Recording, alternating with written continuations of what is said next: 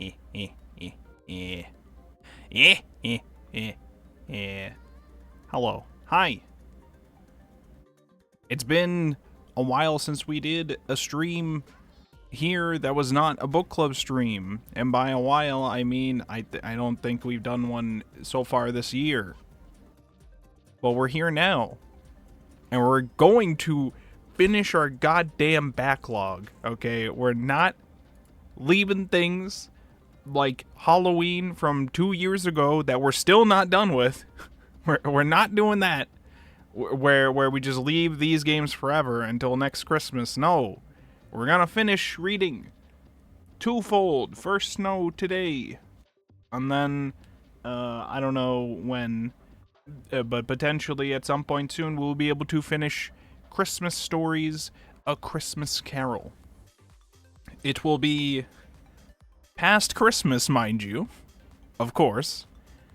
But I'm not waiting a full year to continue that game. I will remember nothing about how we were trolled by evil Scrooge should we wait. So, oh wait, I should remember how to stream and actually switch to the scene. Hold on. Hello, hi. We are back.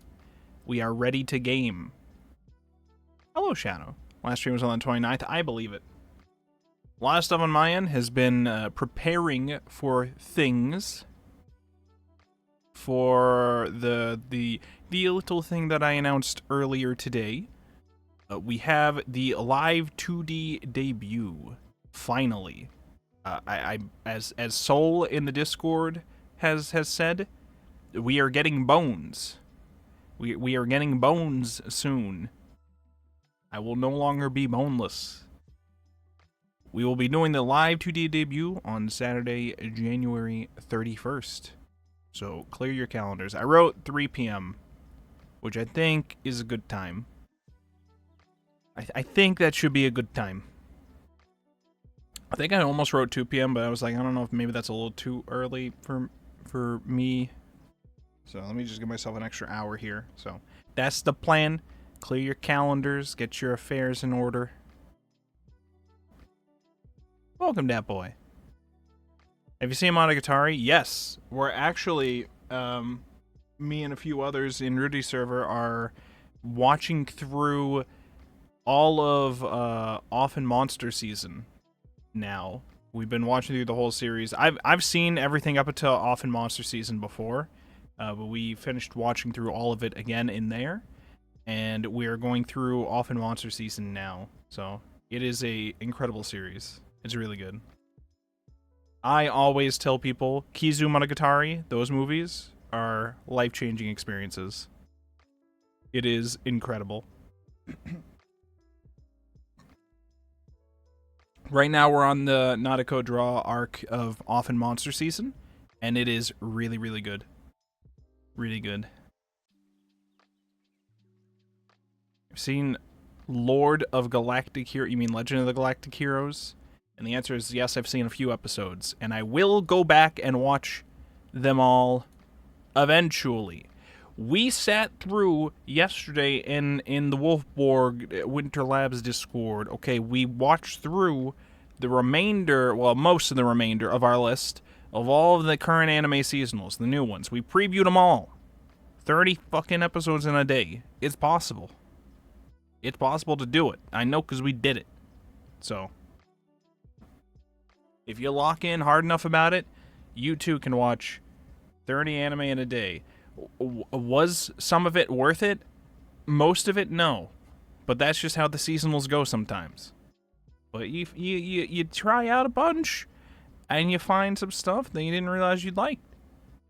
I was really interested in one that I didn't expect to like, Taman's B-Side, which was about a girl who's a huge fan of an idol boy, ends up getting assigned as a cleaner for his house for a few days, only to discover that at home he is a very gloomy and depressive guy, as opposed to his very charming and attractive presence on stage.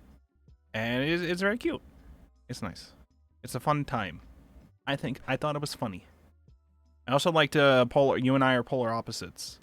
That was a cute one. But I think the big recommendation for me is playing death games to put food on the table. Very good. I will say, because I read that light novel before that became an anime, and they still stuck with their plan with what was written in the anime regarding all the characters dying and how they were going to portray that. That was probably the only thing I didn't like about the light novel, how they set that up. Because I blame the light novel for this, not the anime. The light novel made it so that if anybody dies or like has blood happen, their blood like instantly turns to like stuffing in like stuffed animals, like that kind of fluff. It like instantly turns into that. So you're not really seeing any blood or anything. You're hearing them die very painfully, but it just shows like that. And I'm just like, what the? And their excuse is, yeah, but people are watching this. What? I don't know. This is the like lore in the universe of the light novel. That's probably the only thing that I wasn't a fan of for the light novel, but everything else about it I thought was very cool. So, anyways, I'm working on Silent Hill F-Plat and Ghostwire Tokyo Plat. Oh, hell yeah. We should go back and finish Silent Hill F at some point. I was almost done with our second playthrough, and then we were going to go through all the others eventually. I feel like after this second playthrough's done, I think I was just about to do the final boss fight for that, and then we were going to be done with that. Once we finish that second route, I feel like the other routes will be easier, because we'll probably be fully maxed out by then. Probably. But then again, it's also been ages since I actually did those boss fights now. I probably don't remember how to win most of them. But we'll get there eventually. We will clear these backlogs. It will happen. Do not worry. It will happen. But today we're here to read more of Twofold for Snow. Imagine having a backlog. Yeah, couldn't be you. Definitely not. No. Not at all. Not at all. Okay. Let's see.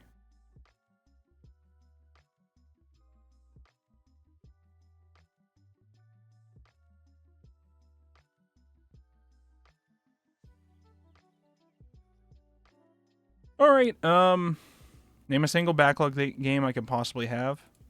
Shadow, I don't know your life, okay? But a backlog isn't necessarily a game you've started and not finished. Not necessarily. A backlog can also be games that you've been planning to play and just haven't had the time to yet, and I'm sure you have at least one of those. I'm sure you do. Like, technically speaking, we have Steins Gate and Halo Reach in my backlog. I haven't started those fucking things on stream yet.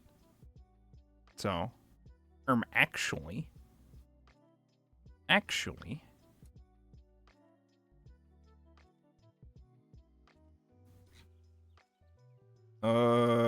me 1 second. I'm gonna do this to make sure. There you go. Yeah, so if you haven't seen it yet, again, we're gonna be doing the live 2D model debut on January 31st. That will be on Saturday. So, be there for it. I'm very excited. I hope you guys enjoy. I still have a lot more prep stuff to do, but I will still try to stream a few times up until then. I just don't know how much we'll be streaming leading up to it, because I still have to get many things ready in time for it.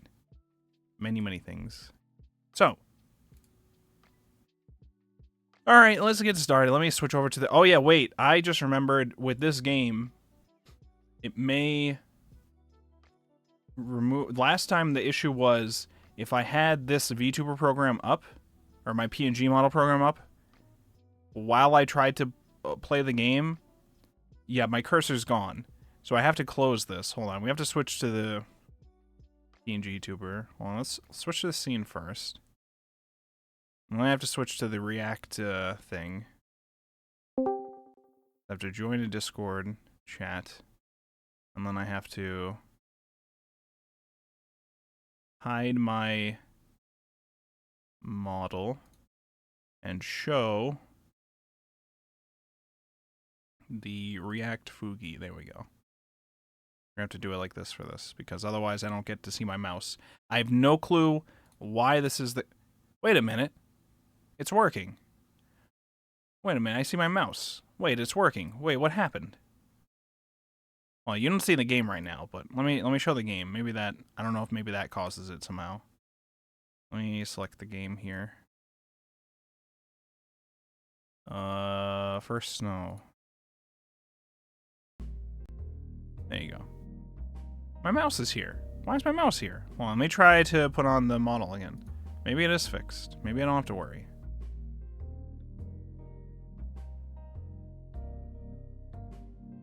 Wait, was it this mouse before, or was it like a custom mouse in the game before, perhaps? Well, I'm gonna try something real quick. Let's close this. Close this fully. No, it's still a regular mouse. Alright, so then I will bring back up my program again. Maybe it's just for that day, and now my computer's restarted, so we don't have to worry anymore. Alright, well, I mean, I guess that's good. Because now we get to actually use the proper model. The proper program and everything. So I guess that's good.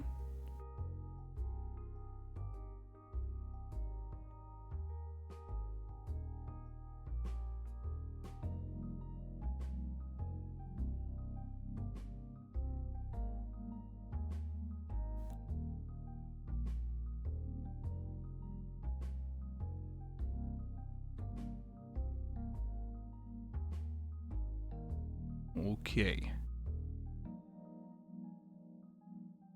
Silent Hill 2's plat was even better because of the name of the plat. The plat was simply titled "You Made Me Happy," which is one of Mary's final lines. Oh, I see.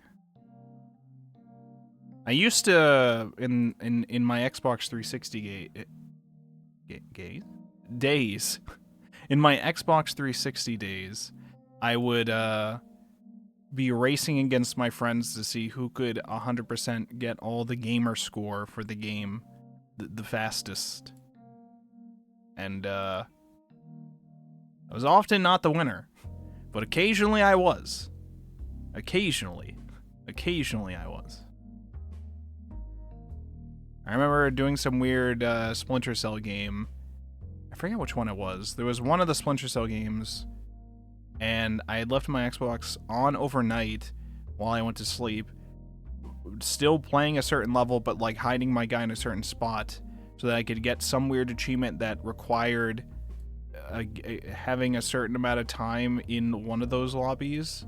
not getting caught or something. I forget what it was. It was a weird achievement. But we're here. We made it. I think I won that contest back then. I think. For that one at least. And we are ready to... I mean, that was a long time ago. Now we're in today. Now we're in the year 2026, if you can believe it.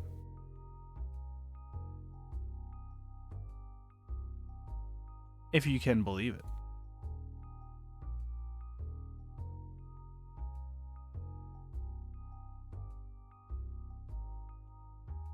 Alright, what if we loaded up the game?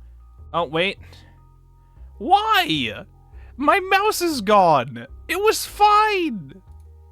Oh, it's fine until I click into the game. When I click into the game, it goes away. Why? Okay. Alright. I gotta close the program to have my mouse.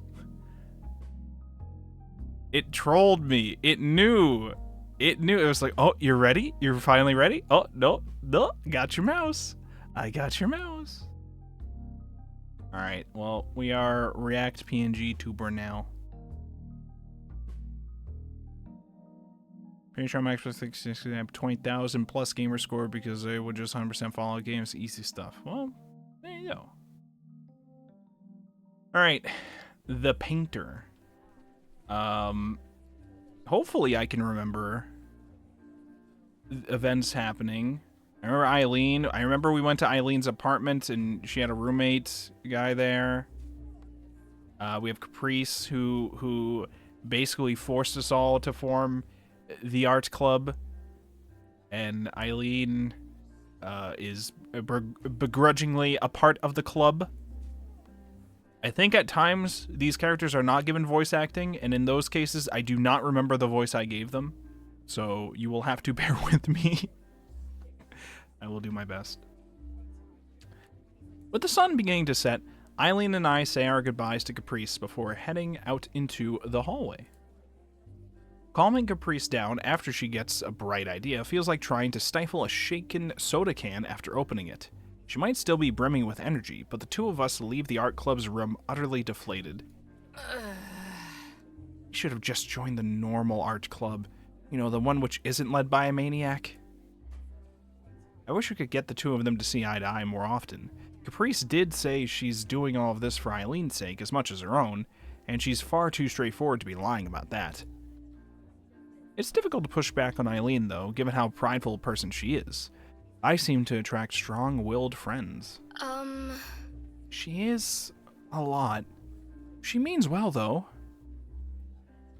Well, maybe it's not so bad if you're around to keep her occupied. What it's worth, I was actually thinking it might be a fun little adventure. I wanted to thank you for making all of this work out. Let me move my mic. She makes an exquisitely awkward face, caught between my thanking her and the idea of having to share her room with us, and anyone else Caprice manages to rope in, from now on. I just smile as we start down the hallway, Eileen taking a good look out the window.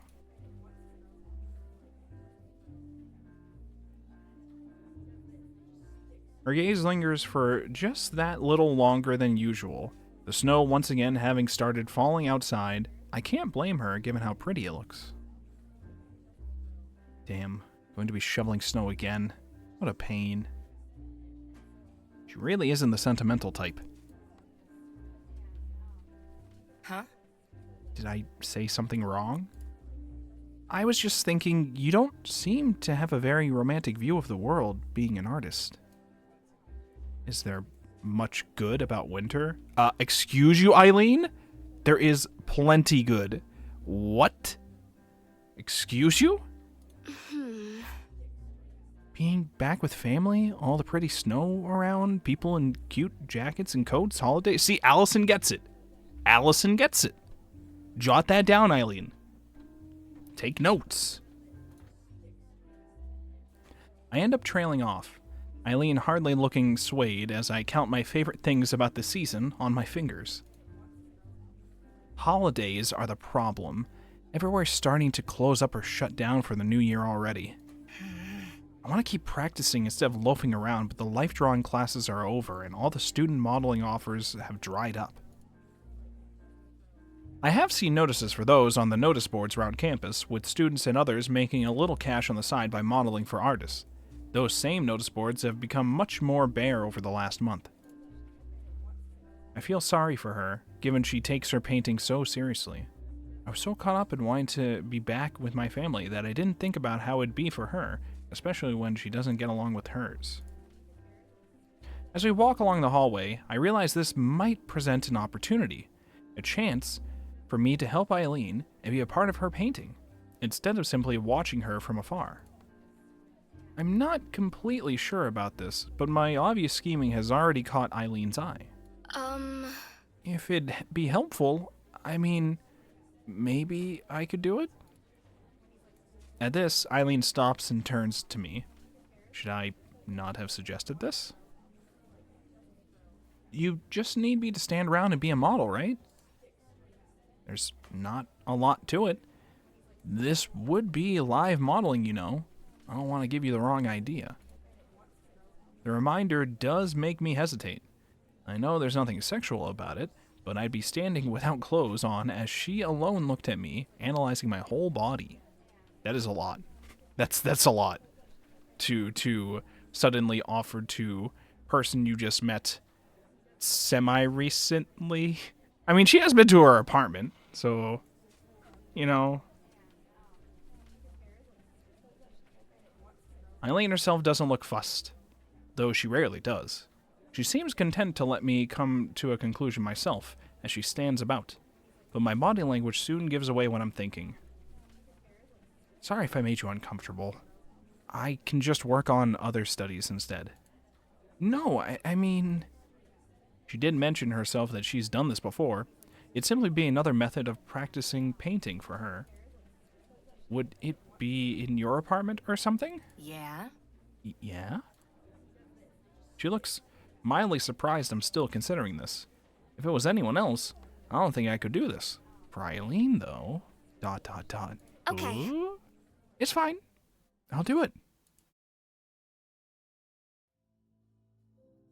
Alright, let's go. We're setting on our coats as we enter her apartment, the bright light giving such a different look to her living room compared to mine. As for Eileen herself, I don't get how she isn't exhausted at all after a walk like that from school. But try as I might to distance myself, something feels off no matter how I tried to ignore it. Painting live models is probably totally normal for an artist like Eileen, so I don't bother saying anything as she sets down her coat. Want a drink or something? I'm fine, thanks. Sure. Suit yourself. I'll grab my stuff. Just make yourself comfortable. She walks off to get her easel and paints as I nod. Without much else to do, as she disappears into another room, I idly look around while taking off my own coat and gloves. Her apartment hasn't been cleaned up this time, which is an interesting change. Beyond the easel with a finished painting still sitting on it, a few colorful fashion magazines lie on the coffee table, near a mug left sitting around. On the couch, a couple of crumpled t-shirts and an old pair of jeans lie strewn over the back and arm. What catches my eye most, however, is the resident who looks very comfortable on the other end of it. Without thinking, I walk over and pick him up. A particularly large stuffed rabbit. Look at him. Big enough to need 2 hands to hold comfortably. Though well made and adorably designed, it's obviously a little well loved by now. I'm sure I'd have noticed such a thing if it were around when Wallace and I came for dinner, so it must have been stuffed into her bedroom or something. Noticing movement out of the corner, oh no, there she is. Out of the corner of my eye, I turn and look up. Eileen simply stares at me, face flat as she holds a bag of supplies in her hand. I really shouldn't have just gone and started fiddling with her stuff. Sorry. It's really cute? She puts her bag down in size, giving me a bit of relief that she isn't angry. Silently, she strides over and takes the toy from me as I offer it to her. My sister gave it to me to keep me company when I moved out. I'm disappointed by how little emotions in Eileen's voice I'm disappointed by how little emotions in Eileen's voice. By how little emotions in Eileen's voice when she says so, but those thoughts quickly disappear as she gently sets down the rabbit where it had been. She takes care of it. She takes care to set it down gently with a quick brush of its fur. That momentary smile as she steps back and looks at it warms my heart. It only lasts for a second, but her face is unmistakably that of a child, one taking care of their favorite companion. So Eileen does have a cute side to her. I somehow feel a bit less wound up about everything now. She's not that different to me in the end. As she turns away, I remember the task at hand. So, I'll just set up the easel and canvas. Then I'll leave. Then I'll have everything ready.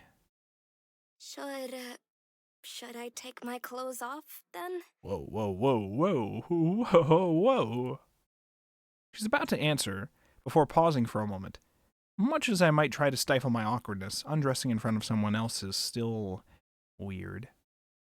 If it's a problem, you can grab a towel. I can make do. Feeling more than a little sheepish, I glance around to be more sure of my surroundings. The blinds are shut, as they were before, and the door's still locked, so I'm not sure what I expected. Maybe the silence is putting me off, the apartment being set so far back the road unlike mine. I want to say that I'm fine, but I can't quite get over the stumbling block of being bared in front of someone, meaning halfway will have to do for now. As Eileen sets her previous painting on the kitchen counter, I pop into the bathroom. My heart's practically in my mouth as I reappear in the room with a towel wrapped around me. Precious little being covered as I take my place before her. Should I stand like this, or... She looks at me for a few moments in serious thought. It's a little interesting how quickly her demeanor changes to that of a painter carefully considering how best to use my body as an artistic prop. Try turning around so your back's towards me. Aren't I already doing that in the CG, or... My thoughts are in a haze, unable to let go of how exposed I am. All I can do is nod and dutifully do as she says. Yeah, that's good. Keep your head like that and maybe let your arms hang down. Okay. Like this? Yeah, just stay like that. Alright. I give a nod, trying to relax as much as I can. That isn't saying much, though. There's no other sound in the room as she starts sketching me out, the pencil's sharp scratching filling the air. It's certainly an odd experience to think someone's looking at my body so analytically, taking in every detail, considering it, and copying it to canvas. For Eileen's sake, I try to keep as still as possible despite the butterflies in my stomach. Her pencil work apparently finished, the gentle sound of the brushstroke starts as her painting begins in earnest. She's fast at her sketching. I suppose she'd have a good bit of practice at this. I can't see much at all with my head slightly down like this, but at least this position is easy to keep. Without anything in particular to focus my eyes on, I can't help but turn my thoughts inward. How do people do this without getting self-conscious? Nobody's ever looked at my naked body like this, carefully analyzing every curve and muscle. I wonder how I look to her right now. Am I gross? Compared to Eileen, I probably look plain at best. Hey, I know it's not easy, but can you try not to tense up so much? I'm trying. I'm doing my best. I glance back at Eileen. Our eyes meet and I force myself to face forward again, resuming my pose. Sorry. It's okay. Not too much longer. Her expression was so focused and analytical. I sometimes forget that serious artwork can take so much knowledge and logic as well as creativity. I really am just an art prop for her. That's good. If I remember that, this isn't so bad. Eileen's done this plenty of times, and I can trust her. I was the one who offered anyway. The reason I did this was to help her, and now I can finally be a part of her true passion of painting. I feel the corners of my mouth tug a little at the idea. It makes me feel a little special that she's looking at me this way. Oh ho ho. While she's no doubt done life drawing before, this is something different. Only now do I realize that Eileen's brushstrokes have ceased. Oh. Just as I work up the will to question her, Eileen speaks up. All right, you can move now. A weight comes off me as my entire body slumps. A long breath escaping my lips. It feels like my entire body deflates. Thankful that my duty has been fulfilled, I adjust the towel a little to ensure it doesn't slip off. My first thought is to go to where I've carefully placed my clothes. But on the way, I'm distracted by the sight of it. I'm left speechless. Oh, there it is. I have to resist the urge to reach out and touch it. This is how Eileen sees me. Not gross, nor plain. I feel my heart sting a little as my eyes move across the canvas, seeing through Eileen's eyes how she sees me. As I stand gazing at the painting, I feel a coat come over me, Eileen draping it over my shoulders. I'm about to thank her before the words are stolen from my mouth by her different demeanor. Compared to her intense focus while painting, her gaze awkwardly avoids my appreciative expression. All I can do is smile as I clasp the coat tight. The bashful Eileen standing in silence behind me. Oh, she's blushing too. Oh, shit. Oh. Give me 1 second here. There we go.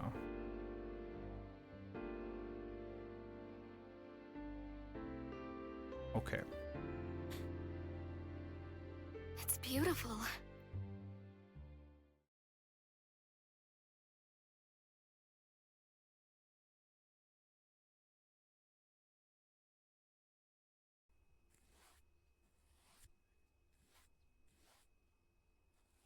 Are we on the next act already? Oh no, it would tell me we're on the next act. This is like the next scene of the act, okay.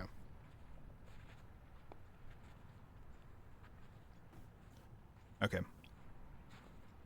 Ugh. I'm trying to drink water. I haven't drank...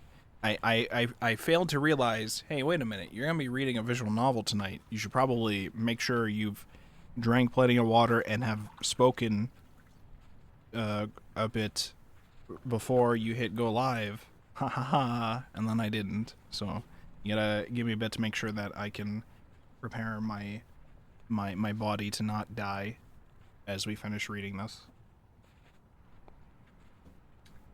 I also think Nana's making pasta. We almost got pasta ready soon. I'm very excited.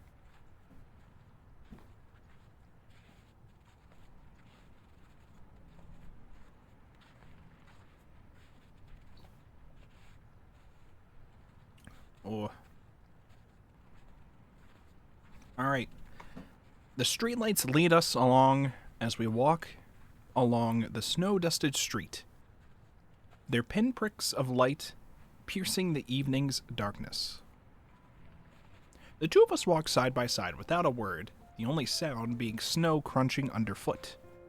Far from the silence feeling oppressive, I'm rather glad that we don't need to fill the air with idle conversation.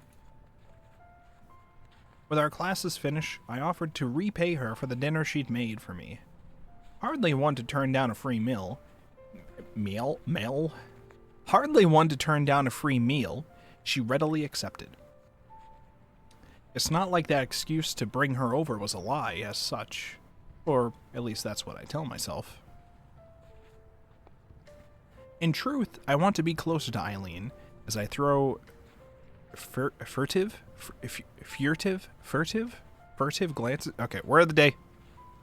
Stop everything. Word of the day. Furtive. Define. Furtive. Furtive. Furtive. Furtive. Furtive. Furtive. Adjective. Attempting to avoid notice or attention, typically because of guilt or a belief that discovery would lead to trouble. Secretive. Similar to secretive, secret. Suggestive of guilty nervousness. Furtive. Furtive. Furtive. Furtive. Furtive. Furtive. It's pronounced like div, not tiv. Furtive. Furtive. Furtive. Furtive. There you go. There's your word of the day. Are you happy? Did you learn something? Congratulations to you. Alright. In truth, I want to be closer to Eileen. As I throw my furtive glances to her, I muse about how the times were together. How the times were together feel different to when I... What? I muse about how the times where we're together feel different to when I'm with others. Her earnest yet clumsy attempts to help me, feeling all the more rewarding. Sometimes I read a sentence like that, and I'm just like, did I read that right? Or am I just misunderstanding it? But I get it now. I understand things. I can read. I swear to you. I'm not sure, but I don't think these feelings are just friendship anymore. You're lucky to live so close to school. I still have no idea how you can hike all the way to your place every single day and not be exhausted. That's what happens when you don't wimp out of walking. Being fit has its advantages. While I stop myself from imagining how fit Eileen's body is, oh my god, Allison! I'm reminded that she's seen my own body. I cringe in embarrassment as I remember modeling for her the other day, trying to shake off the feeling before she notices. Eventually, we reach the now familiar apartment building, the two of us stopping a moment.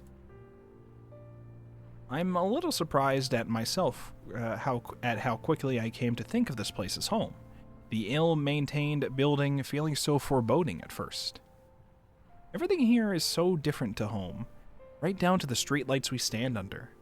Gone were the modern white lights of downtown and the suburbs, replaced by dull orange lamps which occasionally flickered. Well, here it is. I'm more than a little nervous about what she thinks of this new home. After bringing her all the way here, rather than judging me for it, she looks more to be carefully studying it. My nervous attempts to read her stoic gaze get me nowhere. Looks nice. So, what's your roommate like anyway? No sooner do the words leave her mouth than she jumps from a hand latching tightly onto her shoulder.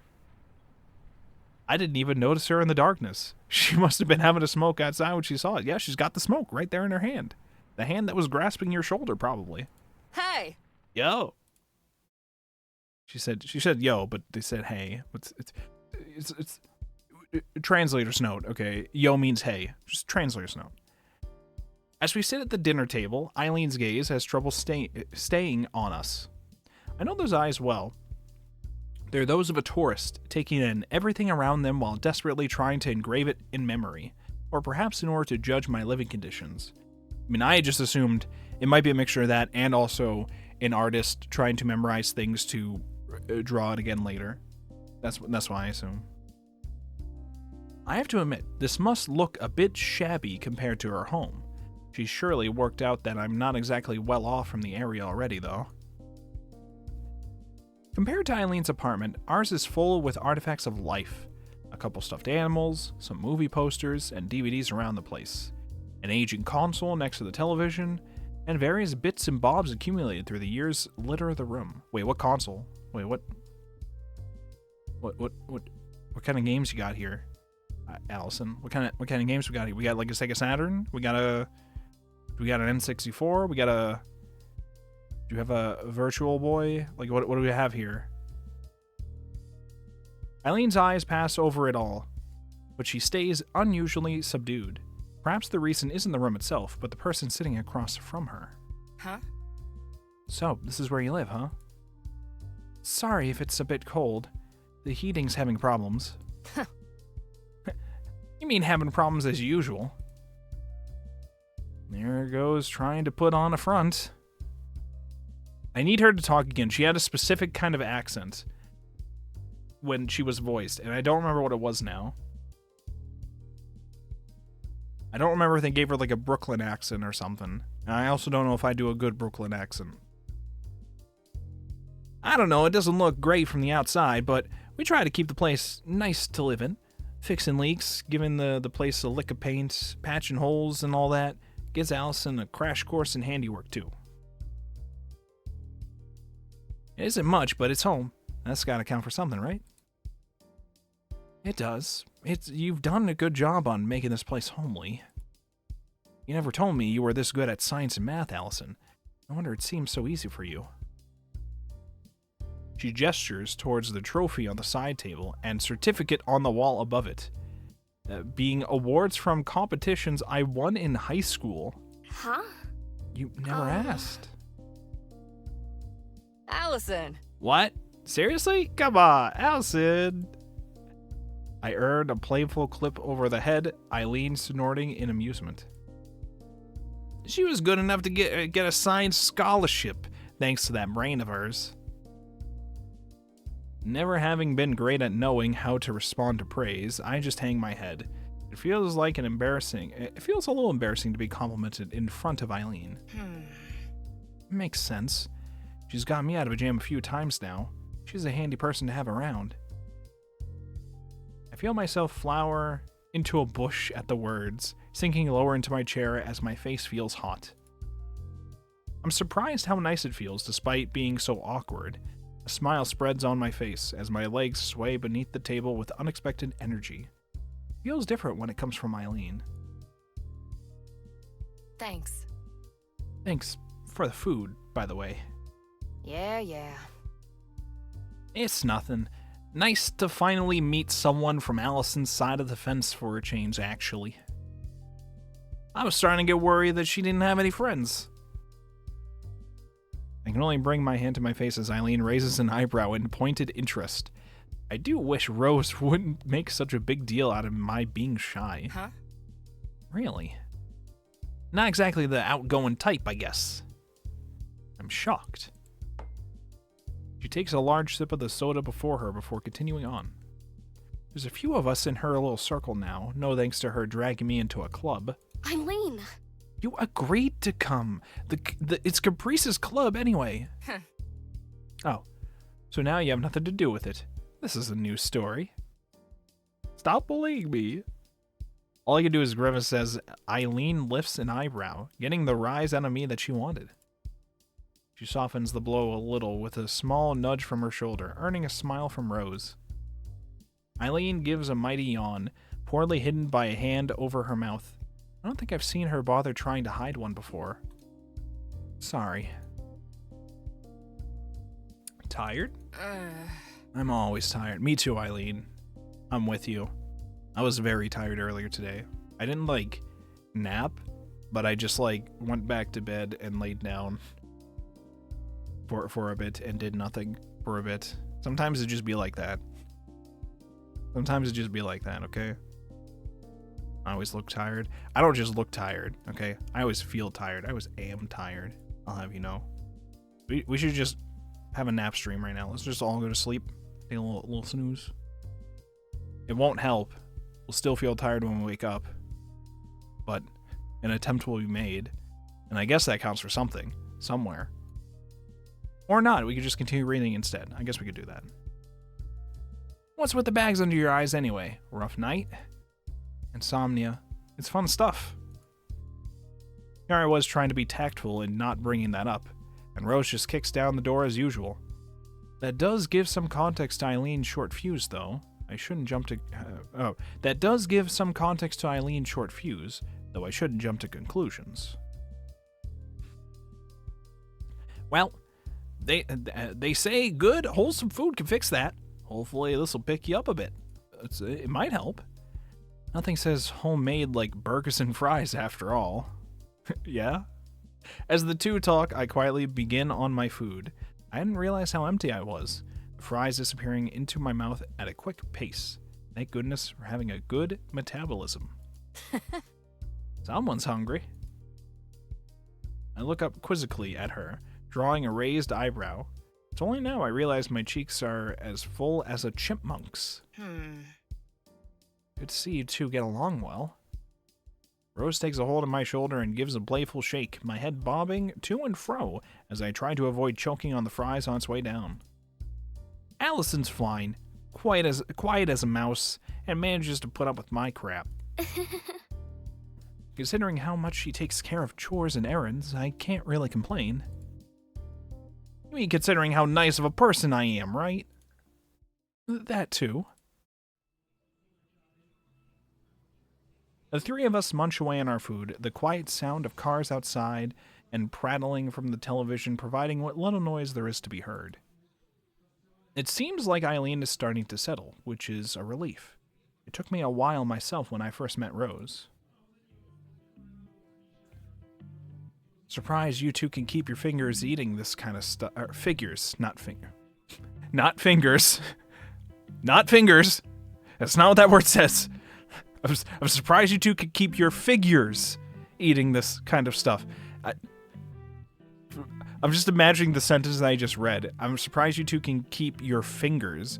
Would that imply that they would, like, eat their fingers as they eat this? Or... I don't... What was happening there? I'm surprised you two can keep your figures eating this kind of stuff. You don't have it often, do you? Rose and I share a quick glance. No, not at all. Definitely not. No. No, not at all. Not often. Just special events. There we go. Falling afoul of Eileen's judgment. Look at her eyes. She's like, doubt. Water.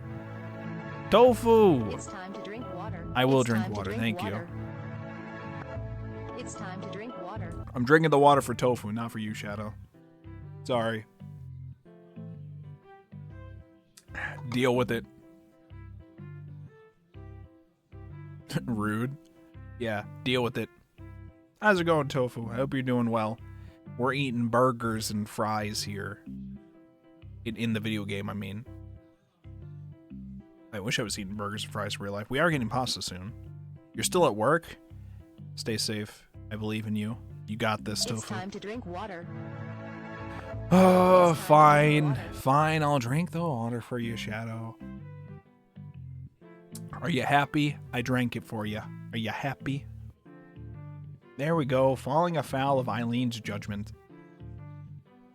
Should just get a rice cooker. Buy rice in bulk, grab some vegetable packets, throw them together. Easy, cheap, healthier than takeout. I have to admit, it was nice when I dated a guy who could cook. Huh? Having her around doesn't make things too awkward when you bring guys over. You learn to be quiet. I guess you would. I frown at the both of them. I don't want to hear about this. If you don't know already, that means I've been doing a good job. Yeah? Yeah, Rose? Yeah? Rose's comment only causes my frown to deepen. I can feel myself blushing just from the topic of conversation, which just embarrasses me more.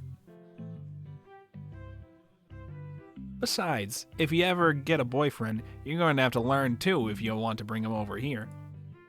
I won't be doing anything like that. Now, a girlfriend, though, that's a different story. We'll bring a girlfriend.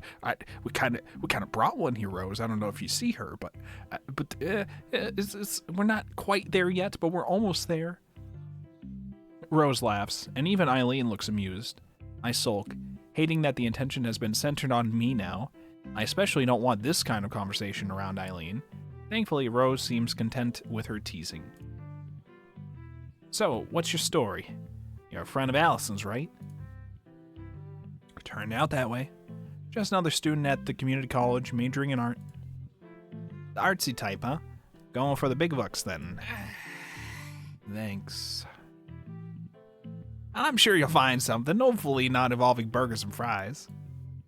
Eileen's limits are clearly being tested, being less tolerant of being poked at than I. Hopefully Rose realizes it. You seem like the artsy type yourself. What's with all the... Oh, wait, okay. That was the sound of me being called up. I will be right back and we will continue.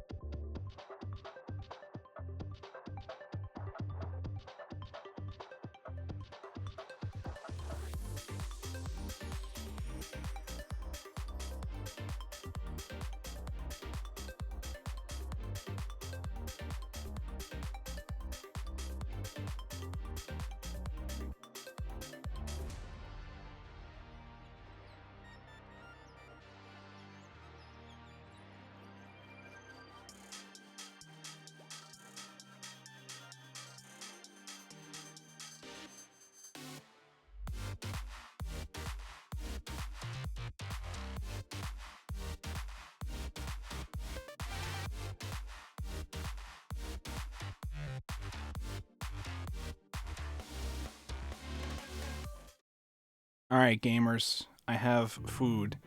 I have realized now that I have the food in front of me, it makes it difficult to read a visual novel while you are also consuming food at the same time, though. So, as we've done in the past, what we can do are our dailies while I consume.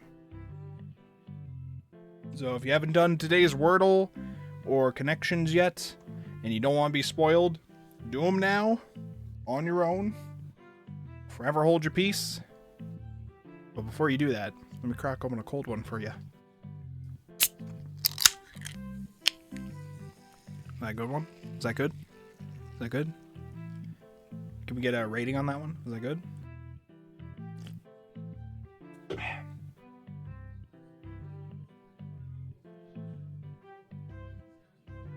Alright, give me a second here. We will load up Wordle. Connections. Guess the game. Oh, there was a new one that I was introduced to watching another streamer, Michi Soren.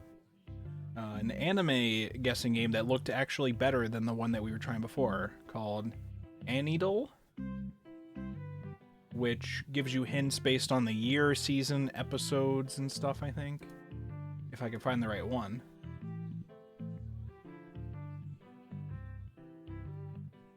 Okay, yes, I did find it. So we get to try a new daily today. We'll see how that one goes. Guess the game and framed. Oh, what the fuck? Alright, we got our things ready. Let me switch it over here. I guess we could just leave the game music in the background. Not a big deal. I do have to show the screen though. How did I do it again? Was it this button? Was it? Oh, do I have a desktop button on here? On my thing? I do. Alright, here we go. Alright, today's Wordle. Oh yeah, I forgot it is now dark mode. Do I want it to be dark mode? Probably not. For Wordle. Or maybe I do. I don't know. Let's make it bigger though. Alright, today's word's gonna be sword. Alright, well we got one of them. That's something. Starts with the letter S.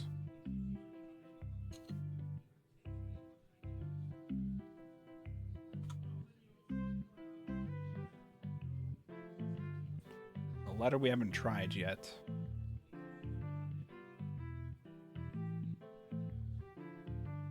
Oh, I can't write sample. Simps. Alright, well there's an M.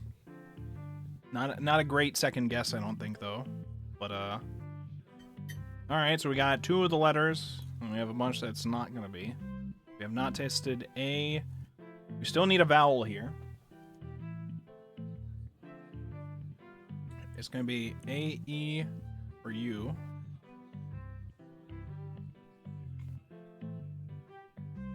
Oh, wait, what if it's like... Oh, it's not... Can it be summer? Oh, no, it's not gonna be R. It's not gonna be summer. Also, I think summer's not gonna fit anyways. Yeah, it's not gonna fit.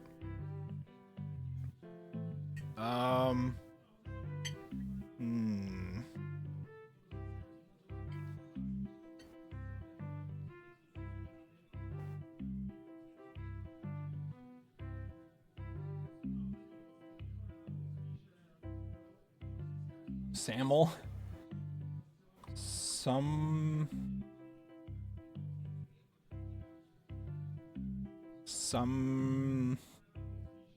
senpai? Semen? Is it semen? It's not semen. Okay, we're safe. we're safe from that one. Okay, listen. I don't know what their rules are with picking their words. I don't know if that was gonna be it. It was possible. You what?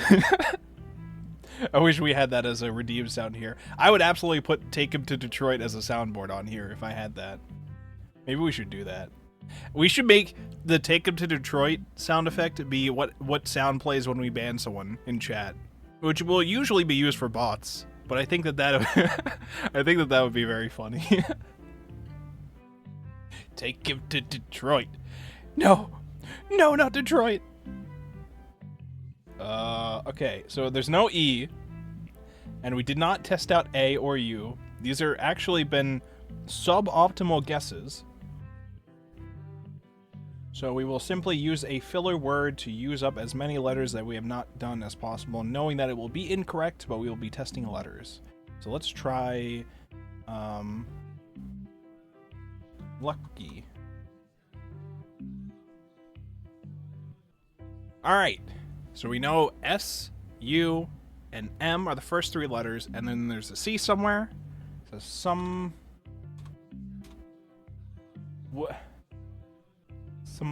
Samak? Is this a word? What the fuck is this word? I've never heard this word in my life. Alright, second word of the day has hit the Wolfborg channel. Samak. Define.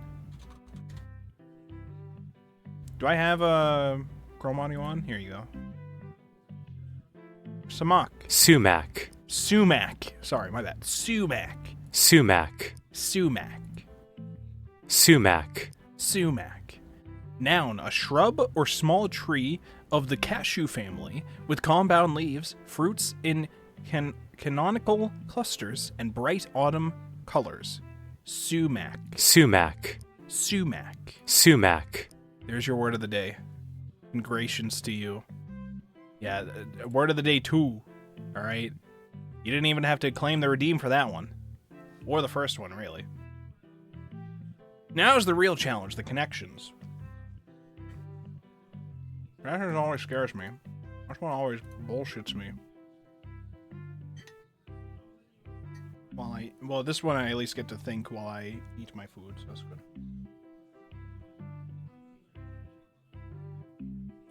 Great, 4 groups of 4. Quote, peck, price, total, damage, title, bill, grant, author, wings, copper, or no, not copper, Cooper, break, webbing, wreck, synopsis, feathers.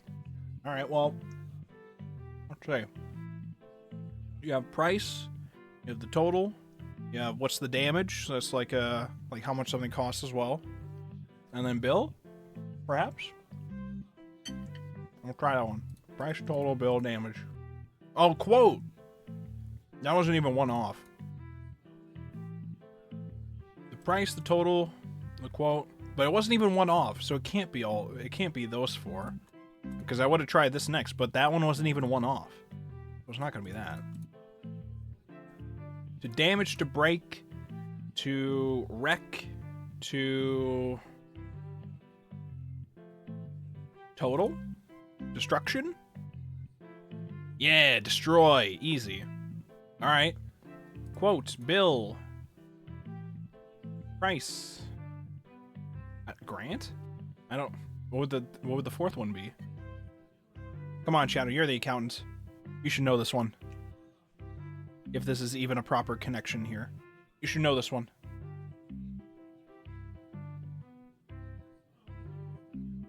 Other words for this kind of thing.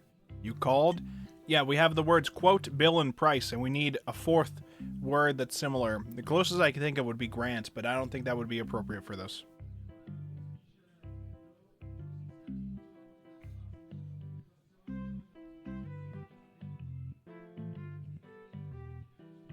Other than just all being related to finances, maybe.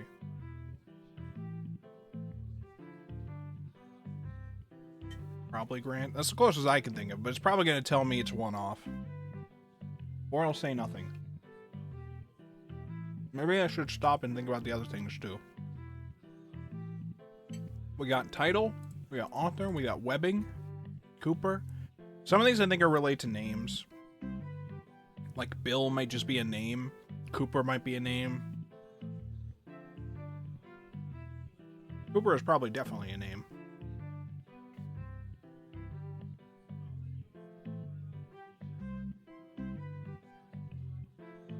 W. Bush something Cooper. That was the name of the a guy who robbed a plane, right? Or am I thinking of somebody else? Like names with acronyms? Is webbing like an author's name for a book or something?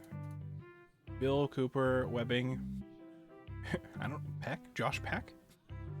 That's not even remote. We have peck, feathers, wings. These are like bird elements. Webbing, like of their like. Oh wait, it does say one away. It's just too high up because I'm zoomed in too much. All right, so this is one away, and it might have said one away before, and I just didn't notice. What the fuck? Because I was too zoomed in. Well, shit.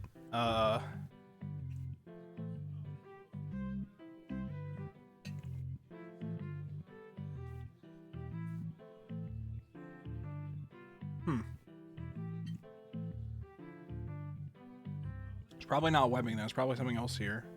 Bill? What? Okay, if I could change Bill and I could change webbing, and it'll still say one away. What does that imply? That could imply that both of those are actually correct, and it's one of the other ones I have to switch off of it.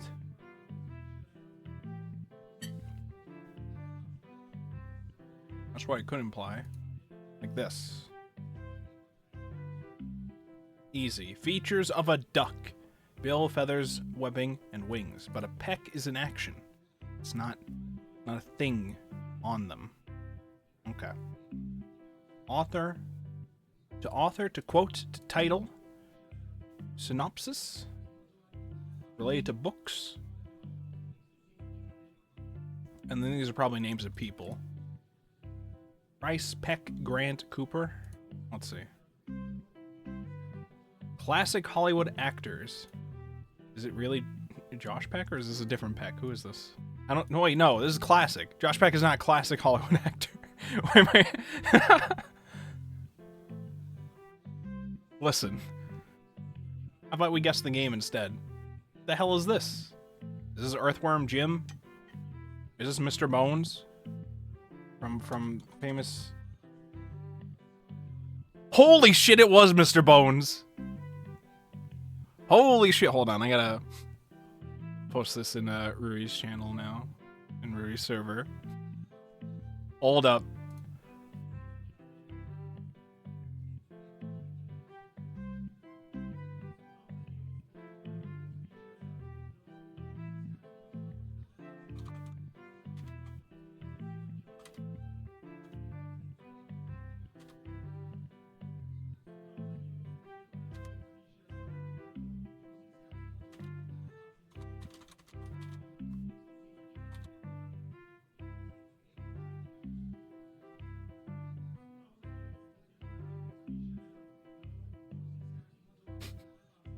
Mr. Bones!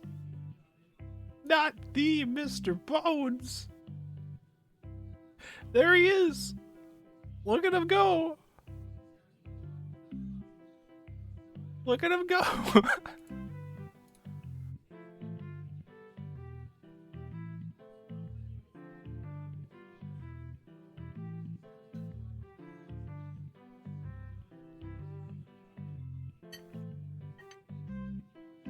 Oh my fucking god. Frame perfect Mr. Bones. Frame perfect. For the Sega Saturn. We gotta thank Rudy for this win. Because she just played it the other night on stream. Alright, what's this movie? Black and white, in a long hallway. Was Schindler's List black and white? I don't know how you spell it.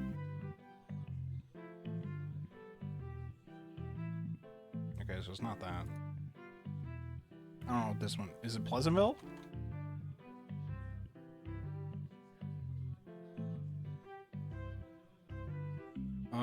Is it like an old version of A Star Is Born?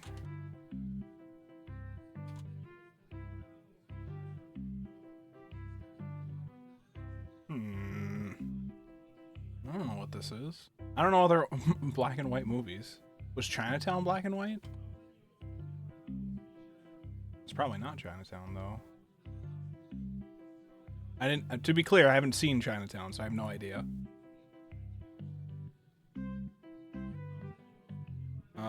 Golf. They played golf. Golf.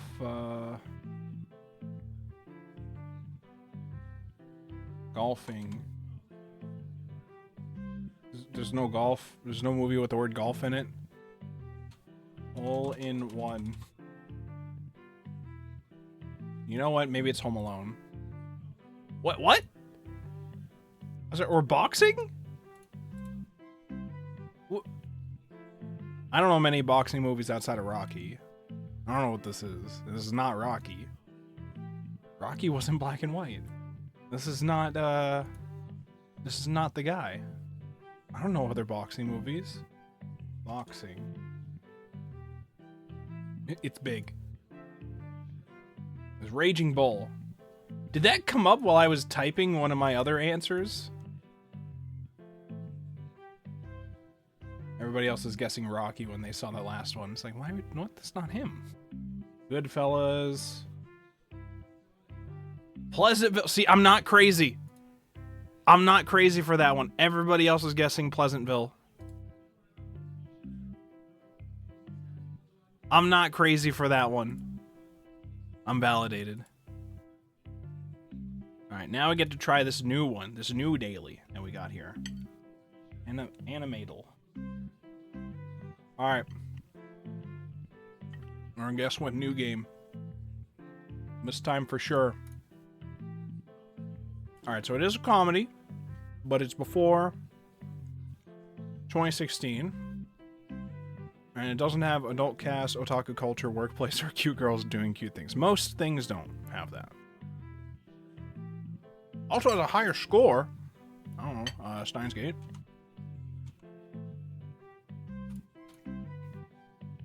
Earlier than 2011, matches nothing else. Oh my god.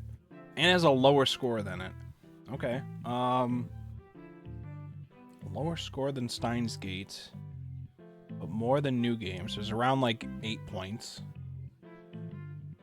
I don't know, Kill la Kill? I don't know. Wait. No, it has to be before 2011. Kill la Kill was before 2011, right? Wait, was it? Wait. Yeah, Kill la Kill had to be before 2011. Was it? Wait, no, I think I watched it in high school. Oh, fuck. Oh, no. I don't know anymore. It's not by White Fox. It's not by Doga Kobo.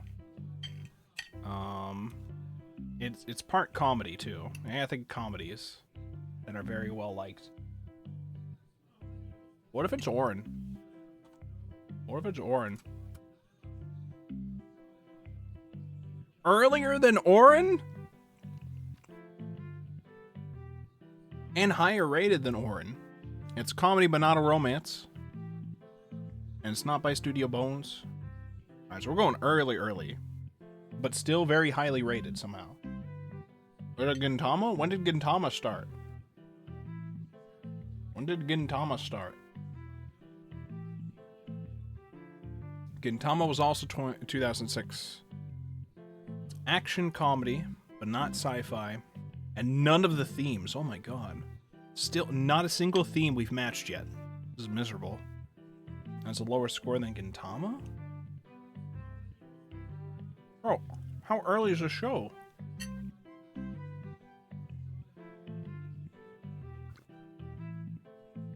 I gotta start thinking of shows from the 90s.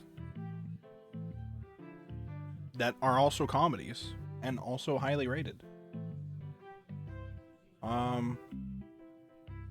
Not by Sunrise, so that eliminates a bunch of mecha shows, right? I think.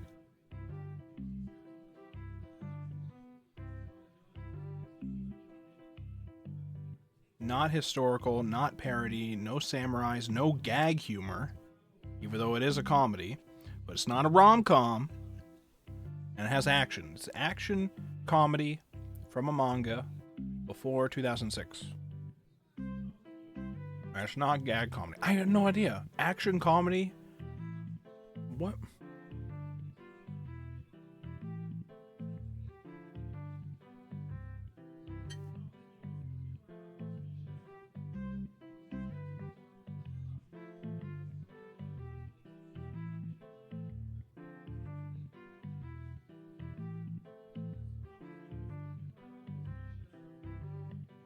I don't... Hamtaro? Earlier? Oh my god. Not anthropomorphic. Also, I didn't realize Hamtaro was only given a 7. Damn. Adventure. Okay, so it's action, adventure, comedy. Oh. Fucking... When did One Piece start? 99? Earlier than 99. But it is also action, adventure, and fantasy. And by Toei. Is it Dragon Ball? Is it Dragon Ball?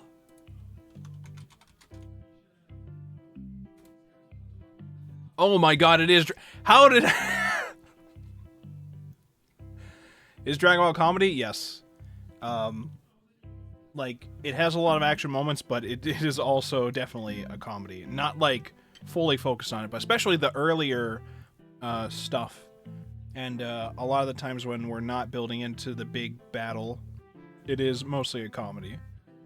A lot of times. Even during the serious stuff. Like, Shadow, you're watching currently, we're in the Cell Saga, and we currently have a TV studio following Mr. Satan trying to prove that he will defeat Cell himself and that it's all just a trick.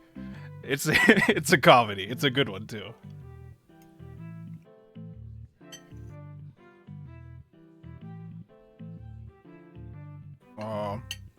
Selling his silly tricks. We do have to continue. We have to finish. All right. Order priorities. Once we finish doing the seasonals, if we end up doing those first, we gotta finish Better Call Saul. We gotta make more progress on that, and we gotta do Dragon Ball again. We gotta finish Dragon Ball. We gotta do Dragon Ball. We were like a good chunk of the way. We didn't get to the Buu Saga yet, though. The Buu Saga is like the last saga in Z. So we're almost done with the Cell Saga, though.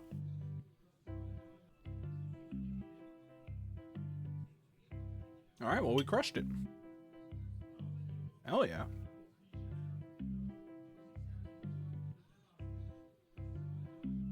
$8,000 community average of 7,826. We're above average. We're above average. Note for the future. Probably don't start with new game. It doesn't give you much info. I mean, the only thing it will tell us is that it will be in the modern age, because most of these tags only really got animes today.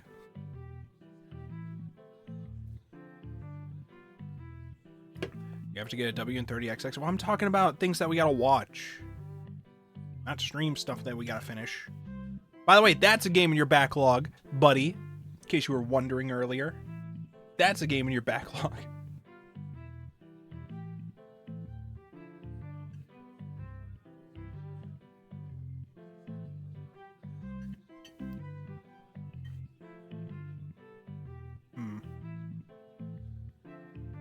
I got so many things I want us to do this year for like stream stuff. I'm very excited. I want to play. Did you guys watch the clip I put in the server last night? The Half-Life clip. I was thinking about it all night. I've been thinking for years that I wanted to stream Half-Life, but once I started doing the B and G Duber stuff, I was like, maybe I should wait until I get the Live 2D model to do that. That'd be a very on-brand science adventure type, sci-fi adventure type story. That's also very fun. So. And then we could be a part of everybody else with the wait for episode 3. That's never gonna happen.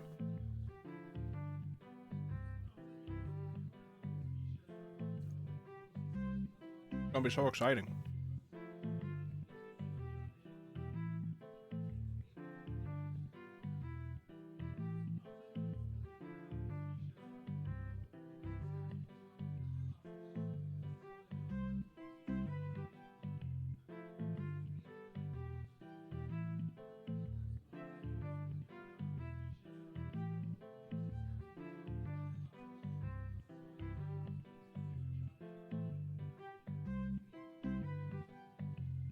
I'm almost done with my food. I don't know what I should put on in the meantime while I finish my food.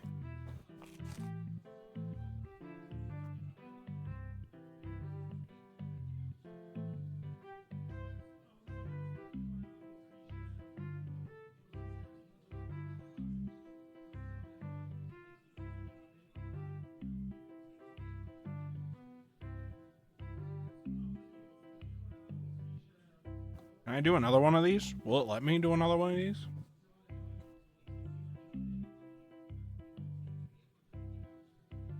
Oh, this one's just screenshots.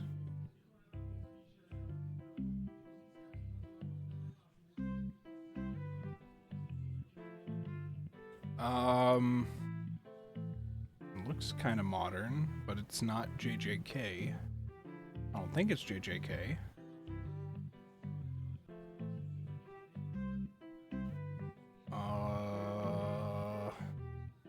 I don't recognize this character from Hunter x Hunter, but he might be. There's One Punch Man. Okay, well. Oh, I know this one. Romantic Killer. Easy. I don't know. Is this one of the millions of isekais? I don't know. Reborn. To Master the Blade. I don't know. Whatever. Haruchika, whatever that is.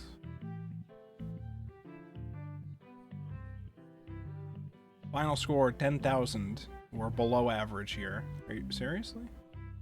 Is that all we get for the day too? Oh my god. Guess the characters. I have to know their names? I don't know your name. Fuck, what is his name? Oh wait. Oh no. Alright, well this one's easy. This one's Nagatoro.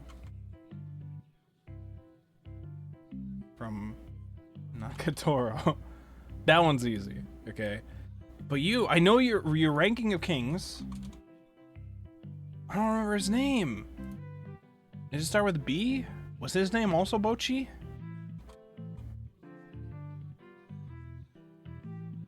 Was his name also Bochi? I don't remember. And I don't remember the pig guy. Who's the pig guy from Demon Slayer? I liked him. He was probably like one of the only characters I liked from what I saw. I don't remember his fucking name.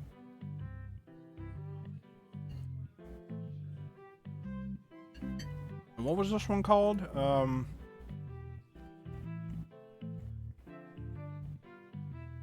god, I can't remember. It's like Chunibyo or something. Love Chunibyo and Other Delusions. I don't know your name at all though. I have no clue.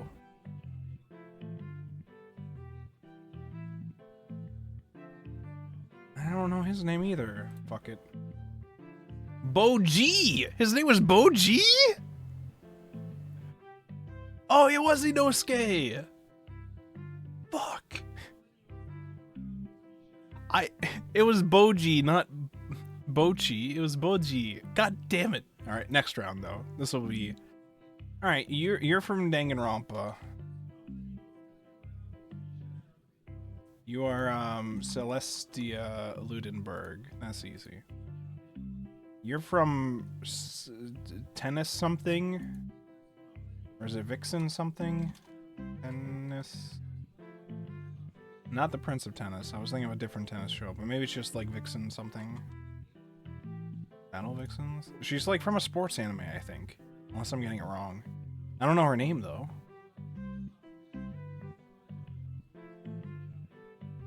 Who the hell is this guy? He's got a gun. He's got a fucking gun.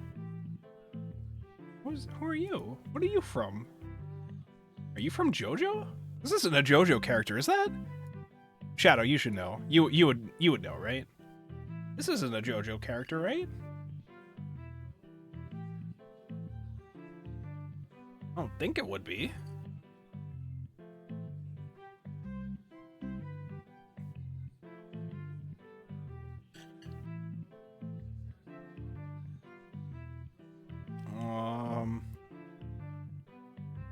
I haven't seen Blue Exorcist. He's got blue hair. That's my only logic behind guessing Blue Exorcist. But I'm pretty sure I've seen the opening for Blue Exorcist, and I don't think this is the character from it. He's also got a gun. I don't know if they have guns in that. Maybe they do.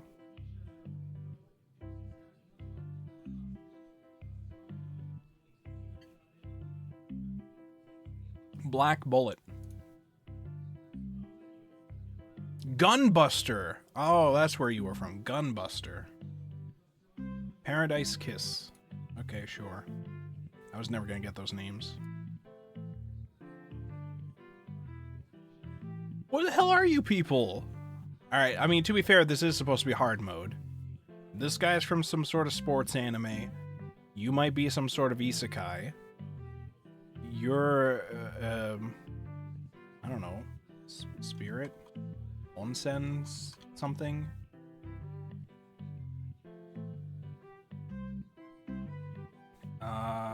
Baseball. What are some not baseball girls?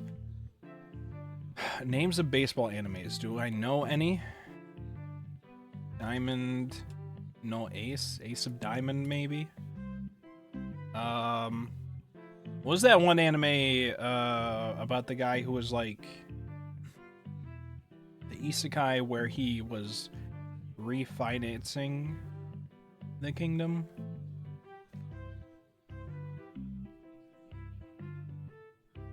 Wait, am I thinking about refinancing? I think I'm trying to think of one where he was like trying to lose a battle and then they won. He was like trying to tactically make his army lose and then they just won. First one's Hitman Reborn? It's probably true. I haven't seen it.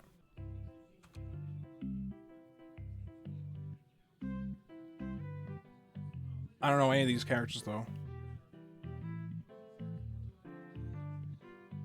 Reincarnated aristocrat. Sure. Seirei Gensoki. Is this the one I'm thinking of? Is it the one with the, with the isekai, guy who dies and then, he's on the bus and then the bus gets hit by a train and then the train gets hit by lightning. Is this the one I'm thinking of for this one? I think it probably is.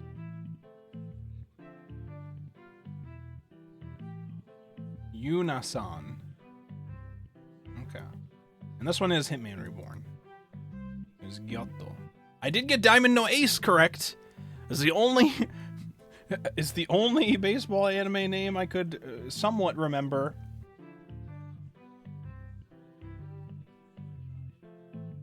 Final score. Alright, well. Not our best. Not our best.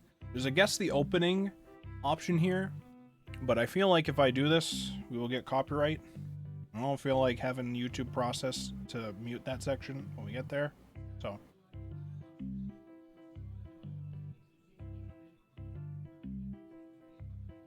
Good news is I'm about to finish my food anyway, so we're good.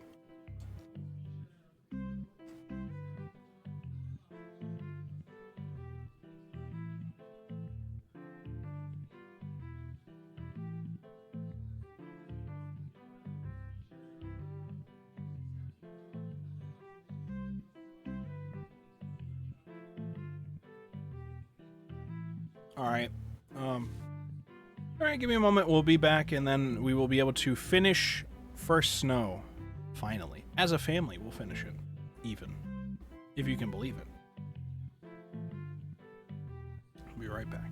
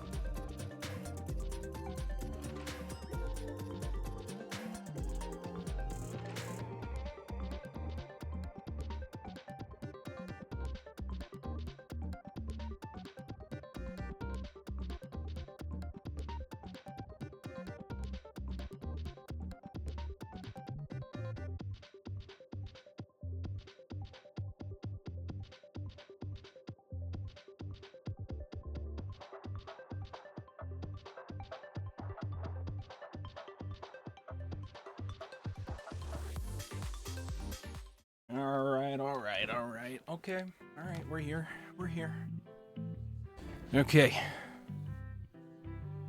Hello, gamers.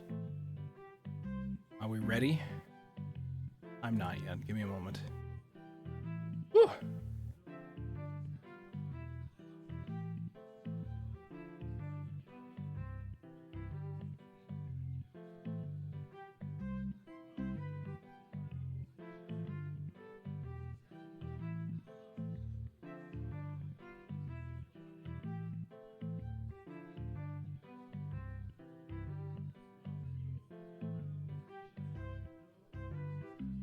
Okay. Everything looks to be good. It's time to continue. You seem like the artsy type yourself. What's with all the ink? Oh yeah, talking to Rosa. I have seen this. I've been noticing it. The ink on her arm. Eileen motions to Rosa's... Have I been calling her Rosa? It's been Rose, right? I've been saying her name is Rose, right? Because her name is Rose. Eileen motions to Rose's left side while brandishing a French fry. The tattoo on her upper arm only made more noticeable by her tank top. Looks cool. Seriously? Uh-huh. Expected it to be my life story or something? That was my first... Oh, yeah. Wait, no, forget what I said. I'm in the Yakuza, and they gave me these as my initiation. Nothing says Yakuza like a biker in Middle America. I mean, they could be anywhere. They could be anywhere. As Rose's chest heaves with a lighthearted laughter, I find myself smiling as well. I'm glad the two get along, though a little part of me wishes I could be like Eileen. It took me months to warm up to Rose, yet Eileen gets on with others so smoothly.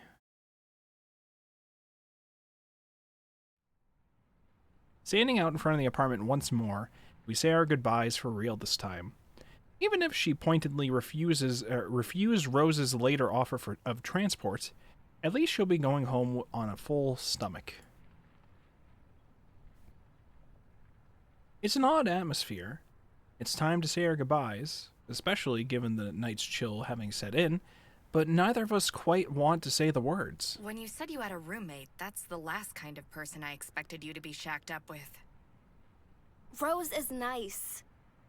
Once you get to know her. Yeah, you just gotta hang out with her a bit. Haha, you have to come hang out in my apartment some more. Haha, tucks hair behind my ear. Haha, Eileen. Haha, you're just gonna have to do that. Haha, to learn about Rose, I mean. Haha, not me. Haha. She's a family friend. So I guess you could say I got this apartment through connections. Eileen's not really wrong, though. Ever since starting at community college, I've gone from having a couple of very alike friends at high school to an increasing menagerie of odd characters. The way Eileen looks as she gazes at the building catches me off guard. It's hardly the comfortable existence she seems to have. Rose and I pretty much eking out a living with what scraps we could get, yet she looks so wistful. Get their ass. Welcome next time. How you doing? Chap, you're being cringe? No, this is Allison being cringe. It's because she is in love with this woman, okay? What's so cringe about that, Shadow? Do you have something wrong with that? You have a problem with that? With Allison having feelings for Eileen? Do you have a problem? You better not, okay? It's not called cringe, okay? It's called cute. I'll have you know. Jot that down. Jot that down, Shadow. You really have a nice thing going, don't you? Yeah, I guess so. If you ever want to visit again, you're definitely welcome. Feelings are cringe. I don't know how to help you with that one, Shadow. I can't exactly help you with that one. That's not on me. That's a skill issue on your part. You'll figure it out one day. I believe in you. She gives an amused snort and a smile. I'll have to take you up on that sometime. Oh, we're so in? We're so in? Moments tick by as the two of us stand out on the sidewalk, neither quite knowing what to say next. I want her to stay around some more to talk to, but I know it's already getting late. Idly thinking over our dinner together for something to talk about with her, to talk with her about, One particular part of the conversation keeps sticking out, replaying in my head. I can feel my face going red before I can cover it with my hands. What's wrong? I can't believe Rose was talking about that kind of stuff, even though you just met her. Sorry about that. Yeah, you know, that kind of stuff. That stuff. That's alright. I'm the one who brought it up. That's right. You're just as bad. Oh, shit. I give her shoulder a firm tap, immediately feeling conscious of the gesture. I pull away from her and look elsewhere, fuming away in my embarrassment. Eileen rocks back and forth between her heels and the ball of her feet to pass the time while I recover, hands not quite knowing what to do. Eventually, thankfully, Eileen breaks the silence between us. Oh, we're getting closer. Thanks for inviting me here. I'm glad to have been over tonight. Aww. Why? To be honest, I had you pegged as some spoiled little delicate flower when I first met you. You know, the kind who coasts along on their parents' attention before the real world punches them in the face. No, the real world's been punching me in the face for a long, long time, Eileen. I'll have you know. It looks like you have your life pretty sorted, though. You've got a good head on your shoulders, friends, and a cool roommate. You've managed to scratch together a pretty decent life for yourself. She just gives a long breath, rocking back and forth on her feet as she tries to put some words together. I want to thank her for her kind words, but I'm left speechless after such a warm-hearted appraisal of my current world. I don't really know what to say now. I guess I feel a bit dumb for lecturing you so much. It's fine, really. Yeah, you're good, you're good. Keep talking. My frantic brushing off of the idea puts the both of us on the back foot. Smiling, with that wonderful rare smile of hers, she seems to accept the situation. Before I can say anything more, the blonde girl turns to begin the long walk back home. Without looking back, Eileen simply raises her hand into the air as she strolls off down the road. She's as confident as ever. Things just happened around me, and I worked problems out as they occurred. Is that really worth respect? It feels strange to have someone I admired to turn that right back on me. I feel my heart sting as her figure gets smaller in the dark night sky. But there's nothing I can say or do, just watch her go.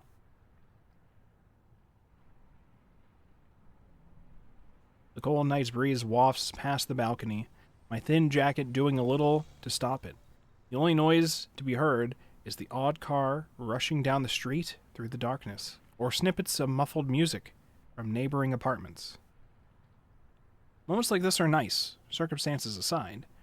Just being able to be alone with my thoughts without the distraction of others. That said, I already have my answer to what had been on my mind. That was the real point of this dinner, after all. When I modeled for her, I wanted to be a part of something that was important to Eileen. Even before then, I wonder if the times I tried to get closer weren't out of friendship alone. What I felt as I watched Eileen walk away was all the confirmation of my feelings I needed. A dark figure suddenly appears, taking no heed of my surprise, as it leans against the balcony beside me. As I compose myself once more, the familiar, acrid smell passing my nose tips me off before my eyes do. All right, Rose, we can smell your cigarette on ya. Don't scare me like that. Hey, I called out. Not my fault you were daydreaming. Oh, okay, so that was the accent. Yeah, okay, all right. Her mention of it brings all my worries flooding right back. Hardly wanting to look at Rose while thinking about all this, I turn back and try to ignore her as best as I can. Rose mentioned how I should think about finding a partner sometime while in college. My parents, too, and even my high school friends before I came. I was content to focus on school and keep such complications out of mind until my life was all set up and ready. College has already set me right on that account. Life doesn't go on hold until you're ready to face it. Rose simply blows a puff of smoke, a thin stream passing her lips and disappearing into the night sky. I try to keep my mouth shut, but the smell proves too much for me as I bring my hand to my face. That's terrible. Rose, please. Rose, please stop.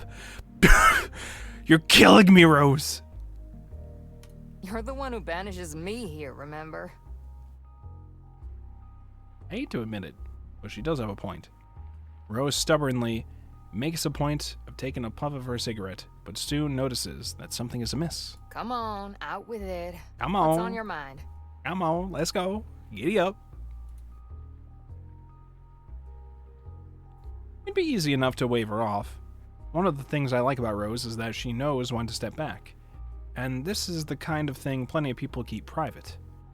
But somehow, even if I haven't told Eileen how I felt, I kind of want someone to know. I think I like someone. Yeah? Who would that be, Allison? I watch her reaction with the best attempt I can muster at casual interest. I'm surprised by how unsurprised Rose is. Yeah, because it's been painfully obvious who it is the entire dinner. After a torturously long time, she finishes her puff of the cigarette and takes it from her mouth. You had the look of someone with that on the mind. It's that Eileen girl, right? What? No, what? My mind blanks. She picked that up herself? She isn't taken off guard by my liking a girl at all? No, it was obvious. Okay, it's fine. What year was this game made in? Like, you're good. The knot of anxiety I haven't even noticed forming inside of me suddenly twists and turns. The expected, sputtering explanation suddenly not needed. I psyched myself up so much, only for it to go nowhere. The silence between us continues as Rose patiently waits for me to respond. It's just... what's supposed to come after saying that? I didn't think you knew. About Eileen, or... Yeah, well, I do. Well, I mean... kinda hard to ignore what's in front of your face, you know. Seeing you two together, it all clicked. You don't think I'm weird? No? Apparently feeling a little more sure of what to say, she gives a disarming smile. Believe me, I'm not in any position to call someone weird. Yeah. Hey, that's not what you're supposed to say. Get her ass. She elbows me in response to my mostly unintentional bite back. Mostly. With the situation diffused, I managed to calm down a little. Just saying I like her makes my thoughts feel all the more real, my heart skipping a beat as I repeat the words in my mind. Rose thinks to herself a little, before snuffing out her cigarette on the ashtray and looking at me squarely. Sorry. I shouldn't be so flippant when you're all worked up. I get that coming out can be hard.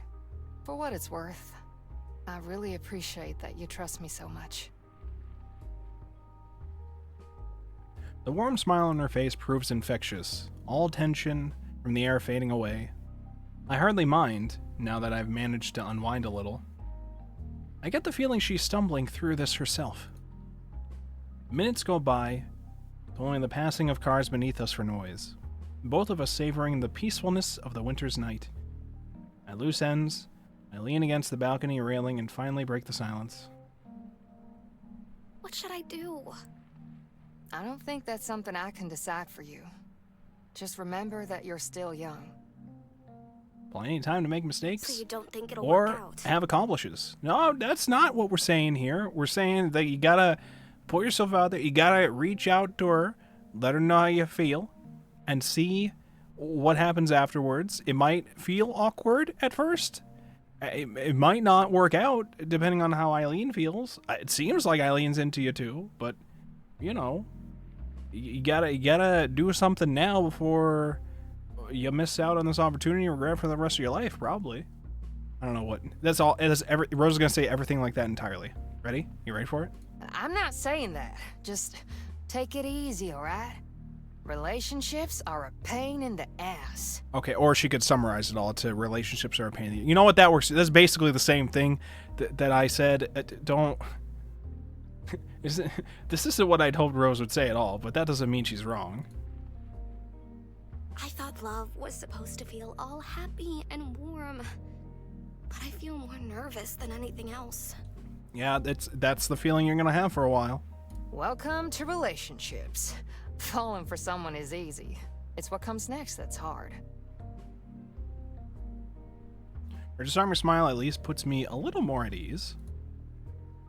I'm glad I have Rose here for me. In many ways, I feel like we can't relate to each other, but we can still have this kind of conversation and understand each other. We're just two girls talking about love. You're a good girl, Allison. I promise that whatever happens, you can call on me. Okay? Thanks. But, you know, if things do work out, you're still gonna have to learn how to be quiet Oh my for my God. sake if you bring her around. Oh my god. Rose!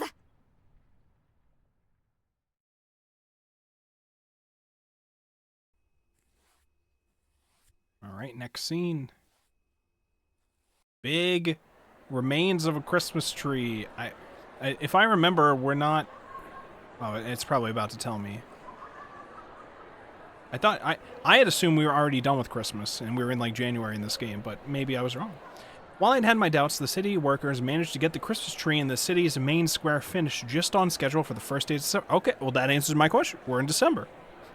Its oversized tinsel and baubles gleam happily in the morning's light, proudly announcing the coming holiday. It's Crimbus, everybody! Merry Crimbus!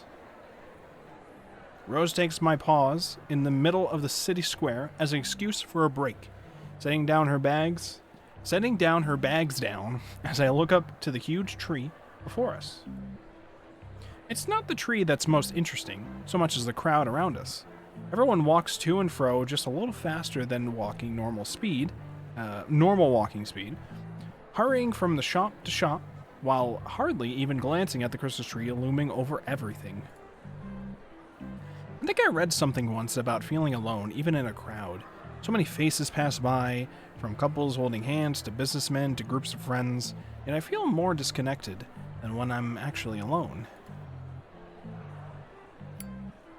The clicking of a lighter next to me reminds me of my companion, the cigarette now perched in the corner of her mouth, glowing brightly. Shame we couldn't park closer. Downtown's pretty cozy these days, isn't it? Maybe we should put up our own Christmas tree. Hey, I got a tree for us a few days ago. I was the one who bought that. It's also like a foot tall. Oh, yeah. Oh, yeah. The cigarette perched in her mouth tilts downwards as she looks at me, her smile turning just a little less cheerful. Missing holidays at home, are you? A bit. She clamps onto my shoulder and gives me a firm shake. Hang in there. I might not be the best company, or it might not be much company, but at least you've got someone around. Were you homesick when you first moved from home? No. Given the circumstances now. I don't think you appreciate how lucky you are sometimes. Wandered straight onto that landmine. Rose has never talked about her immediate family in the few months I've known her, so maybe I should have taken the hint. Noticing the gazes of a few around us have turned upward, I look curiously. Looks like the weather's turned. The morning chill turned to snow. Piss off, Winter. Whoa, Rose! You can't say... Rose! On the Wolfborg stream? Rose! You can't say that! You can't... Oh, I'm trying to take a screenshot of it. There you go. You can't say that, Rose.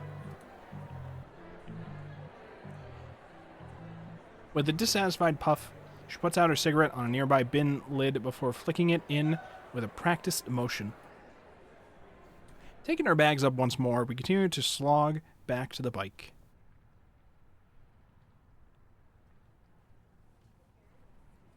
Chin up, eh? I was gonna say this later, but I bought your favorite while you weren't looking. My favorite? Oh! Strawberry trifle? Uh-huh. You know it. Just thanks for pulling your weight a bit more. It's nice to see you getting yourself together. Just as I'm about to thank her, a loud ping comes from my pocket. A little sheepish, I take my phone from my pocket to check what the message is. What the fuck? Behind you! Oh my god! What the fuck? Confused, I stop walking and turn about.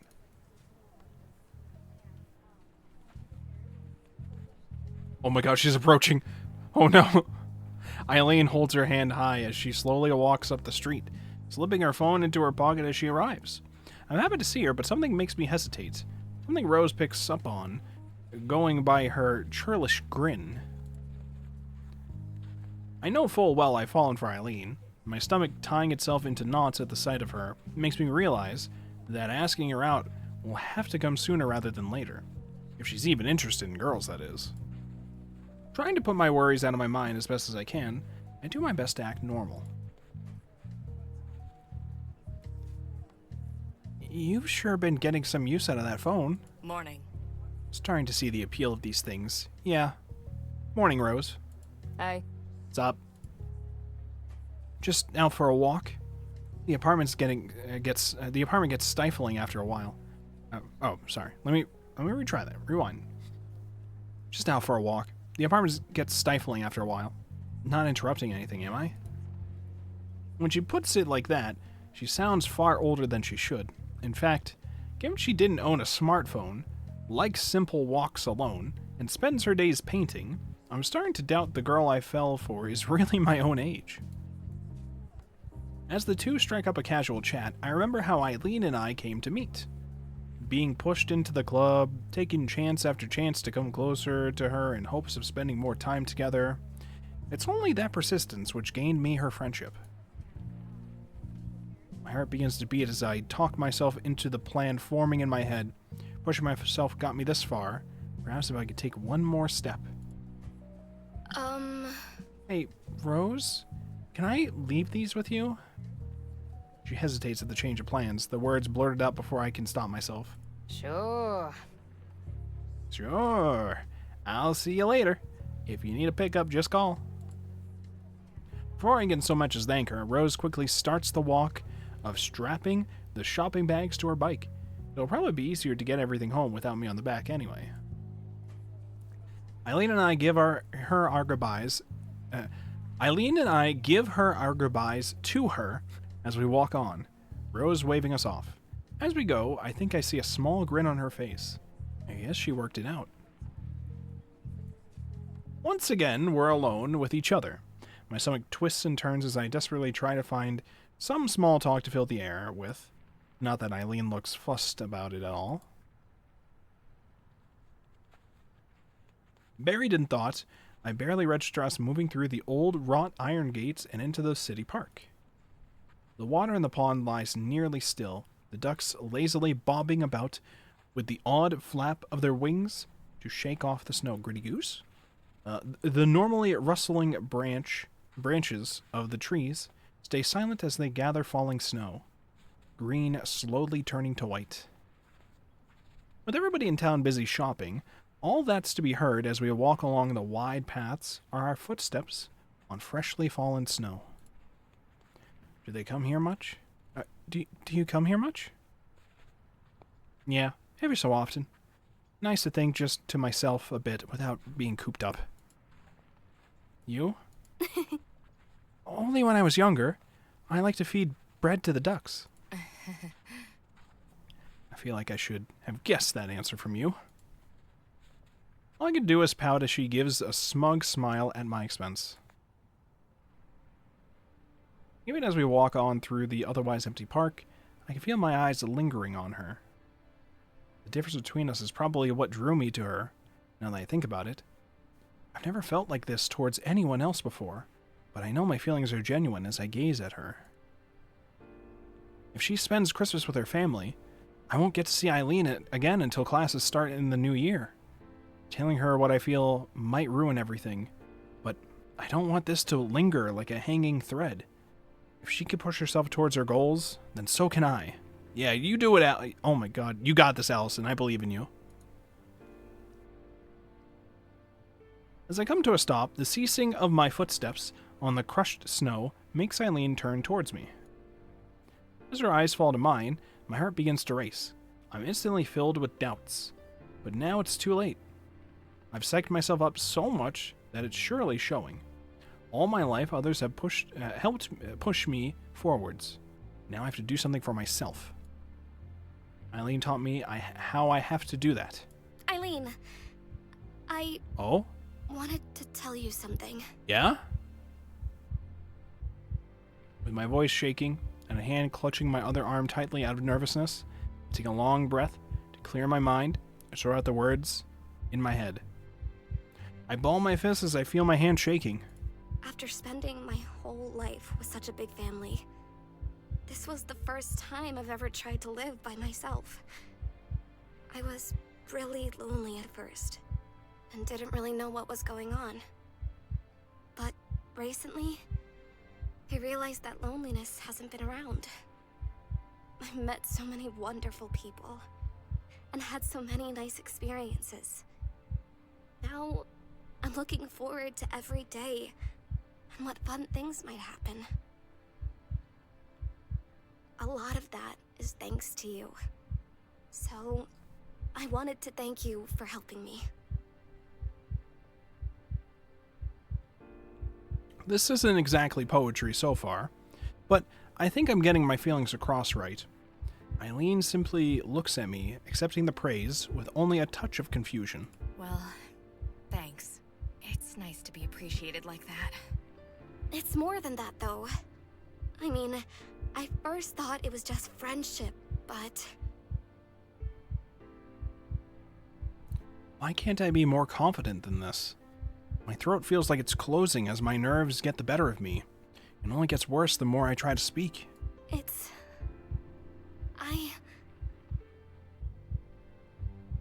I'm so busy reading Eileen's expression that I lose track of what I'm saying. I try desperately to force something out, but no words come to me. Looking at her face, though, I don't think the rest needs to be said. We just look at each other silently, winter snow falling between us. She looks gentle, somehow. Aww. Oh, I just realized there's an ad playing. I'll wait for the ad to end. I just realized to start, but this is like the climax, I'm assuming. So we'll wait. It's like it's only going for like a minute and a half, so we'll wait.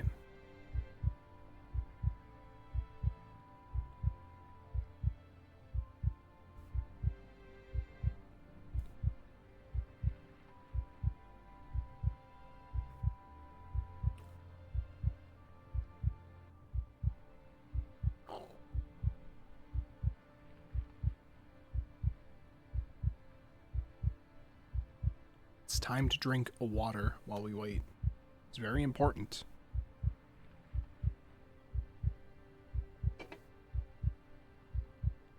It is very important.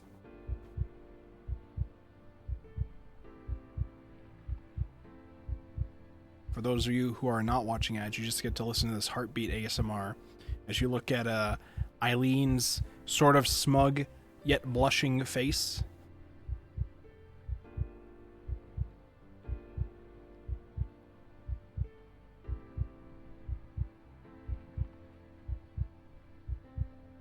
What's gonna happen? Will she accept us? Or will she say, nah, sorry? There's a whole other game after this. Technically, I think the other game came out before this? I forget what the order was, but this is supposed to be like a spin-off prequel of that other game. First Snow? Not First Snow, Twofold? So, I don't know how these characters connect to that game exactly, because I haven't played it yet. Alright, supposedly the ads are done. Apologize for interrupting our climax for those of you who don't have ads. We gotta make sure that people can see this. So, stepping forward, she looks down at my blushing face. From here, I can see the faint red in her cheeks clearly. I can't think of anything else, just that gentle, calm face that I've never seen her wear before. After a moment's hesitation, Eileen brings her hands forward, grasping my shoulders delicately. We're so fucking in, gamers! Let's go! And then as she leans down, everything stops. I reflectively gasp in surprise as her soft lips press gently to mine. but it ends up stifled. With my body utterly frozen, I find myself completely in the grasp of the girl holding me, her breath tingling against my face.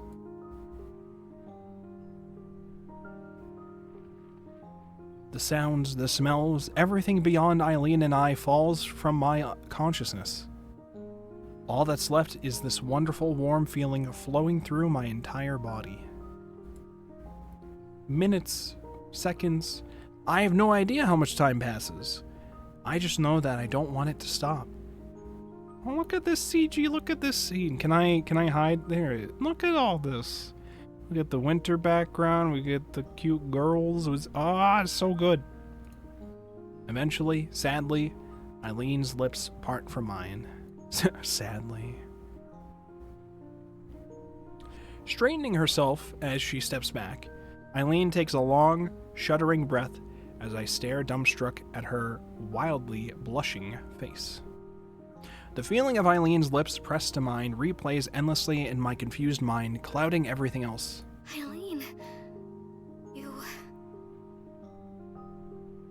Yeah, I guess I like you too, maybe. I don't know.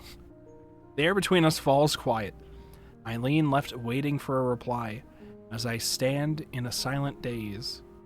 Simple shock is one part of it, but far from all. Eileen is not only interested in women, but also in me. I feel like my heart could burst from the relief. It's only now that I see her fidgeting, playing with her hair, and unable to quite stand still. I wonder how long that's been going on, unnoticed. It makes me realize she's as unfamiliar as the situation as I am. It makes me realize she's as unfamiliar at the situation as I am. Neither of us knows what we're supposed to do or say right now. Here I was trying to explain my feelings when Eileen rushes ahead and does something brash like that. Overcome with my flood of emotions and confusion, it's Eileen who ends up having to reluctantly move things forward. Sure hope I didn't misinterpret that. No, I think you interpreted it pretty well. I think, maybe. Her attempt to play off her nervousness is betrayed by her blushing. I finally realize just why she's so uncomfortable right now. She's left herself vulnerable. It's the first time I've seen her exposed like this. Feelings plain to see. I didn't know you felt that way. I entertained the idea, I guess. Didn't ever think you'd be the one to make the first move. Yeah? So you'll go out with me? Whoa, now, I didn't say that. No, Hold I up. just kissed you for the sake of it. I was just bored. I just felt like it. It had nothing to do with anything you were about to say, yeah. Of course I will, you dolt. Guess we're in this thing together now. Aww, you dolt. For all she tries to play things cool, it's obvious Eileen's as awkward about this as I am. The only reply I can muster, and perhaps the only one needed, is to smile.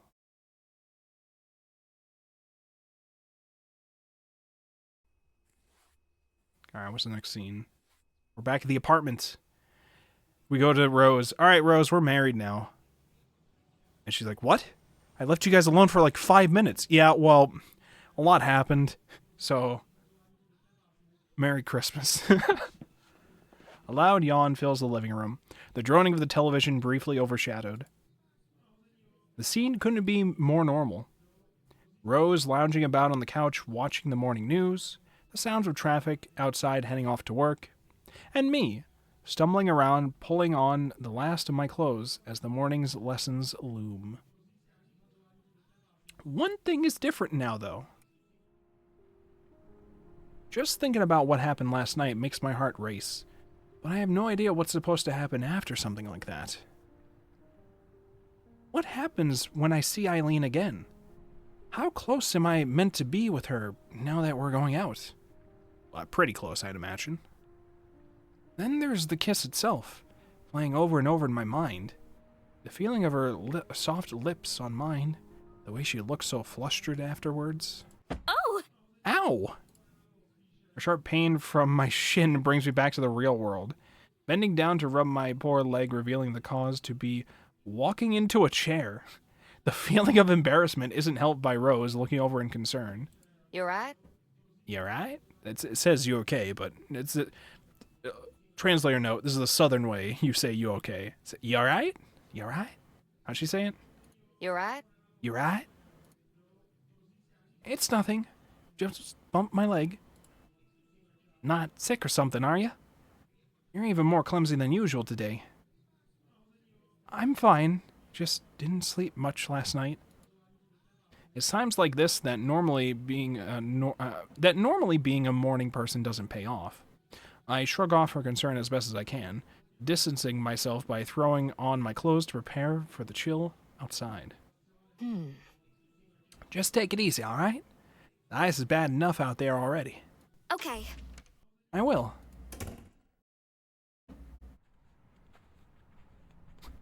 Wow, product. Are you guys ready to buy product? I sure do want product. Get product today. The walk down the road towards campus does me good, giving time for my mind to settle and get back to the daily routine. Not everything is quite the same, though. My footsteps feel light, and what's typically an arduous walk feels unusually easy. I'm not quite dancing in the streets, but the day feels just a little brighter than usual. It's nice. The snowfall's been getting heavier now that it's December. I pass a few people standing outside buildings while looking mournfully at their roofs, plotting how to dislodge the snow piled on top. The traffic's also slowed to a crawl, rolling by carefully. Ads for Christmas sales on television are into full swing by now, which reminds me that I should get my shopping done when I have some free time. I think I could scrape together enough money to buy a little something for everyone in my family. Then there's Christmas cards for my new friends here. Not to mention organizing a trip home for the break. Christmas is meant to be relaxing, but it feels like there's so much to organize for it. Yeah, you gotta get the bucket of chicken for Christmas. Exactly. Everybody knows. This is what you do. KFC Christmas. Coming up to the campus, I try to focus my thoughts back onto school for the time being. Thankfully, the paths here are better cleared, if nothing else. As students file in past the gates, my heart skips a beat as I organize a particular... organize? What the fuck? Let me reread that. As students file in past the gates, my heart skips a beat as I recognize a particular blonde girl. Who would that be? Who's that? She looks back and notices me as I skip up to meet her. Her usual tired expression unwavering. I've never met someone so far from a morning person. Hi. Morning! Allison. Hey, Allison. With that, the both of us begin the walk in side by side. All thoughts of schoolwork leave my mind as I try to stop myself glancing at Eileen. Furtive? What was this one? Hold on, I have this open still somewhere. Let me try my Chrome audio. Furtive? Furtive. It's furtive. Furtive. Furtive. So this is furtively, which means secretive, or like you have something to hide. I try to stop myself glancing at Eileen, furtively trying to work out exactly how I'm expected to act around her. The part where we admit we're interested in each other is also where most of the romance movies I've seen end, and I've never gone out with anyone before. Then there's the fact that neither of us has said a word to the other beyond a quick greeting. I try to comfort myself with the thought that it's probably the same for Eileen, too. It's always so hard to read her poker face. I don't think it's a poker face. I think that's a I am very tired and not a morning person face, but same thing, really. Good grief, it's cold today. She's not thinking at all about yesterday, is she? With a long breath, it feels like all my restlessness leaves me. Eileen's relaxed attitude makes me feel embarrassed for getting so worked up after seeing her again. How are you so confident about this? You know, with us going out and everything. I'm just really good at faking it. Based? Hanging my head, I give up on ever trying to read her. The grin Eileen gives makes me feel better about today in an instant. Her normally cold demeanor, if just for a moment, is pierced by that sincere smile that peeks through. A smile which soon evaporates, collapsing into something else entirely. Is something wrong? I just remembered something troublesome. Caprice. I almost ask why before the obvious hits me. With my thoughts finally moving beyond the girl at my side, the implications of all this become clearer. Should we just tell her? I'd rather not. You know Caprice as well as I do. I don't want her to make a fuss about us getting together. Then again, she'll probably work it out herself. She's not stupid. She knows how to pay attention. She knows to pay attention if I'm serious. Besides, is there really that much harm in letting her be happy for us? My serious tone in defense of Caprice seems to catch Eileen off guard. It catches me a little off guard too. Okay, fine.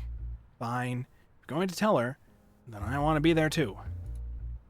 The discussion comes to an end, yet I find myself not wanting to leave despite having nothing further to say in particular.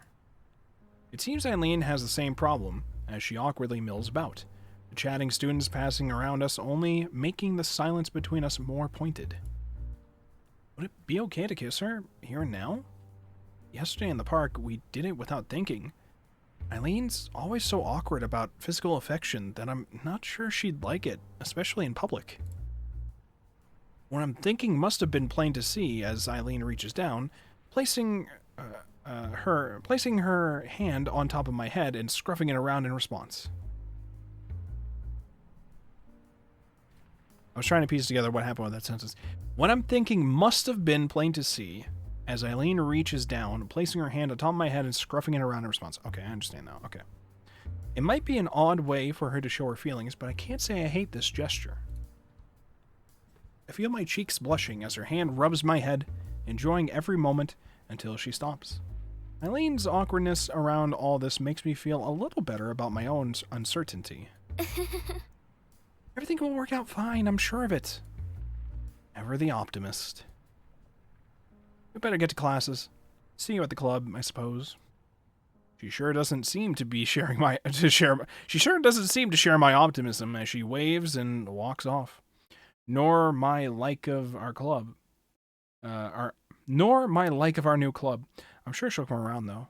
Yeah, definitely, yeah.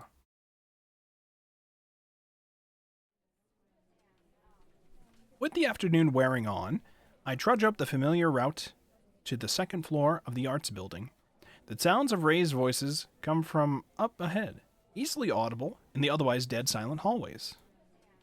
If I'm not mistaken, they're coming from the art room itself. Steeling myself for what's to come, I sigh and head on up to the door inside. Eileen and Caprice have already arrived as usual, each standing on the opposite side of a table as they fume at each other. Their hands snap towards me in unison the moment the door rattles open, making my heart skip a beat. Yeah? Yes?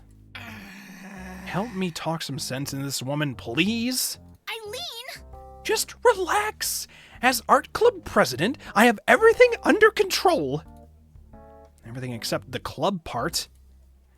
I mean, I would have thought a club needed things like official paperwork, an advisor, funding for supplies that haven't been pilfered from the real art classes. Basically more than an excited proclamation of a club existing. That's why I'm working on the posters. Feeling sorry for the heavily sighing Eileen, my eyes drift to said posters lying on the table between them. Join the new art club. All right. The new art club. We don't have a different name for it. It's just the new art club. Okay. I walk over and tentatively take a look at the one sitting on top. Its sharp graphics and color scheme catching my eye. They do look nice. Thank you. See? People will love them. I may say that, but it's a little obvious that this is out of her comfort zone when it comes to art. Her sketching is always nice, but her work with paints comes off as a little crude. Still, trying new things is to be praised. That's true. That's very true. Caprice. Think about this logically. It's nearly Christmas. All the students are going to be on break soon. Even if they weren't, nobody would be looking for a club to join around now anyway. That's true. You're supposed to invite people to the club at the beginning of the school year. You're not going to find anybody new now. You're going to have to wait. I wouldn't exactly say that. Caprice is quick on the draw as she leans over and latches onto my shoulder, beaming a smug look of victory at her opponent. I feel like I've been reduced to a useful prop in an argument, but Caprice isn't wrong. Eileen looks physically pained as she groans in frustration. She did walk right into that one. In what could only be interpreted as the universal sign of giving up, she shakes her head and starts to walk away, retreating to the cabinet to grab her things. It looks like posters will be the accomplishment of today as far as the club goes. Why not? Sure. I suppose it doesn't hurt to try and draw in some new members. Yeah. Hopefully we can get them soon, too. I wanted to have another club outing, and the more the merrier. And like I declared, we're going to make the pizza place a regular thing for the club. Sure thing. I'm up for it. Meanwhile, Eileen looks drearily at the traitor to her cause, but knows her goose is cooked as she hangs her head. I swear she looks more tired than usual. Exactly. Then it's settled. Caprice goes back to fussing over her posters, brushing off some specks of dust that have settled on the paint. Taking advantage of the distraction, I look to Eileen.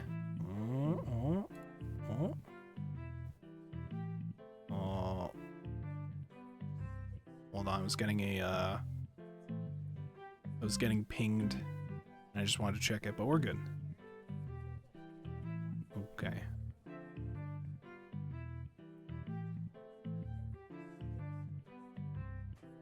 Alright, good. We're good to finish this, I think. Unless I'm about to be called away. Yeah, we'll find out if you hear a noise. Taking advantage of the distraction, I look to Eileen. She grimaces as I pointedly flick my eyes back to our companion, plainly hoping to leave this for another day by her reaction. Reluctantly, Eileen sets her paints down and plods back over like a child accepting their bitter medicine. In hindsight, perhaps she was trying to use her painting as an excuse to not deal with this. Caprice is one of my few friends, however. I feel bad hiding this from her, even if we tried to. She'd just poke and poke until one of us eventually spilled the beans. What's up with you two? Nothing. Caprice, there's something we need to tell you. We love your posters, yeah. To make this absolutely clear, this does not leave the room. Do you understand? You're free. Tofu's free. Let's go, Tofu. Otsukare. Welcome home. Yes, ma'am! Okay, she's gonna tell the whole school. She's gonna write it on all the fucking posters. I'll bet. Put up the image of the guy breaking shit. True, that's you. That's you right now. Eileen and I have started...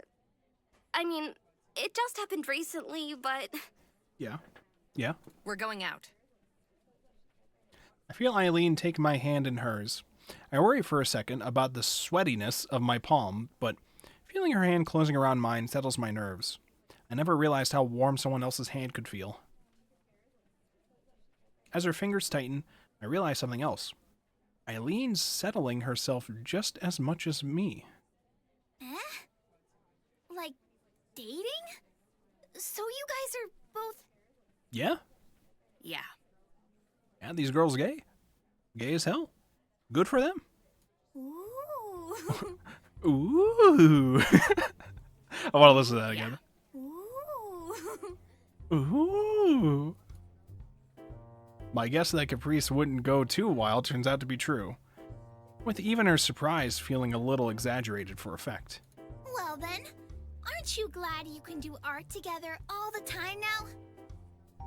Look, we don't need any help. Much less help from you. Damn. But... It's alright. I appreciate what you've done. Just don't go too crazy helping things along. Yeah, let's calm down, Promise? Caprice. Let's calm down, Caprice. You paying more attention to the Yuri now? Hell yeah. I don't know how much longer is left, though. But it did go on beyond the confession and then kiss scene.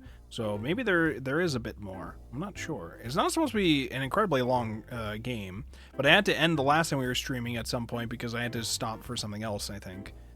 Was the only reason why we didn't finish in the first stream. But we'll see. I did stop for like, what was it, like half an hour to eat? So, I don't know. Promise. It sounds like things are lively in here. Oh yeah, this guy. It's been ages since we saw Wallace. Our gaze snaps back towards the doorway. Wallace strolling in with an expression more bored than in the least bit surprised. Eileen's hand lets go of mine, but the warmth remains as I reflectively hold my hand with the other to recount the sensation. Aww.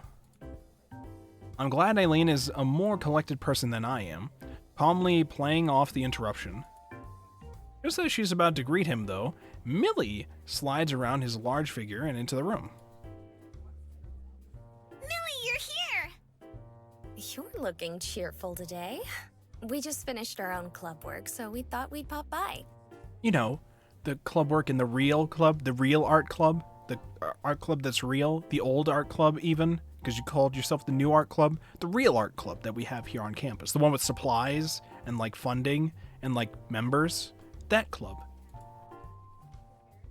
Wallace is in the writing club with Millie. Oh, never mind. They're not the art club. They're the writing club. Shit, my bad. My bad. Take all that back. I take all that back. I mean, that answer probably also applies to the writing club too. They probably have funding and members and like are real. Wallace is in the writing club with Millie? He responds to my surprised look with a shrug, clearly trying to avoid setting off Caprice. Only for now. Oh. Only until I graduate from this place. I'm not joining this club, no matter how many times you ask. Uh-huh. We'll see about that, Wallace. You make it sound like being here is some horrible fate. You also make it sound like that, Eileen. I smile a little at Eileen suddenly finding some pride in the art club now that someone's spoken against it. As for what I actually came here for, Haley was wanting us to join her for takeout. Oh? Burgers and fries? Takeout! Lead the way! Takeout where? Takeout where? It's not an... Takeout could be anywhere. What do you mean? Millie gives us a polite wave goodbye as Caprice skips over to pick her hoodie on the way out. Pick up her hoodie on the way out. It looked like she was wearing it the whole time. Oh no, she wasn't wearing it. Oh my god, she wasn't wearing it the whole time. Oh shit, I didn't realize.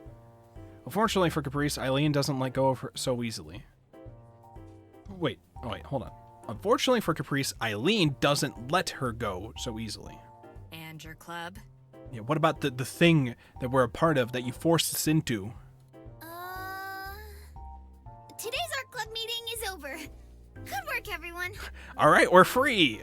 Let's get it. With a thumbs up from Caprice, the two disappear out the door and head off down the hallway. The three of us are left to our own devices after they leave. While I think Wallace to be a perfectly nice person, I'm still not really sure how to act around him. With Caprice no longer being the center of attention, that familiar self-consciousness I have around strangers flares up once again. It seems I'm not alone in not quite knowing what to say. Wallace and Eileen doing little more than awkwardly mill around. Given that they are good friends, it makes me think something is going on. I've told her, Wallace, you don't need to keep your mouth shut anymore. Wait, what? Wait. I've told her, Wallace, you don't need to keep your mouth shut anymore. Oh, Wallace has known for a while that Eileen likes her. Oh, okay. As he lets out a sigh of relief, it finally clicks. Wait, you knew about Eileen and I? Eileen, yes. Not you, though. Oh. Going by the fact this didn't just become intensely awkward, I'm going to say things worked out? Yes, it's a bold assumption here, Wallace, but yes. Eileen takes my opposite shoulder and shakes me tightly. Seems so. Well, I'm happy for you too. Hope it works out. Yeah, thanks. Thanks. Told you I'd find someone who could put up with me. That's not the kind of thing you should say about yourself. Guess I'll get out of your way then. Just take things easy, okay? Alright, thanks, Wallace. We will. Bye, buddy. We give each other our goodbyes before he leaves, his unmistakably large figure slowly disappearing down the orange-lit hallway. And then there were two. Huh? I thought you didn't want to tell anyone. Wallace is different. He's known. He's known I like girls since we were in high school. He's known I like you for a while now, too. I feel myself blush. The thought that Eileen talked to Wallace about me like that makes me smile. Suppose we'd better head home, too, given the club meet's over. Guess so. It's an obvious invitation for us to leave together, but I find my feet stuck. I know I'll see her again tomorrow, but... Why? Something on your mind? I don't really know how to phrase this, but what happens now? The expression she gives is one of genuine thought rather than judging me for being so lost. It's only now that I wonder if this is actually her first relationship or not. If it is, comma, that makes my confusion a lot more embarrassing. That's up to you as much as it is me, you know. I guess school has got us for the week, but how about we go for a date on Saturday? Be good to get some use out of the car for once. Oh!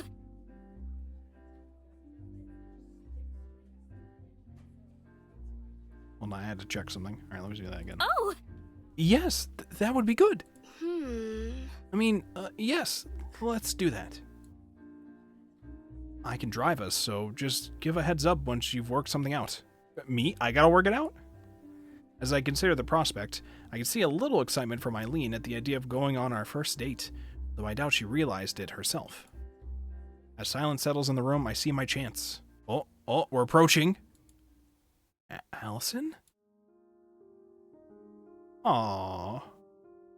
Taking Eileen's hand in mine and raising myself to my toes, I close my eyes and let my chin push forward.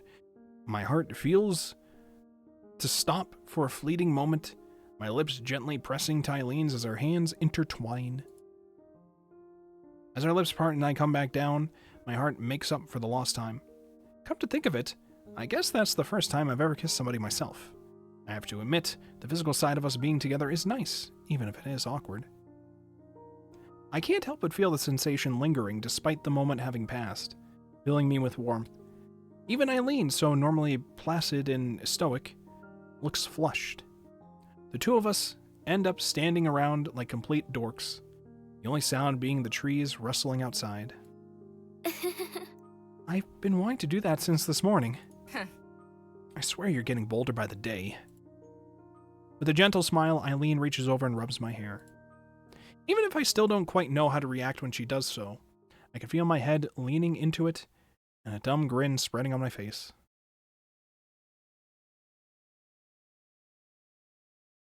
We got more? Yes, we do. The Yuri don't stop. We gotta have our first date. With the day wearing on, I let out a badly hidden yawn as I leave the cafeteria.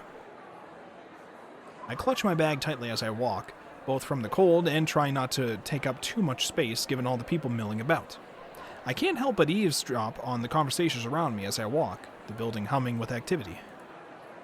One conversation from the groups idling about catches my ear.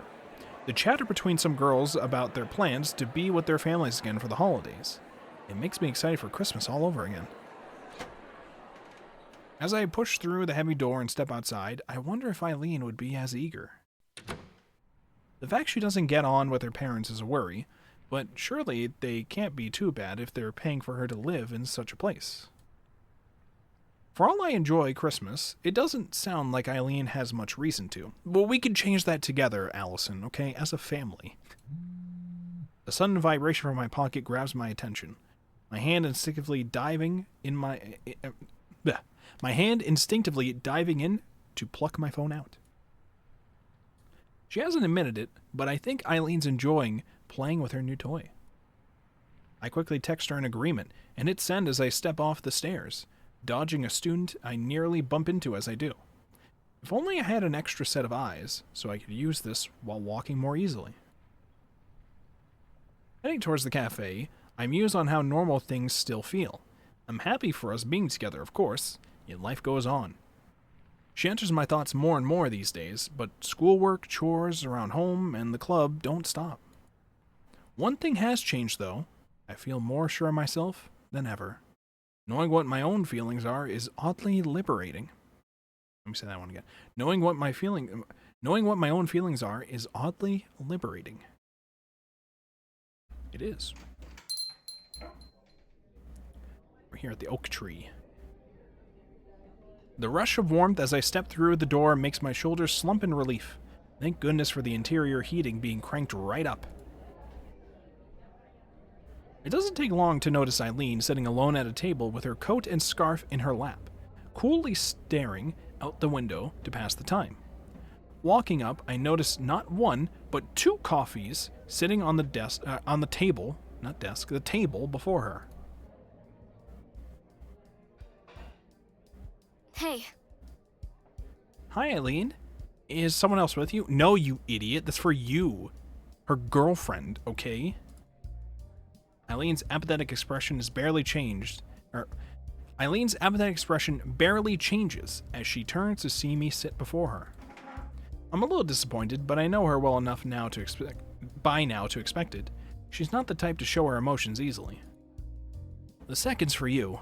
You helped me out earlier with life drawing, so I want to return the favor. It's fine. You don't need to repay me. So that debt was still lingering on her mind, huh? Now that she's bought it for me, though, I suppose I can't exactly say no. The coffee proves too hot as I bring it near my mouth, so I settle for blowing on it a bit. How's your day been? Good. I mean, normal, I guess. I might think everything's still normal, but my nerves around Eileen haven't quite settled yet. We have only been together a matter of days. I gingerly take a sip to calm myself down before continuing. Physics was good. Kind of basic now, right now. But I think we're going to get to some interesting stuff next year. So, what are you doing? Trying to stay awake, mainly. What a day. Caprice? You're getting too good at this. I just awkwardly smile. As I do, my eyes drift to the side after noticing a sharply dressed, familiar figure breeze into the cafe and up to the counter. Eileen follows my gaze, an eyebrow lifting. Oh, it's that mechanic girl.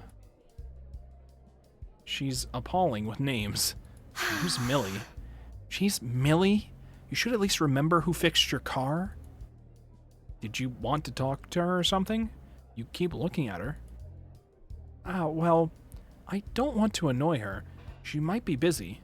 I barely know her anyway. Eileen looks at me a moment, unimpressed. I used every excuse in the book to not bother Millie, too. Then again, I suppose that's the problem. Hey, Millie! Okay. I shrink in my seat as Eileen's casual calling out across the cafe, taken completely off guard. Millie turns towards the source of her name, giving her usual calm smile upon recognizing us. See? It's not that hard. This is a good opportunity to know her better.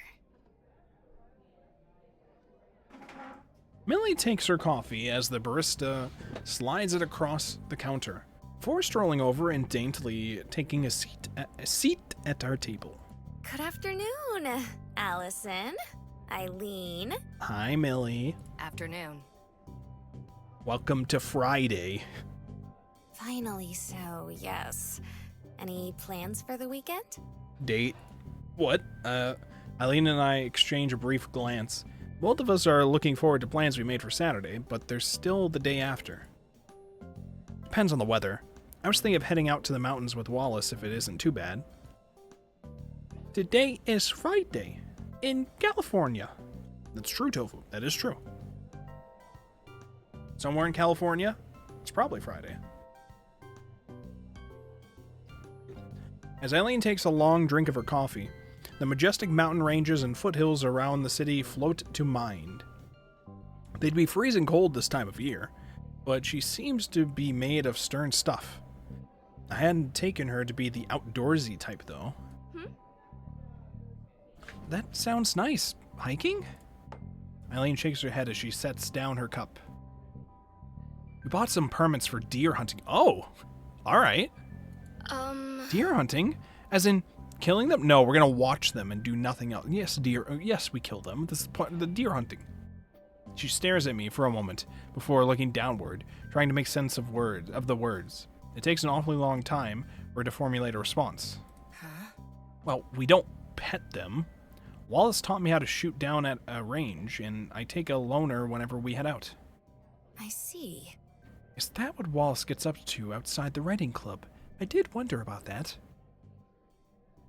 It's nice that they found a way to bond as friends, but to think of a big, proud deer lying dead on the grass... You do know how meat goes from an animal into a pretty little package at the supermarket, don't you? Well, that's not the problem here, Eileen. Of course I do, but I wouldn't want to personally involve myself at that level. Is that the point of a big day out for them? I have to admit that I'm a little jealous of how they share this whole little world, but I don't think I could ever be a part of it. Millie reads the room quickly as I take another sip of my coffee. Allison. Any plans yourself, Allison? Nothing so exciting, just shopping for groceries. Sounds like my weekend plans. I'm the only one of my roommates with a car, so it's easiest if I do the groceries myself. Speaking of roommates, what are your thoughts on this new club of caprices? At first I thought it was just a diversion, but she really does want her art club to work out. She's talked a lot about you two as well, actually. Eileen and I look to each other in concern, Millie offering no further explanation beyond an indulgent smile. For all I tease her, I am sincerely glad to see Caprice so happy. She shines brightest when she has something to work on. It's nice to see Millie care so much. They strike me as caring for each other as more than roommates, almost sisters or such. While I still feel the familiar pangs of homesickness from time to time, I'm finally seeing that sometimes family is more than who you grow up with. We all have people around to support us and help in what we set ourselves to doing. A ping from Millie's phone rings out, Eileen and I going silent as she hastily takes it from her coat pocket. The resigned frown spreading on her face shows it's not good news. Noticing our concerned expressions, she soon moves to allay our worries. Sorry, I have to go. Affairs in my own club need attention. Sometimes I wonder why I do this to myself. Bye. Bye. Alright, get out. I ask myself that question all the time. Take it easy. Take care. Take care in the snow. It's starting to pile up. Absolutely. I'll make sure to. See you around. The two of us waver off, Millie quickly doubling back to fetch her still full cup and take it with her. A brief silence ensues between the two of us as we sip at our own, the quiet chatter of other students and staff at the cafe providing background noise as we do. Sorry. Sorry for being so weird about the hunting, that is. I was shooting my mouth off. Forgot you liked animals and that sort of thing. I didn't take you for liking the great outdoors. Being stuck indoors all the time is easy to do when focusing on painting, but it gets stifling after a while. It'd be nice to take a trip somewhere with Eileen, to the mountains or wherever else, seeing the places she likes to go and how it influences her art. Probably not to go hunting, though. Millie's nice. Keeping the writing club going sounds like a lot of work. See? Could never have had that nice chat if I hadn't called her over. That is true. You could stand to be a bit more social, you know. You're a good person. You'd get on perfectly fine with most. I'm flattered by what she's saying, but I'm not exactly sure how to put that into practice. Without a reply forthcoming, Eileen gives a flustered sigh. Allison, why do you think I joined this dumb club? Me? When she mentions it like that, I realize I never did give her a compelling reason. Caprice and I just pushed it on her until she broke, or at least that's how I understood it. I actually thought about joining the existing art club for a while, back when they first offered. They seemed interested in me, and I was just some bewildered freshman who didn't know anything at that point. Over time, I realized they didn't give a damn about me. They just wanted my paintings and my skills. I was a trophy for their club, something to be shown off. That was when I gave up on them. So you joined this one because Caprice was better? No. She's the last person I'd do this for. She did it for you, Allison. She did it for you. I joined the club for you, Allison. You just wanted to hang out while I did my thing. I liked that. There were no mental games and no need to worry about ulterior motives. I had someone to share my interests with. That's all I really wanted. And that's all you need. Worked out pretty well in the end. I got someone to share my love of painting with, and I thought that maybe the club would help you open up a bit. Now that I can look at the stream instead of the road, I can feel those eye bags. Oh yeah, she's like perpetually always tired. She's like eternally tired. Always. 24/7. You can just feel it. Give me 1 second to check things really quick.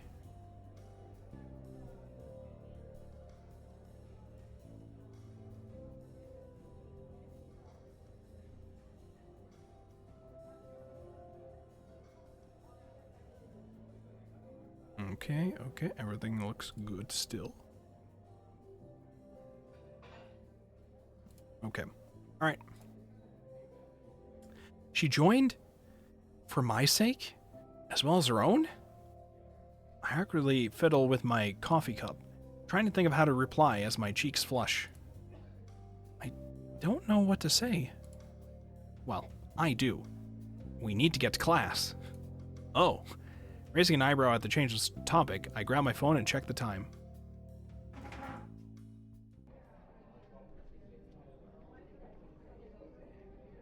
I thought I had to sneeze, so I tried to mute my mic, and then a sneeze didn't happen, and I'm very upset about it. I'm very upset. I really had completely lost track of time while relaxing here with Eileen. I quickly jumped up from my seat, pushing it in as Eileen collects her things and swings her coat and scarf around. Nah, let everyone hear it. It didn't even happen! Oh! It didn't even happen. It ran away. Ah! Chemistry is just about to start! What class did you have coming up? It's zooming in dramatically. Math. Gross. I gotta, like, add numbers together and stuff. What a pain. All energy dissipates from the situation as I pat her shoulder in sympathy. Hang in there, Eileen.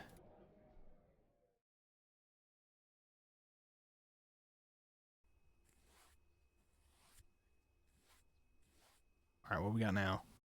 Safari? The elephant's mighty trumpeting sends a couple of children scurrying away with giggles of laughter. The animal is excited about the small crowd watching on as they are of him. Stepping back from the enclosure and joining Eileen once more, the two of us walk on. The elephant said, "Address me." Tiger hot dog? Icy penguin to go? What the what? We eating tiger hot dogs? And penguins? Even as we bought our tickets, I'd wondered if coming here during winter was such a good idea. Turned out to be better than I could have hoped. You what? I've never been here with so few people around. Usually this is a complete madhouse. It's nice. As we stroll on, Eileen takes my hand in hers as we walk. It's weird how such a simple gesture can make me feel so warm, my cheeks hurting as I smile. I've seen it done in so many romantic movies, but actually feeling someone take my hand in theirs feels so unexpectedly comforting. You're easy to please. Without any real idea of how to respond at all I can do is keep walking. Maybe I should find it off-putting that Eileen's so calm about this sort of thing, compared to me, but I think I might even prefer it. She feels reliable, I think. Level-headed. Crowded or not, it's a nice zoo. Huh? You've never been here before? Considering I've only been in the city since college started, not really. Wait, where do you come from then? Russia. My family immigrated a few years ago, so still getting used to how things work around here. The question of whether she was a native has genuinely never occurred to me. She doesn't have any kind of accent, so I would never have thought of it. If she's Russian, I couldn't tell at all. That was a lie. Oh, alright, well. Oh, alright, fair enough. I can't tell if she meant for it to be a joke. Her expression makes it obvious she didn't expect me to actually fall for it. It's too late to laugh now, and I just feel stupid for not questioning her. What's happening? I mean, it is pointing out a genuine other problem here, which is we just don't know much about our girlfriend yet, that we're going out with yet. I mean, we didn't realize she was going to go deer hunting, and that her and Wallace would just do that every now and then. I'll fuck if we know. Fuck if we know if she's from Russia or not. How are we supposed to know? I'm actually from around here. We moved to Colorado when I was a kid. I never had much interest in zoos. Colorado, huh? But why would you come back here? I moved out from my folks' place to make my own path. Have my own home, partner, life, and all that. To choose to move so far away from her family, especially to live in her apartment alone, it's hard to imagine, considering how hard it's been for me. Having problems with her family is one thing, but jumping states to get away from them? Left wondering if I should delve into the topic any further, Eileen speaks up as we leave the savannah area. The few people around the zoo seem to be congregating around the eating area ahead, which is a good sign we should grab some lunch too. Hey Eileen, you want to get some tiger hot dogs or an icy penguin? Hungry? Just a bit. To be honest, I just needed a rest. Eileen's pace is unrelenting, yet she looks fine despite how ragged I am.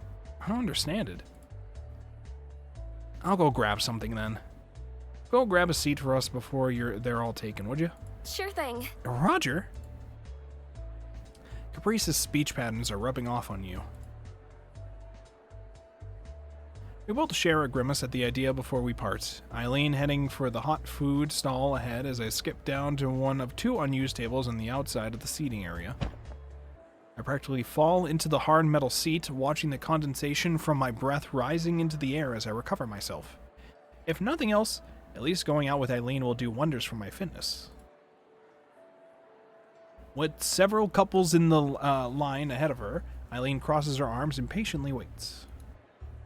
I can't help but let my eyes settle on her as she does. Ever since we met, I've noticed how beautiful she is.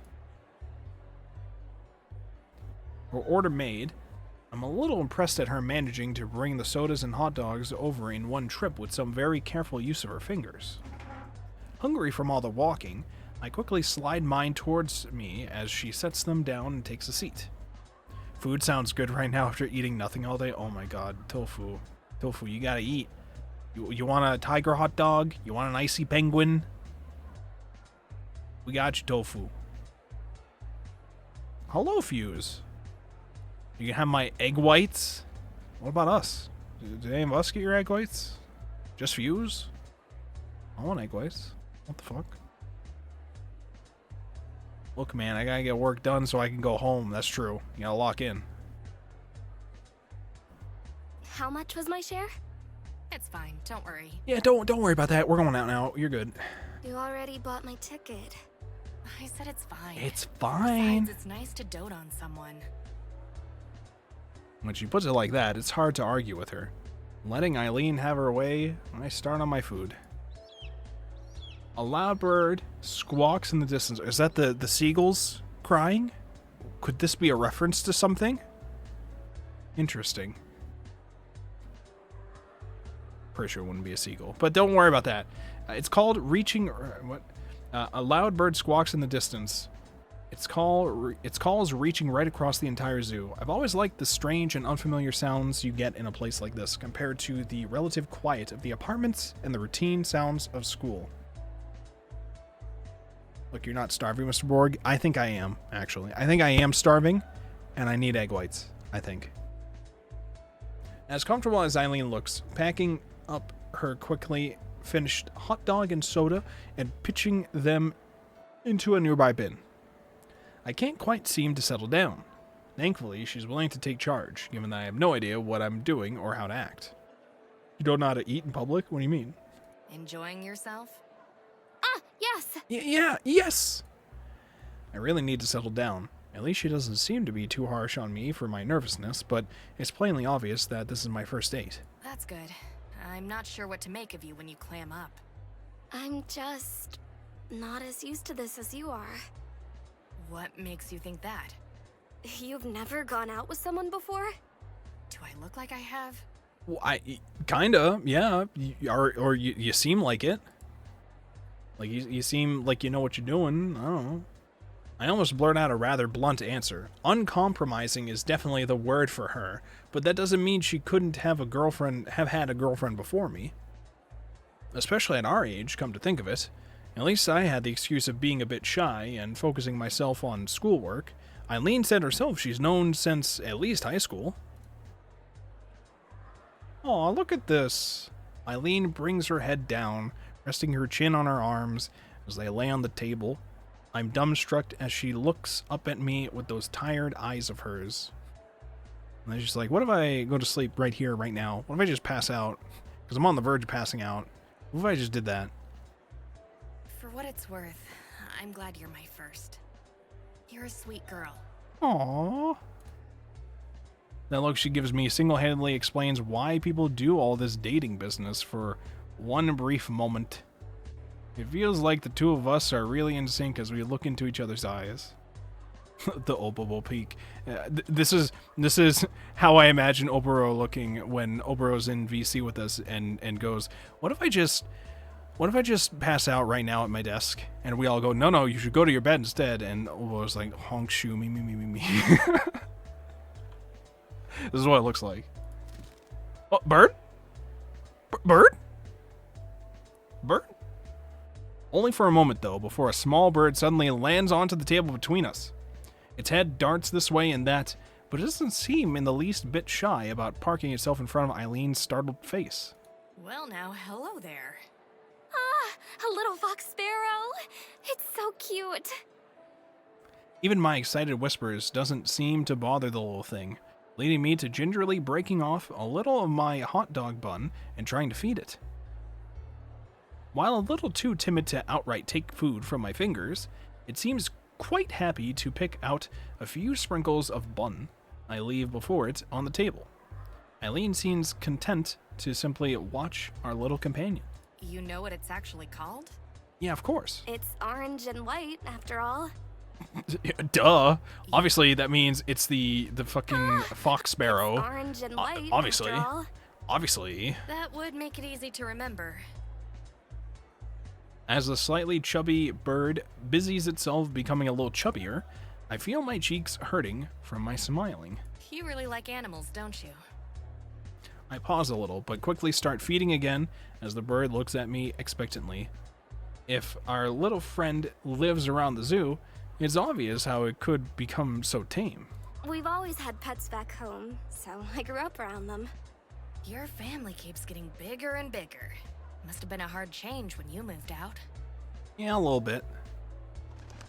Having apparently had its fill, the bird spreads its wings and flies off at a surprising speed for its weight. I wave as it goes, my hot dog the worse for wear thanks to my picking at the bun. Bye-bye. Bye-bye. You're a dork. What? What? I laugh off her jab before returning to our conversation. It was hard when I left, yeah. Here we go. I have a new family now, though. You, Caprice, Rose, and everyone else I've met at college. Yeah, a real family. Disappointingly, Eileen looks rather skeptical at the idea. Then again, she doesn't seem to get on that well with anyone besides Wallace and I. I was always an optimist, I guess. Nothing's wrong with that. Maybe some of it'll rub off on me. Eileen picks herself up from the table, giving a big stretch as she does. For a moment, we just look at each other, simply appreciative of the fact that we're here together. Allison. Hey, Allison? Huh? Yeah? As she picks herself up a little off her chair in order to lean across the table, it becomes obvious what she's doing. Relaxed enough to let her get away with a quick peck, I close my eyes and lean forward a little in anticipation, my heart beating just a little bit faster. As the feeling of her tongue hits my cheek, my body suddenly freezes up as a shiver runs down my spine. I hear myself give a weird startled gasp before I reflectively fall back into my chair. Eileen looks rather nonplussed as she settles back into her own chair, her eyes studying me as she does. Oh, by the way, an ad's about to play. Good luck. Stay safe, gamers. Stay safe. Oh! What was that? Or I think an ad's about to play. I saw a notice about that, so maybe an ad's about to play. Maybe not. Good luck. You just had mustard on your cheek. Oh, is that all? Oh. And I was maybe bullying you a little. I feel my face flower into a wild blush as I grimace at her, partly for her betrayal after my expectation of an affectionate gesture, and partly for startling me so badly. I don't know quite how to read Eileen's interested expression, but I don't care to ask as I sulk.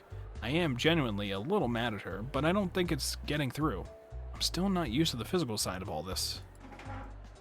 Letting out an amused snort and picking herself up from her seat, Eileen dusts herself off and gets ready to go. Come on, Miss Pouty Lips. Let's get moving before the weather goes bad. Oh, we're back at the apartment. Already? Whoa. As Eileen closes the door to the apartment, I let my coat drop to the floor as I collapse over the back of her couch in exhaustion. How this girl can keep up such a pace up for a whole day is totally beyond me. Even now she doesn't seem too bothered. The only sign she's tired at all being some stretching after she takes off her scarf and coat. Haven't collapsed on me, have you? I'm dead. You can have all my stuff.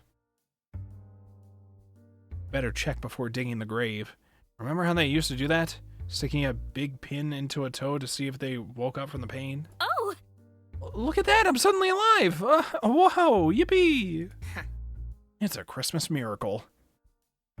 We're gonna get that one. Because it's a Christmas miracle. As she busies herself behind me, my eye is drawn to her entertainment cabinet that the television's sitting in.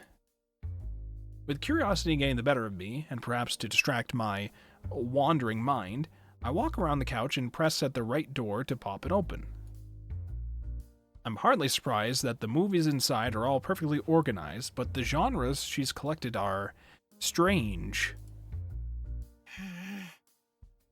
You want a coffee or something while you rummage through my stuff? Eileen, I was looking through your collection, and I noticed you have, like, DVD copies of YouTuber Let's Plays. I'm seeing, like, several discs of Markiplier Five Nights at Freddy's playthroughs. And I think this one's a PewDiePie. Eileen, these aren't movies. How did you even get, like, DVD copies of these? They're like YouTube videos. What is it? What?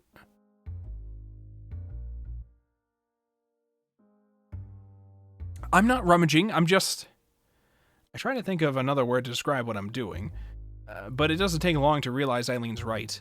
Looking like a kid caught with her hand in the cookie jar as she walks back over, I try to change topics. You have a sealed copy of Morbius? The sealed copy implies that we've never watched it. So obviously, she has an opened and very much used copy of Morbius. We all know. Do you really like westerns or something?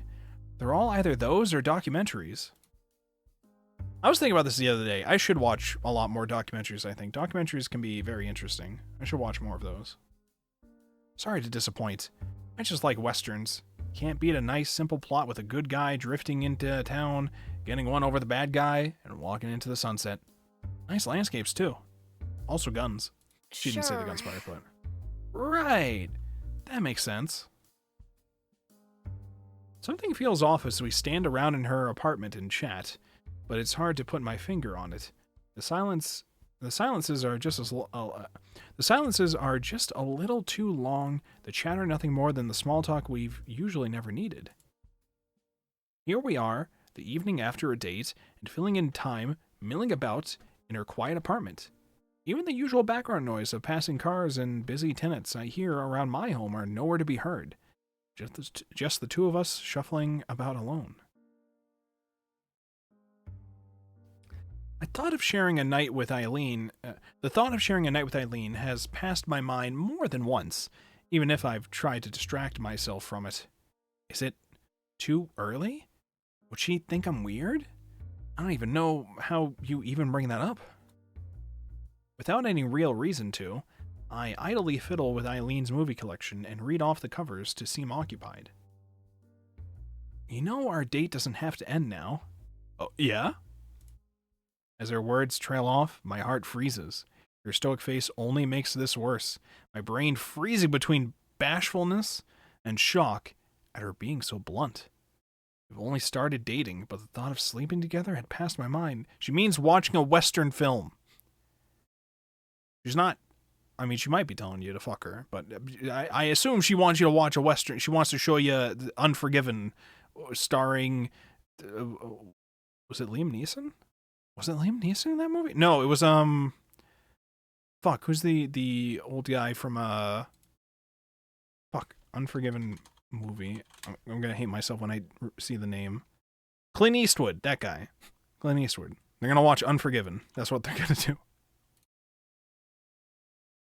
Left sputtering about, I awkwardly turn away to hide my expression. Do you want to watch one of them together? Do you want... do what you want. I'm going to take a shower. Oh. Yeah? Right. I'll just get a drink.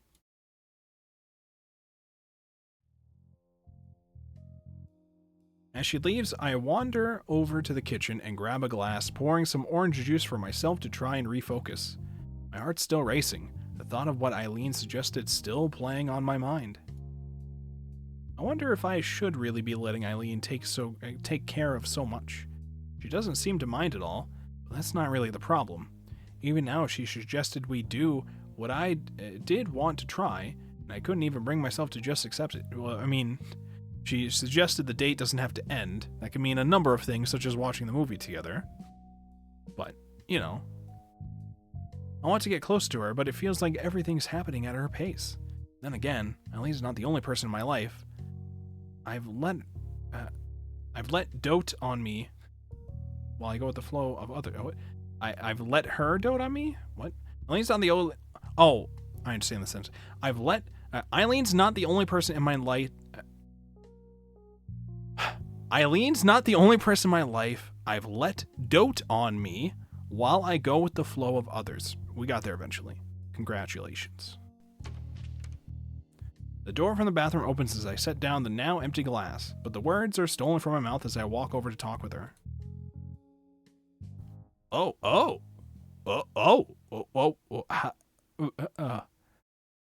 Hi, Eileen. Hi. Allison? Oh! Were you getting close? I'm sorry? My face burns hot as I stammer out the words, but she only steps closer. She takes my hands to stop me from moving away, holding them softly. Her face is so close to mine, I could feel her breathing. Her eyes look into mine, questioning. Suddenly, the thought of even a kiss makes my head light.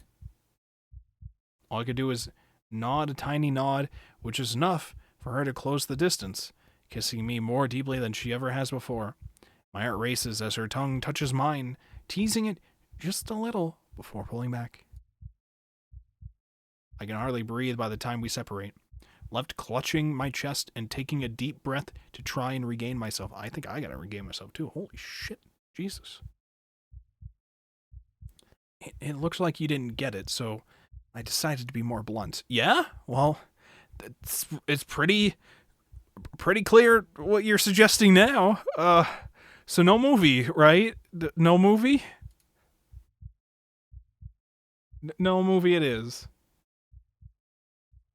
With our excitement over, the two of us had a shower to clean up before settling in for the night. Aww. Enveloped in a soft, loving warmth as Eileen cuddles me, I almost want to nod off already as she gently strokes the back of my head. Given how cold she can be towards others, it's a real surprise she is so physically intimate. I have to admit that I like this side of Eileen, snuggling into her body as I think so. I love you, Eileen. Aww. I know. Wow. Are you gonna say it back, or? That's not what you're supposed to say. Yeah, fucking say it back. All right. I love you too. There we go. We got there. Even a few weeks ago, I never imagined I'd be sleeping with someone. Congrats on the sex, Allison. We won't see each other for a while, so we have to make the most of our time before holidays. Oh yeah. I'd forgotten about that in all the excitement. It'll be nice to see everyone again.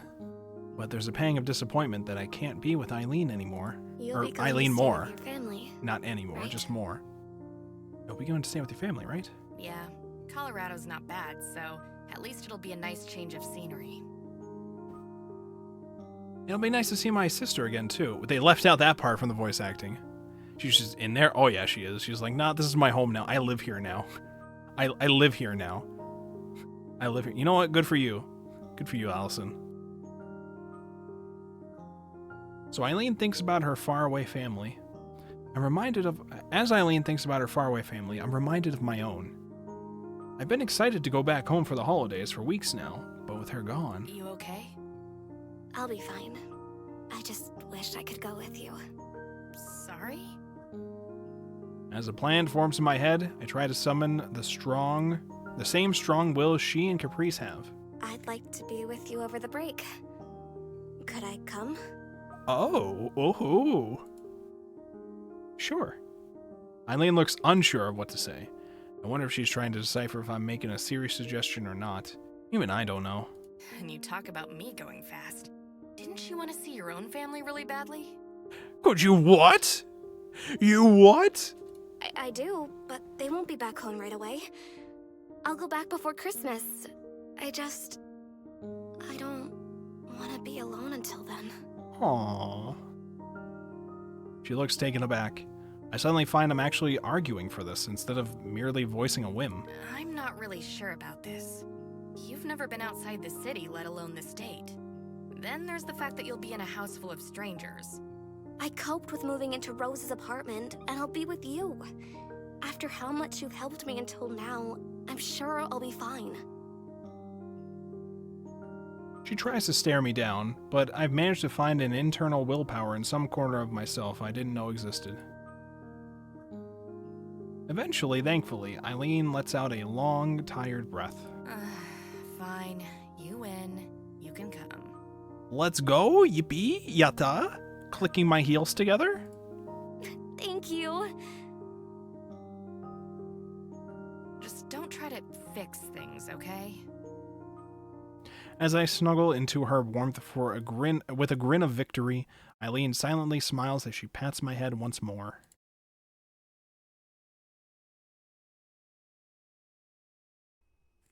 Oh, we're still going. Let's go. Holy shit. I think before I had started streaming this game, I had looked through some of the reviews just to see if there was like things talked about in there that I should know. I think I was mostly looking through to see what inspiration I should get for like the lines I should write for the titles of the stream, not knowing anything about it other than Winter Yuri visual novel stories.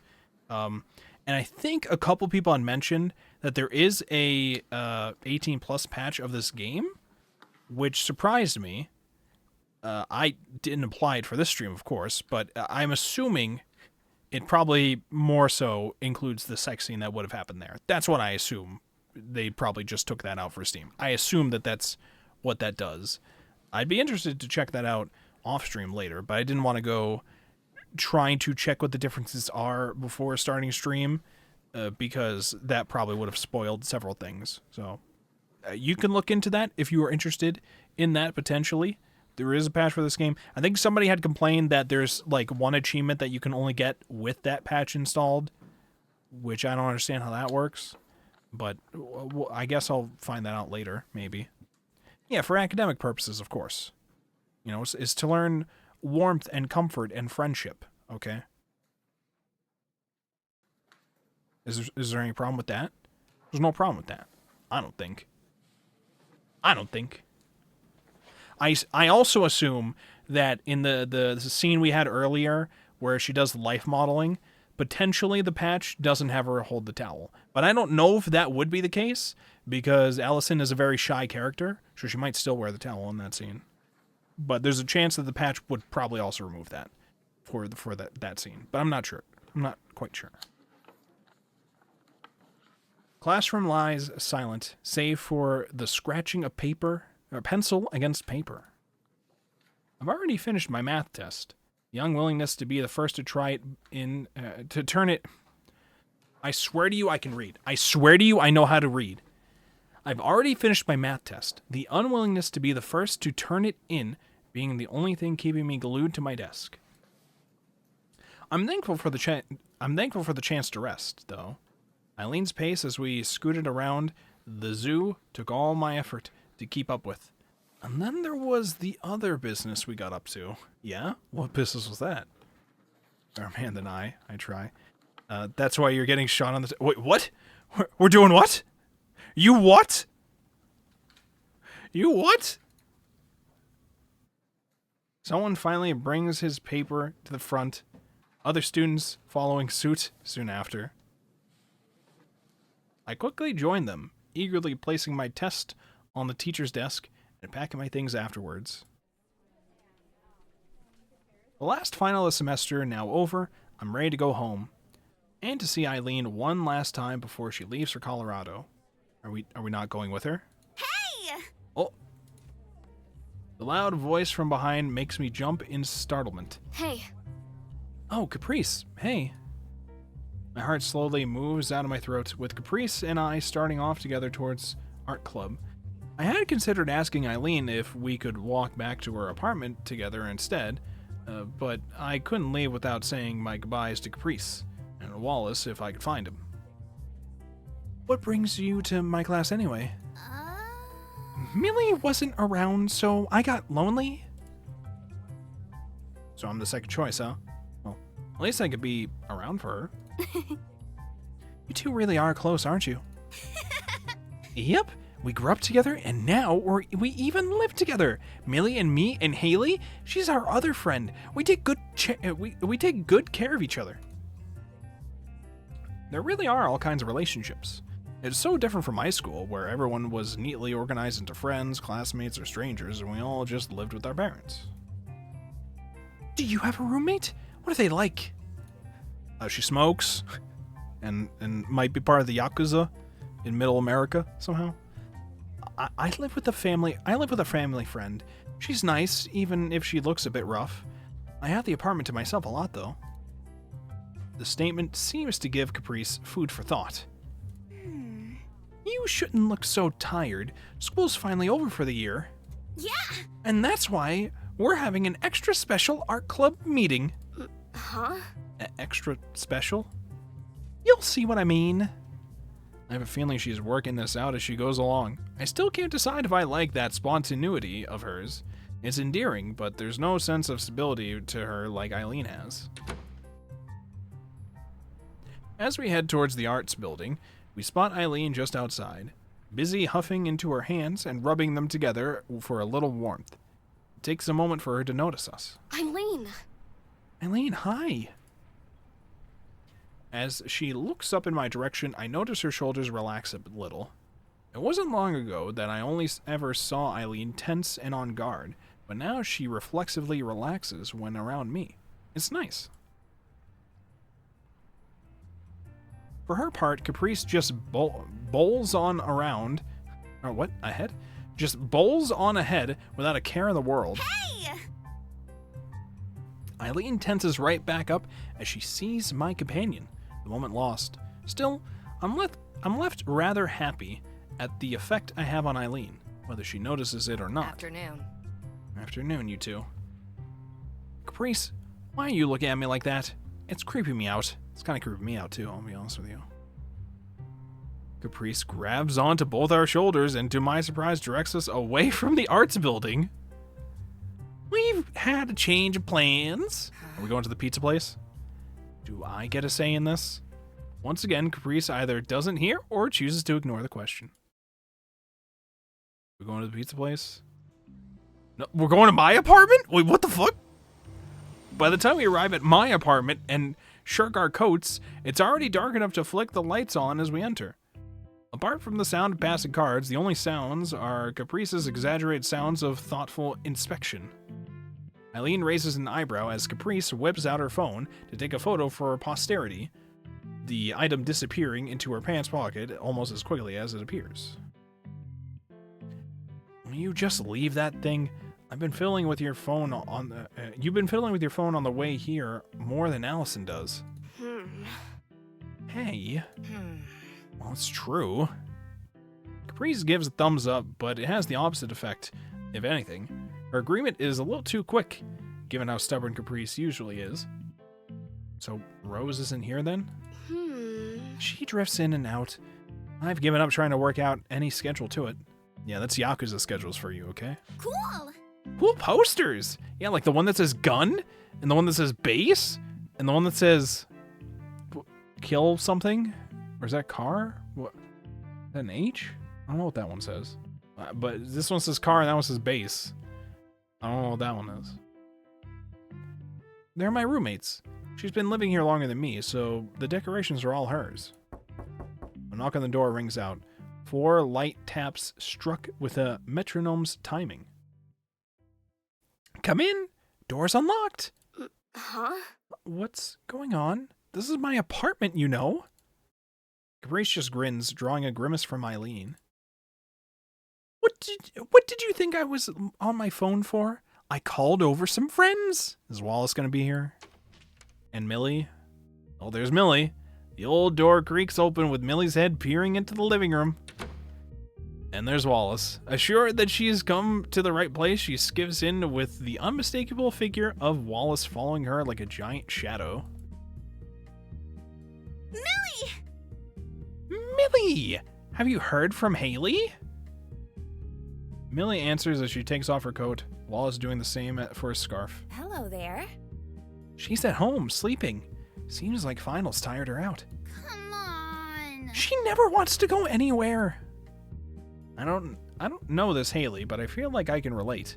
It's not just about finals or going particular places. Being around people is exhausting in itself, that's true. That's very true. Lately, I've been looking forward to it, though, even if it takes a lot out of me. The clinking of bottles draws my attention. Looking downward, showing a 6-pack of bottled beer being carried in one hand and a plastic bag with a couple of brightly colored nacho packets visible inside. Caprice looks up to the two, surprised just as I am by the present they've brought along. Just a little something for the special event. I can't believe you didn't take the Santa hat they were offering, though. True, you're supposed to take that. What do you mean? Not happening. I'm not wearing a Santa hat, Christmas or not. What? Who invited the fucking Grinch to the Christmas party? What is this? Wear the goddamn Santa hat. It's not that hard. Why not? Would have suited you. Won't you start? This was Caprice's plan. A party to celebrate the end of college for the year. I really would have preferred her to just tell me, but there's also a begrudging respect that she apparently managed to organize all this during the short trip from college to my apartment. I'm about to warn Wallace about Millie casting covetous eyes on his beer when Eileen leans over and murmurs in my ear. Allison. Is a party here going to be a problem for you? Well, it's kind of fucking too late now, huh? Sure. It'll be fine, I think. Satisfied with my answer, she steps over to the couch and takes a seat with a sigh. Despite my waving off of the concern, I appreciate Eileen's sense of responsibility.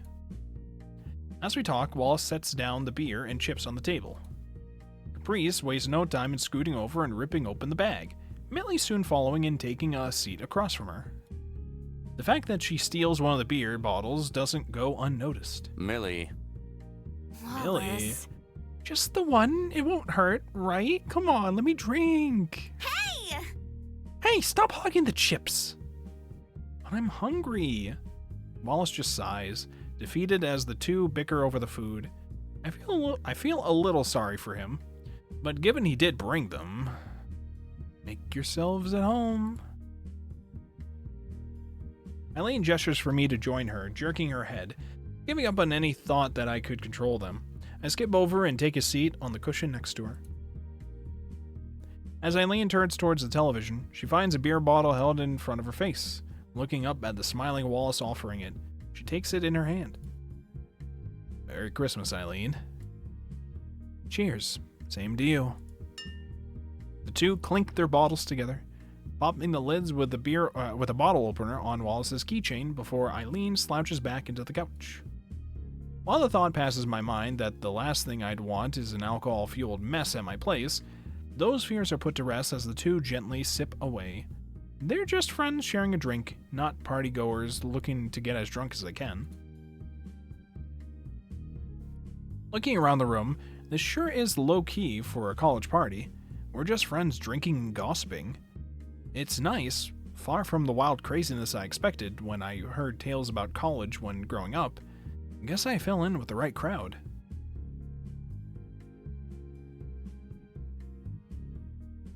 What are you hanging out with us losers anyway? What are you doing hanging out with us losers anyway, Millie? Writing club or not? Writing club? No, let me try this again. What are you doing hanging out with losers? Us? I'll try it one more time. What are you doing hanging out with us losers anyway, Millie? Writing club not doing anything special? No, not really. They're doing this and that, but most of them seem to have plans. The leader and his friends are graduating.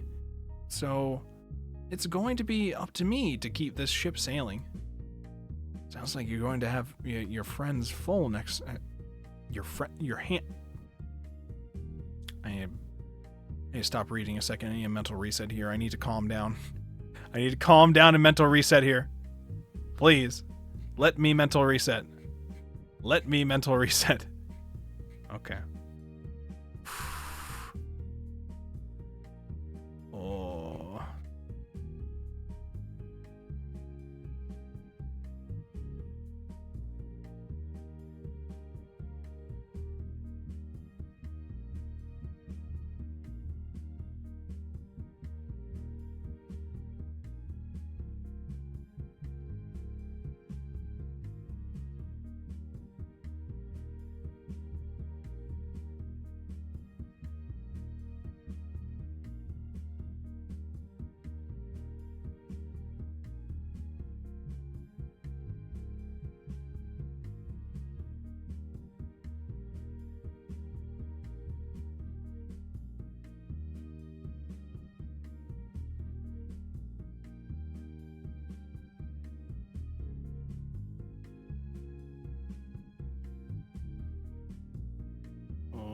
One second here. Your friends are full? They might be. It's very possible.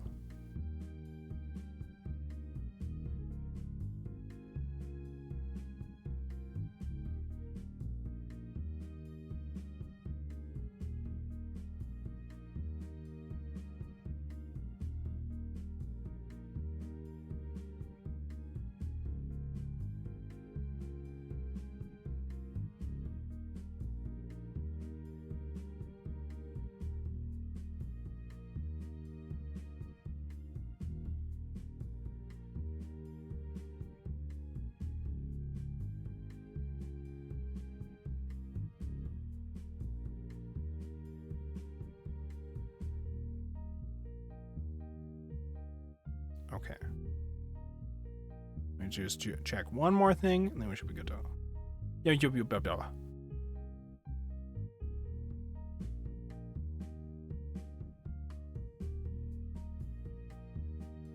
Alright. Okay. Tongue-tied Borg. No, I'm mentally resetting. I'm mentally I swear to God. I know how to talk. I know how to talk, I swear. I know how to talk, I swear. Okay? I was mentally resetting by checking messages and then hanging out. All right? Let me mentally reset. Please. I beg of you. I beg of you. I'm just trying to mentally reset. Okay. All right. Sounds like you're going to have your hands full next semester then. Always up for a challenge. Wallace! Hey, Wallace! Reese's excited tone as she wolfs down her mouthful of nachos fails to enthuse him. Remember what we talked about at the pizza place? I mean, about your club and all? No. No. But... No. No. Millie grins triumphantly at her friend's expense. I feel a little sorry for Wallace being caught in their rivalry. I'm the only one who notices the creak of the door, my attention wholly focused on it as I wonder who's arrived. Part of me worries that Caprice organized for more people to come, the girl now bickering with Millie. Obviously it's Rose coming home being like, what the fuck is all this? And then she's like, oh, there's beer? Never mind, we're cool. As the leather-clad woman steps in, everyone in the room suddenly drops into a dead silence as they stare back at her, the woman being just as dumbstruck. Hey. Sup? I struggled to stifle a chuckle, never having seen Rose act so awkwardly before. Everyone, this is my roommate Rose. Rose, these are my friends from college. The clarification has the intended effect, everyone relaxing as soon as the words are said. Sure is some wild party you got going on in here. Oh, yeah. Oh, actually. I'm left wondering what she's doing as she clicks her fingers and dives back for my coat. After a few minutes fishing about, she manages to pluck out my phone. After handing it to me to enter the unlock code, Rose stands back in the corner of the room and holds up both hands. Just gotta take a quick photo for the folks. Smile, guys. Oh. I'm gonna take some pictures. Caprice and Millie need no further prompting, leaning towards each other as Caprice flashes a V and gives a toothy grin.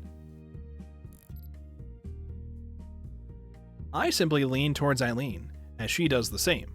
As we do, I idly note that this will be our first photo together. Aw, it's cute. Oh, and there's Wallace in the corner too. Wallace is like, I'm also in this episode. I too am in this episode even. As Rose brings the camera steady, I can't stop myself from smiling. I spent so long stressing about being away from my family, but before I knew it, I found myself surrounded by a new one. We might all be a bit odd, but we get along. I found someone to hold dear, and who cares for me. We're all in this together, celebrating life in my little slice of the city. I finally made a life that I can call my own. Thank you, everyone. Rose, Caprice, Wallace, even Millie. There we go. I wish it didn't have the filter white, like washing it out. But I think it'll later show me a clearer photo once we take the photo, maybe? I hope. There we go. my prayers were answered immediately. And especially Eileen. Look at us all. Look at the gang. What a happy time.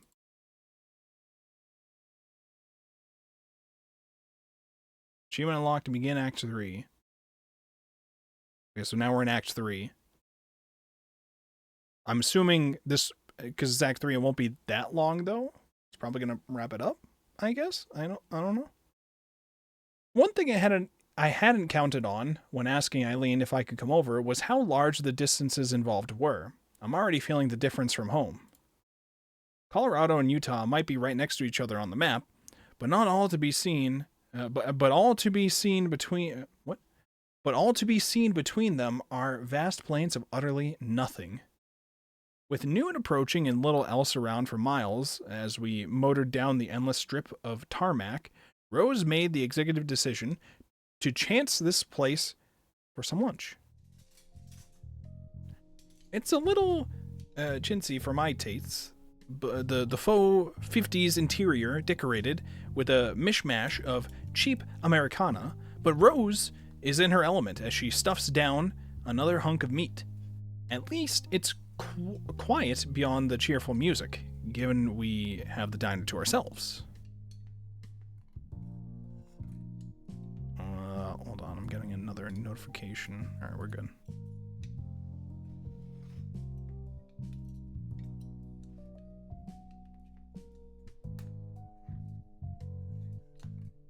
Okay.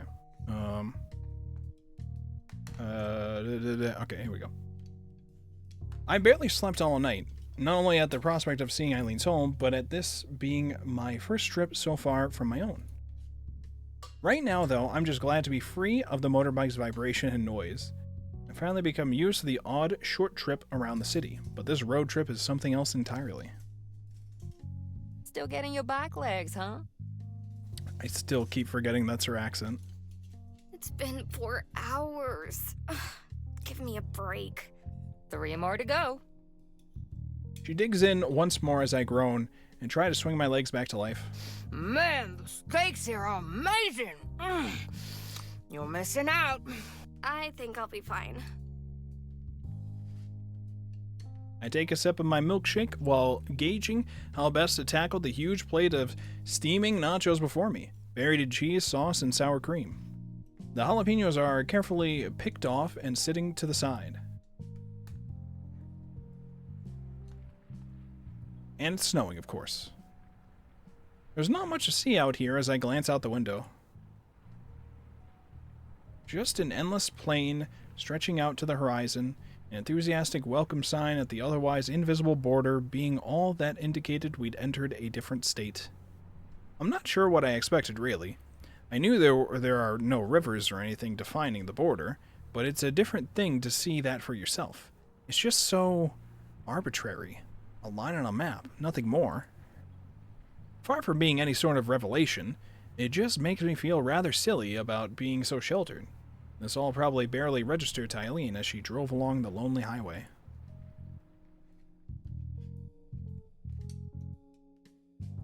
Rose picks up her phone to check the address I gave her once again, forcing down the current chunk of steak she's eating with a giant gulp. Still have a while to go, huh? If it's as close to the big city as you've said, we shouldn't have a problem finding the place. So, she's never told you anything about her home? Her family? She mentioned her sister once. She scratches the back of her head as she thinks. I don't mean to pry, but I still don't get why she'd come all the way from outside the state to live in Utah. Not that I have anything against the place, I do like it, but it's not exactly where I choose if I were her. What the fuck happens in Utah? Nothing. But coming here just for a community college? That's the part that gets me.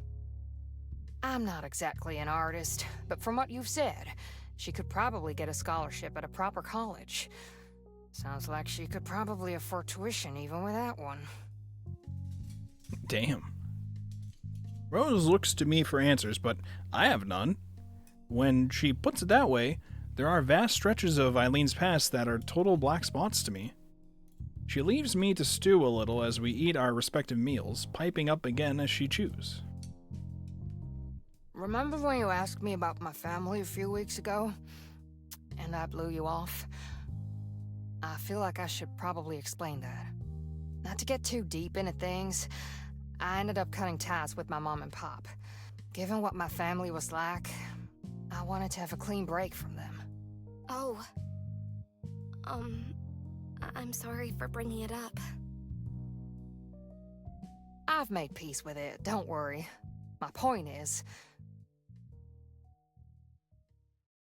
Failing to remember, she starts circling her fork in the air. The point of all this was...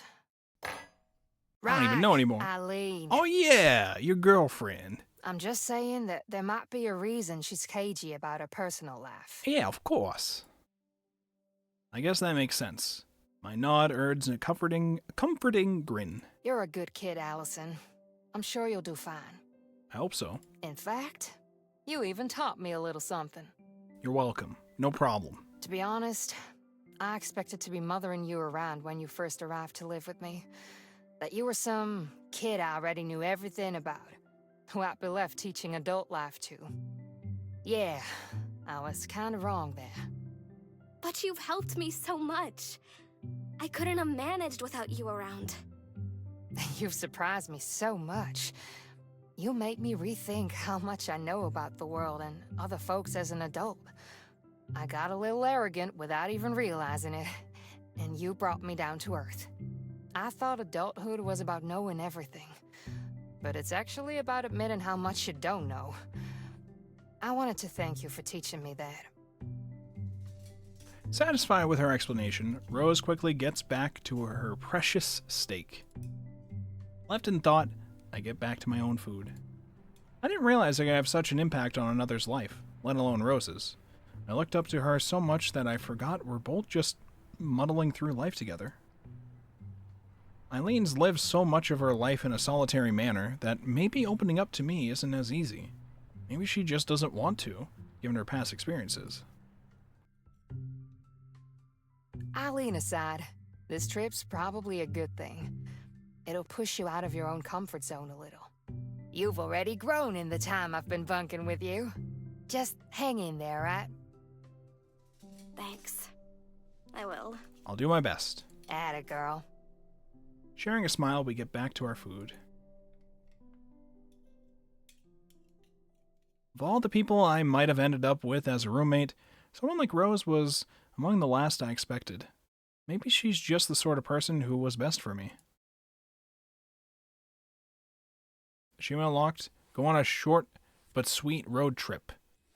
Okay, we got an achievement for that. Let me save real quick. And then I think what do we do? Go to main menu to see where we currently are in our progress.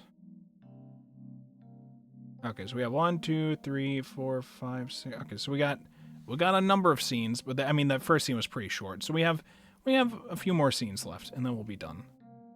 We started on the painter one, I think. Yeah. Okay. So we're towards the end here. Welcome, Mobobo. It's time so we should be able to finish it still. It's time to drink. It's time to drink water. Oh my God! You made me do it. Oh fuck. It's time to drink water. All right. Okay. All right. Chill. It's time to drink water. Come on. I gotta read Yuri. You can't do this to me. We're almost at the end here. We're gonna meet the parents of our girlfriend. Okay. Well, I think we're going on a trip to our family first. I think it said the plan was we're going to meet our parents first and then going to, or is this like we've already met with our parents and now Rose is driving us to meet with her? Okay, I've already lost track. Listen, we're eventually going to be hanging out with Eileen and her parents, I think. So the two of us find ourselves in a surprisingly quaint little corner of America, a heavily forested town with snow-covered pines visible no matter which direction you look. Wood seems to be the norm for building around here, rather than concrete. Parents will be met. For Christmas, no less, they will be met. I find it quite charming, actually. I was worried I'd be awkwardly roaming through some manicured slice of suburbia, but this place feels closer to a friendly country town. Almost something from one of Eileen's westerns. Oh, I see. I do wonder if Eileen's parents know that she is gay. I don't know if we are apparently her first girlfriend or relationship ever, somehow. So I don't know if her parents know that their daughter is gay. So I don't know if this will, I don't know how this is gonna go. She also seems to have some reason to want to get away from her parents to go to fucking Utah for a community college of all places. So I'm a little concerned, but we're here in Colorado. I'm assuming this is what this would be then, because I think that's where she said she was from. Just give me a call the day before you want to come back, alright? You got it, Rose. I will. Thanks again for all this. I know it's a really long way. How far is it from Utah to Colorado? Don't worry. It's a nice ride it's out gotta to be pretty here far, anyway. right? Might stick around a bit before heading back. As she walks back to her bike, she stops and turns around once more, raising her hand in farewell. If you ever want to give me a call, go ahead. It's no problem. I'll be seeing you, Allison. Bye, Rose. See you, Rose. Thanks for everything. Bye, Rose. Thank you for the nachos. She beams a smile as she gets back on her bike, fitting her helmet before kicking back the stand. With a flick of her wrist and press of her foot, her bike roars to life, Rose sailing off down the road and around the corner, out of sight. I do my best to appear natural as I turn back to the house before me, duffel bag of clothes slung over my shoulder. The scenery around here is nice, and there's hardly a crowd. In fact, I'm the only person around at all. Now that I get a good look at it, Eileen's house sure is big.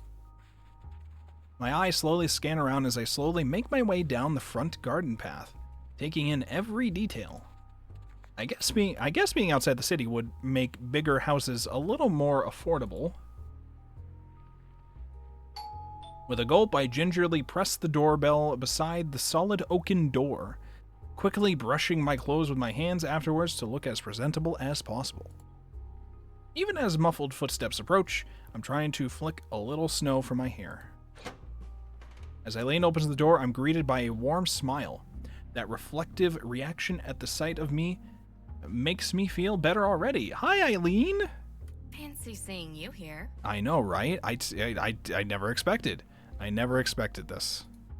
Oh my god, stop pinging me. Why has everybody gotta ping me? I'm good. There we go. I made it. In the end. Took us a while, but we got here. Enjoy the bike ride? Yeah, it was great. Yeah? It was are you sure? You wanna try that one again? I don't think I managed to make that very convincing. Yeah, really? Looking at each other, I think we both realize we're just making small talk.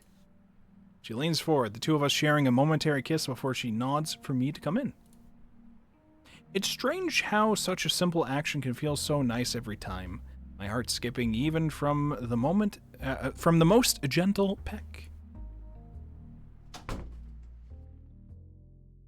I obediently follow her inside, closing the door behind me as I do. Oh, this is a cozy place. We get one stocking, though. We get one. Only one by the fireplace. Only one underneath the giant flat screen. Only one. I see a tree behind you, though. I see the tree. The tree is noticed. Don't worry. Dad, she's here. Eileen's caught off by the sound of socked footsteps on carpet rapidly approaching. A small figure, a tiny creature, suddenly skips around the corner of the stairs and into the entranceway, nearly barreling straight into Eileen before stopping herself. Hello, tiny creature. Both of us taken by surprise, a small girl examines me, likely around 10 by the looks of her. It's difficult not to see a bit of Eileen in her face. Hello there. She quickly shuffles behind Eileen in response, her apprehensive face peering out from safety. Eileen just gives a sigh in response. Welcome to the family. Look at the critter, the creature. Welcome to the fam. Yo, it's time to eat. The smell of freshly cooked chicken wafts in the air, the skin still steaming away with an appetizing glint. The line of plates down the center of the table hardly lacks for sides either, with potato salad, coleslaw, lettuce, and other greens. While I'm thankful for the luxurious dinner before me, it's a rather quick introduction to her family. I can't help but feel intimidated when surrounded by everyone at once. With her father already preparing dinner as Eileen let me in, and her mother arriving from work only soon after, it was unavoidable. That being the case, here we all are, gathered around one big table. While not exactly a mansion, it's obvious Eileen's family lives very comfortably. I'd probably be green with envy at how well off they are, if not for being so self-conscious of how to act in front of them. I suppose some proper introductions are in order now that we're all together. Oh my god, Eileen's mom's face. She looks like she's so fucking done as soon as he's speaking. It's like, are you really? You gonna do this to me? You know, fucking have us do I just came home from work and you're gonna do this to me? She looks so done. Eileen's father, Andrew, and this is my lovely wife, Elizabeth. Yeah? A pleasure. And you would be Allison? Oh, yes. Allison Merlot. My nerves seem to amuse her father as he gives a reassuring smile. This isn't a job interview. You can relax. It basically is. This is a terrifying interview, meeting the family. I won't. Right. Yeah. Sorry. At a Christmas dinner, no less. It is entirely an interview here, please. She's dressed up like it is an interview too, the mom. I let out a long breath to try and relax a little, though it doesn't really work. Well, now, let's dig in. I'm no chef, but it hopefully shouldn't give you food poisoning. What? What? What? Smiling politely at his attempt to lighten the mood, I start to ladle this and that from the large plates, my mouth's already watering at the prospect of so much wonderful smelling food. Rose might be many things, but she isn't a cook. Satisfied with my selection of meats and salad, I pile some potato salad onto my fork and tentatively have a taste. My reactions seem to draw some smiles as I make progress on the meal, but I'm so enamored with the food, I can't help but keep going. It's nice to see Eileen's already made friends in college. A brief panic comes over me as I realize we haven't talked this over. Is she out to her parents? Are we going to play this as simply friends? As I mull over how to handle things, Eileen's voice cuts through. Allison's my girlfriend. I probably should have mentioned that earlier. You just didn't? I'm sorry, what? Everything seems to stop for a moment. Yes, you should have. You absolutely... Eileen! Eileen, why'd you do that? You wait till now? I thought you said having a girlfriend wouldn't be a problem. You know that isn't what I'm talking about. This isn't the first time you've kept us in the dark since moving out. Okay, well, I don't like the mom's tone here. I have to admit, I can sympathize with her mother, which puts me in a delightfully awkward spot. Eileen's father makes no attempt to mediate as he eats, which is probably the best approach. Look at his face. On everything I did. Don't you think this is important enough to warrant a phone call? At the very least, you could have told them while waiting for me to show up. I don't know. I feel like telling anybody.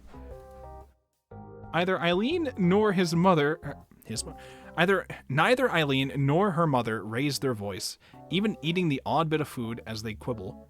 The argument almost feels routine, which, going by her father's reaction, might well be the case. Even her sister is still eating, albeit with badly hidden glances. I mean, our daughter's first girlfriend. Isn't it nice she gained something from college? Damn, why are you saying this like, oh, the college is nothing? What the fuck? What? She looks pointedly to her husband with just an edge of snark to her voice, but he, perhaps smartly, simply acknowledges her with a smile. Dropping that on them here and now is quite the decision. I'm beginning to wonder why I thought this was a good idea. I can't read her parents at all, but I can already tell my presence here is only increasing a tension that usually permeates this household.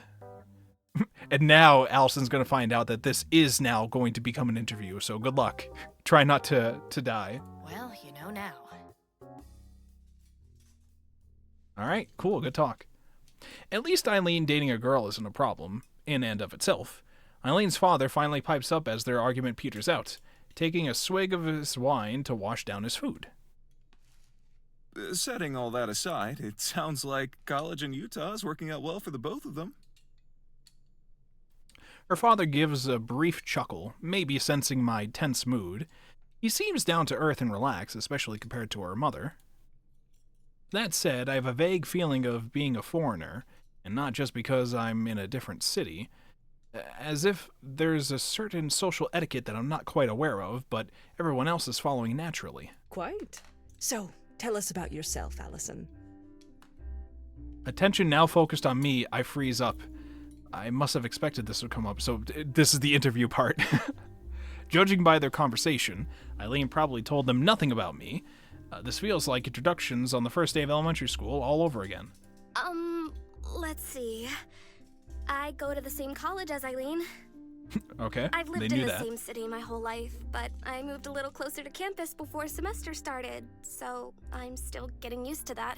All right. So you're an art student like Eileen? Oh, No, not at all. I'm nowhere near We're her for level. science. I'm actually on a science scholarship. Yeah. I'm learning how to make meth by watching Breaking Bad. That's what I do.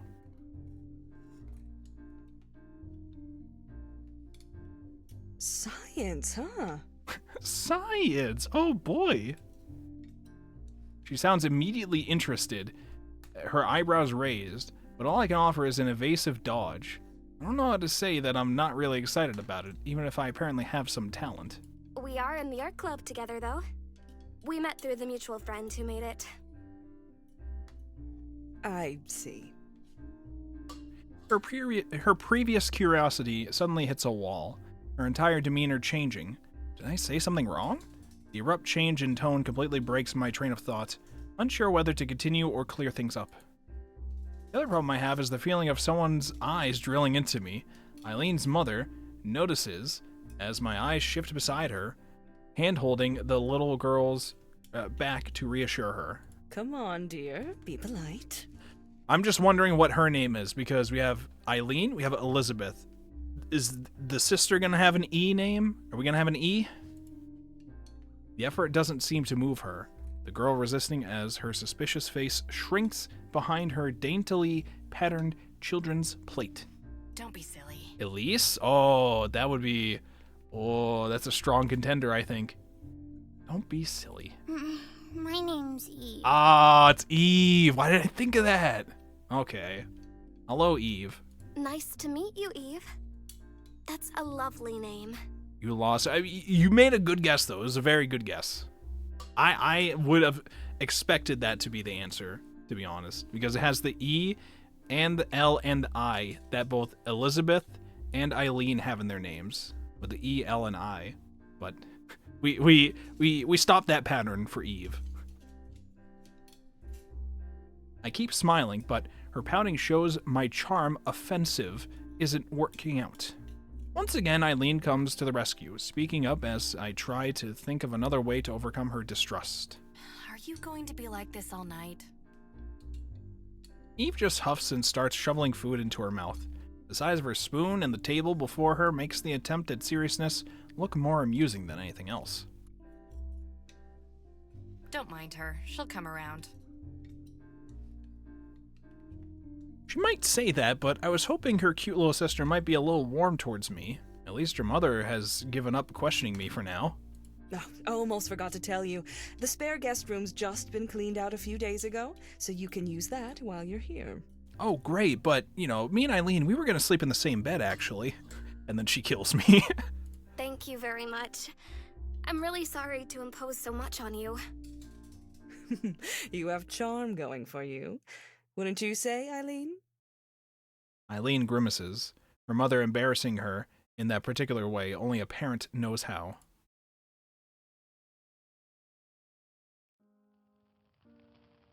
Oh, we got the fireplace going, got the Christmas tree inside. It's cozy. It's cozy time. I can already feel my eyelids getting heavy as I lean back into the wonderful soft couch. The exhaustion of the trip and meeting with Eileen's folks finally catching up to me as I rest in the living room. The fireplace happily crackles away near the Christmas tree. The cozy room, all the warmer thanks to the heat of the shower still lingering on my skin. All I can be heard of the fire and the faint clanking of dishes as Eileen's parents wash up, recounting the day's events between them. I very nearly succumb to my doziness before Eileen walks in, pulling back her still slightly wet hair. The sight of her in pajamas wakes me up a little. Yeah, does it, Allison? Does it? Although I quickly try to move my gaze elsewhere. Oh, really? Huh, okay. Hashtag, So she practically collapses onto the couch beside me, staring up at the ceiling for a while to collect herself. I catch myself staring at her, but if she minds, she doesn't show it. Hashtag, What a day. that goes for both of us. I almost mentioned the argument Eileen had with her mother, but I couldn't work out how I want to phrase it. Maybe it's for the best that Eileen preempts me. So, how was the trip, now that we could talk properly? The times we stopped were good. You're braver than I am. Couldn't pay me enough to get on one of those things. Come on, I'm sure you'd be a natural at it. No way. Your roommate's crazy for using it as her only transportation. Your parents seem nice. Eileen just shrugs. I wish they were a little more subtle. About what? Being so specific that you'll use the guest best... I can read, I swear. Being so specific that you'll use the guest room, not mine.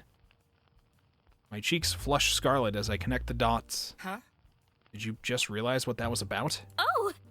No, but I'm still embarrassed to talk about it.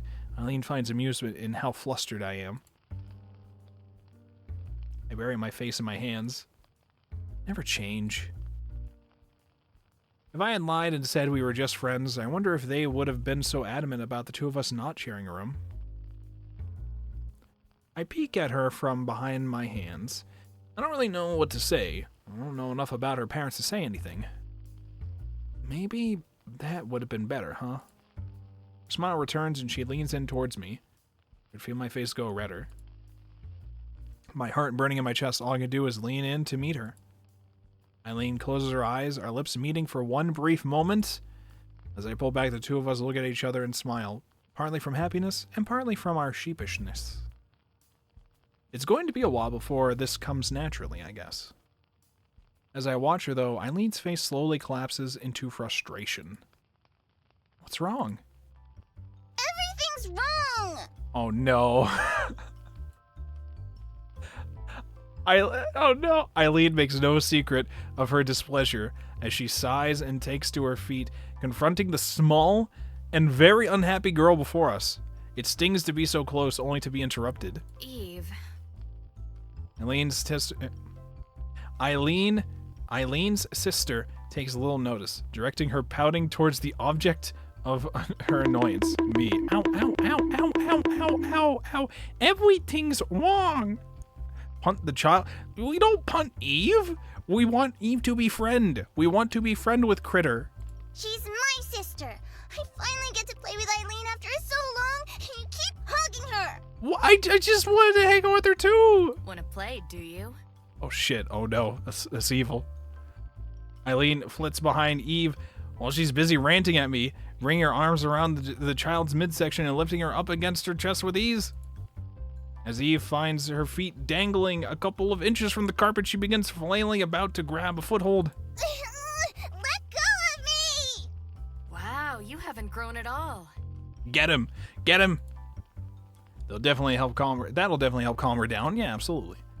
To no surprise, the two start fighting, Eve's slight body jerking this way and that, as Eileen plants her feet and refuses to let go, despite her squirming around. Quick, rotate, Eve! Rotate!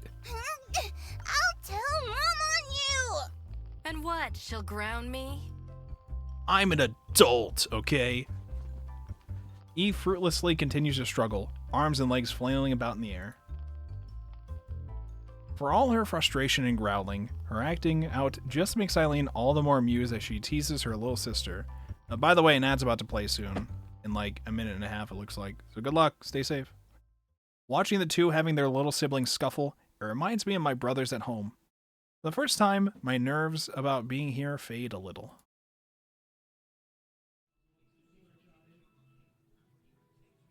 Sitting on the side of the bed, I'll be using for a week, I idly watch the news on the small television placed on a cabinet. The little speakers on the device try valiantly, but the voices are so tinny I can barely understand them. It's 10:30 in the evening, going by the clock in the corner of the broadcast. Adulthood's weird.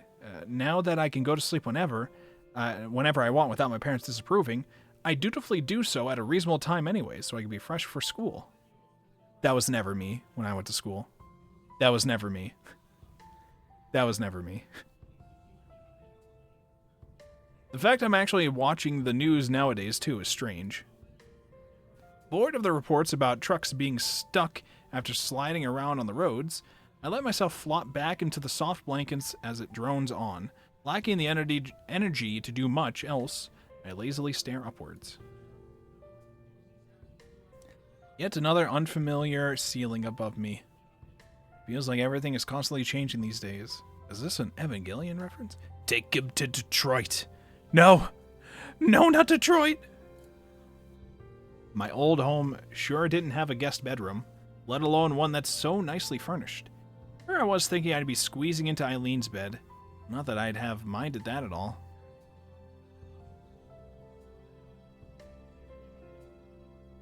You have no power here, Obobo. Don't tempt me. Don't tempt me. I would have no problem modding Obobo. I would have zero problem modding Obobo, to be clear. For all the lovely things she has here, though, Eileen seems to be intentionally trying to distance herself from her parents. I don't understand it at all. Wolfborg, can you mod me? Hold on, wait. Is it that easy? Can I just do... There you go. Kill him! Kill him! Take him to Detroit! Take him to Detroit, Obobo! Mr. Borg, you're very dashing. Oh, now it's Borg.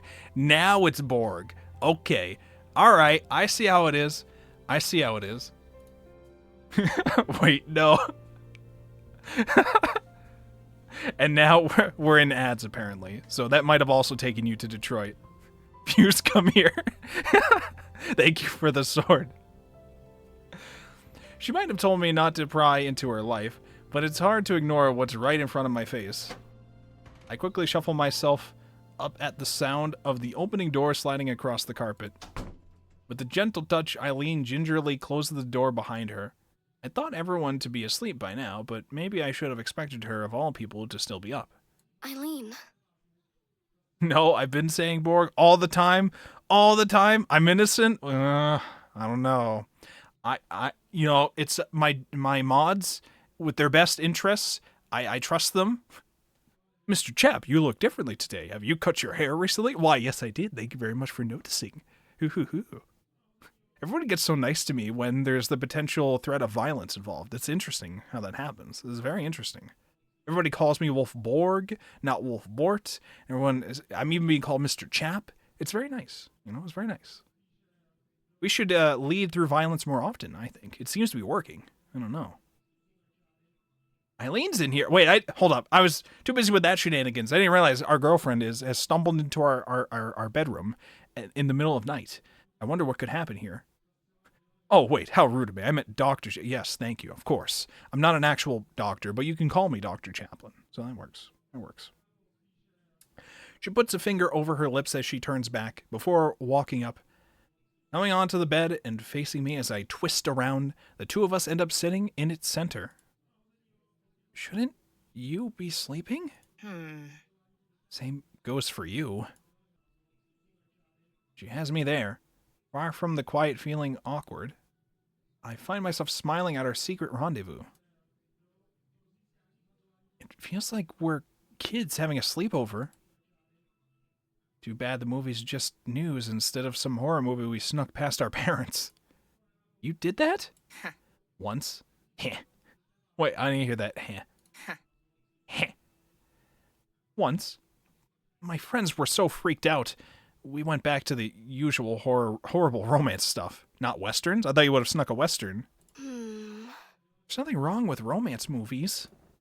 Her face makes it abundantly clear this is a difference of opinion that'll never be bridged. I have to admit, there is one thing different to back then, too.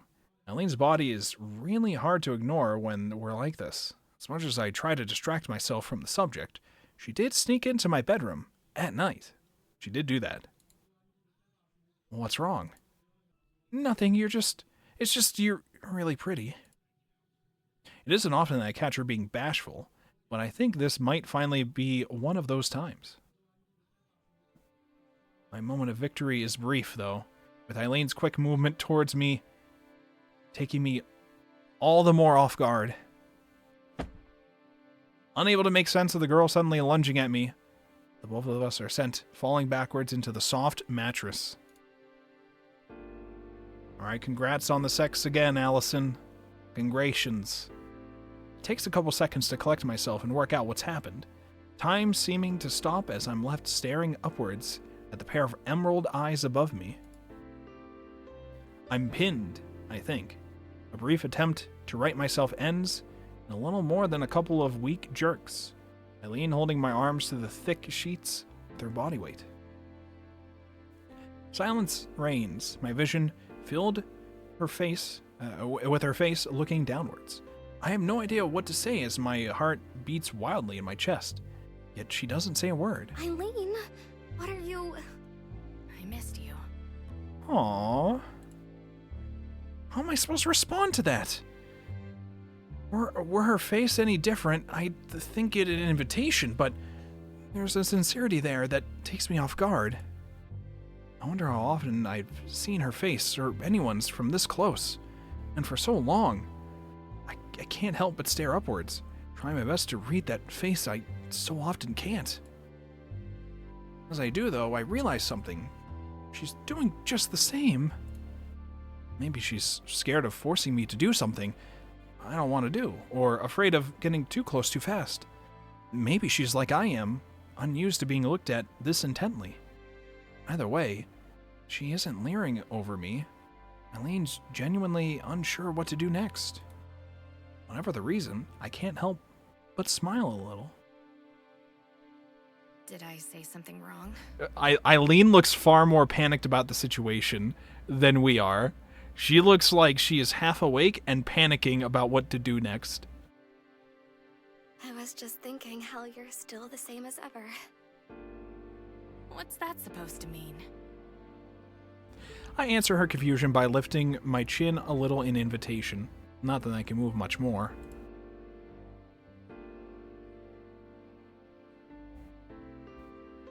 There we go. We have liftoff. Let's go, gamers! Without any further prompting needed, she presses her lips to mine with a satisfied sigh. It isn't long before our tongues move about, her breathing tingling on my face. I squirm about roughly as the atmosphere gets heavier between us, Eileen easily keeping me down.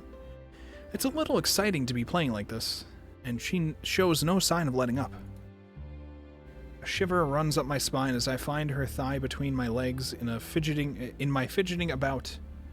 My heart beginning to race with the ideas of this and that. With lips affectionately breaking and meeting, Eileen barely letting me take as much as a breath, I can't help but think back to the first time we did this. Ah, shit. Quick, hide under the bed! Hide under the bed! Then several sharp thuds against the door ring out. My entire body freezes, my heart nearly jumping out of my chest. The both of us freeze up as I break from our kissing to look over, hoping against hope that the door doesn't creak open. It's getting late, Allison. Why now of all times? I can only thank my lucky stars that we've been quiet, but being one door handle turned from being seen like this is far too close for comfort. Mom finding us like this right now? Oh god. Right. Sorry, I'll go to bed soon. Jeez, I didn't realize there was a fucking curfew in this house. That was remarkably more natural than I thought I'd be able to pull off. Thank you. If you need anything, just ask. Sleep well. Okay, good night, Mom. I mean, Mrs. Thanks. Eileen's Good last night. name here. As her footsteps go down the hallway, the both of us heave a great sigh, and then we go back to fucking. I mean, what? The mood's completely gone as the both of us look to each other. I suppose this is one benefit of Eileen having her own apartment. I run my hands through my hair to settle myself down as Eileen sits back on the bed, wisely letting a few minutes go by before trying to slip out of my room. I also missed living alone. Well, that was annoying. See you tomorrow, I guess. Have a good sleep. Damn. With that, she slips off the bed, quietly shuffling across the room before pausing a moment before turning the handle. As I pick myself up to wish her a good night, she curtly turns back. To be honest, I think you look really pretty too. Aww. Well, thank you. I don't manage to form a reply before she skitters out of the room. Then again, my Scarlet Cheeks probably did the job for me.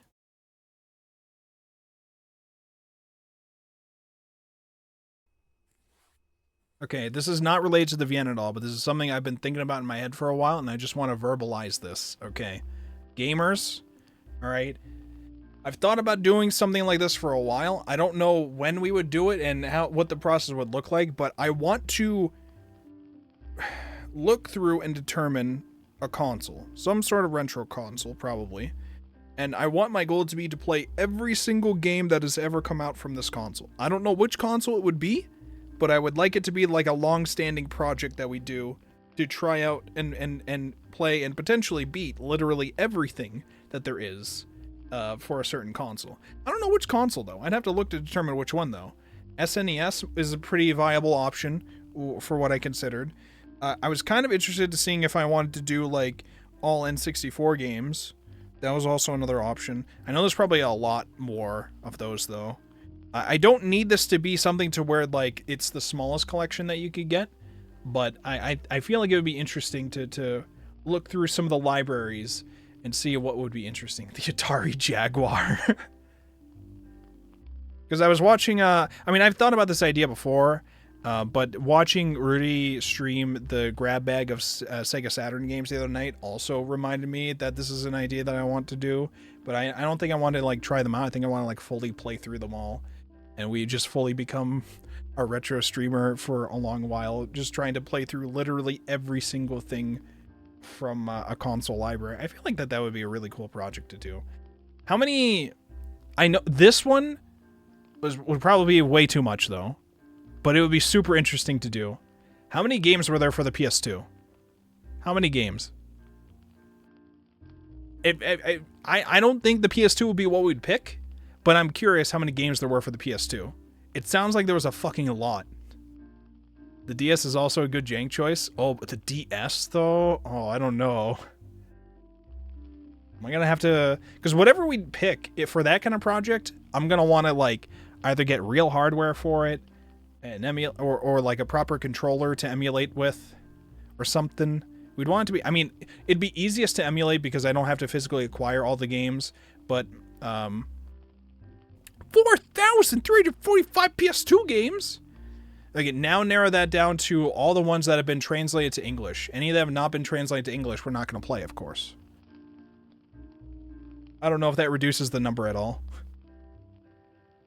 4,000, though. I mean, that makes sense, I guess, that there was a lot for that. But I know a lot of those are probably just going to be, like, Japan exclusive games, too, so...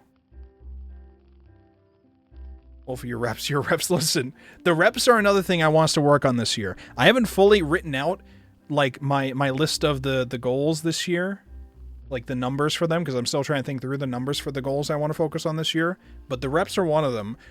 We can't do Wanikani Wednesday streams, because usually I've been helping out with running streams in Rudy's server on Wednesday nights. And I have my actual Japanese lesson on Wednesday nights. But I do want to do my Wanikanis, and on occasion we might just do them on stream.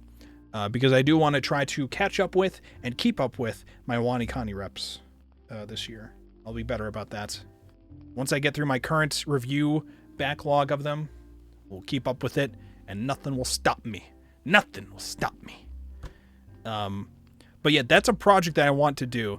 I've been strongly considering N64. SNES would probably be a more reasonable choice, though. And it might be more interesting. But I don't know. Something about the N64 controller, though, always interested me. How weird it was.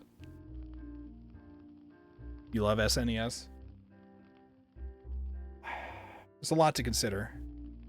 There's a lot to consider. I will keep thinking about it. I'll workshop it with some of you off stream, perhaps, too. To work out logistics for it.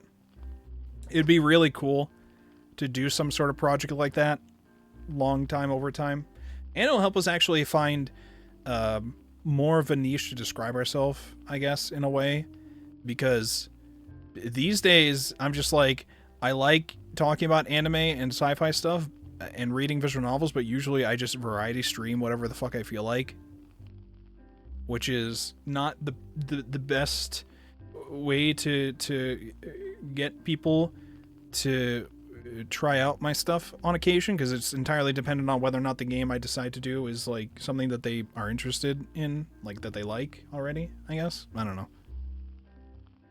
There's 296 out of 297. Why is there a slash? Is like one band, or I did see the you listed a second number, which I'm assuming for the PS2. So 4,345 PS2 games, 4,218 of which are English. So we lower by like 130-ish there with that. Here, would you say? The one only released in Brazil, but it's all in English. What? Really? Every N64 game is in English except for one Brazilian one? That is interesting. I never would have expected that. All right, how many SNES games were there? How many SNES games, and then how many were English releases?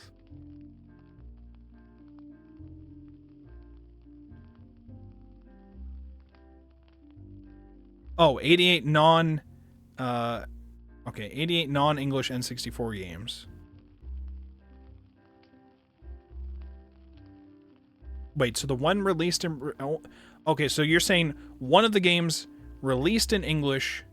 Oh, I read your first message wrong. Okay, so you're saying there's 297 N64 games, one of which was only released in Brazil, but it is still in English. Okay, so those are all English. And then there's 88 of those games that are not English. Okay.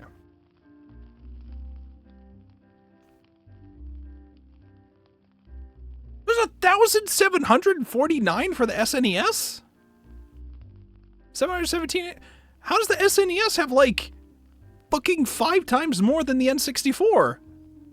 No, that's not 5. I don't know why I said 5 times. This has, like, 500 more games? Holy shit. They were cranking those out. I didn't realize. I just assumed the SNES would have less games. Jesus Christ. What? Oh my god. I mean...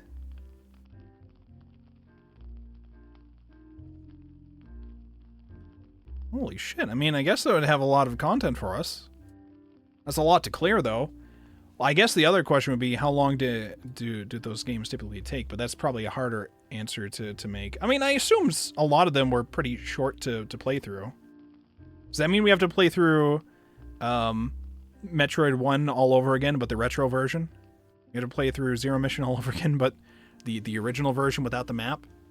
That was pretty much the only real reason that made the retro version of Metroid so kind of troublesome to play, that I didn't do that when I did Zero Mission. It was just the fact that there wasn't a map. So I would have to, like, either constantly look at a map that's already made or try to make my own map, which I guess would be its own little interesting thing. Or just memorize everything, I guess. Metroid's good, though. I want to play more Metroid. God food? Hell yeah. What'd you get?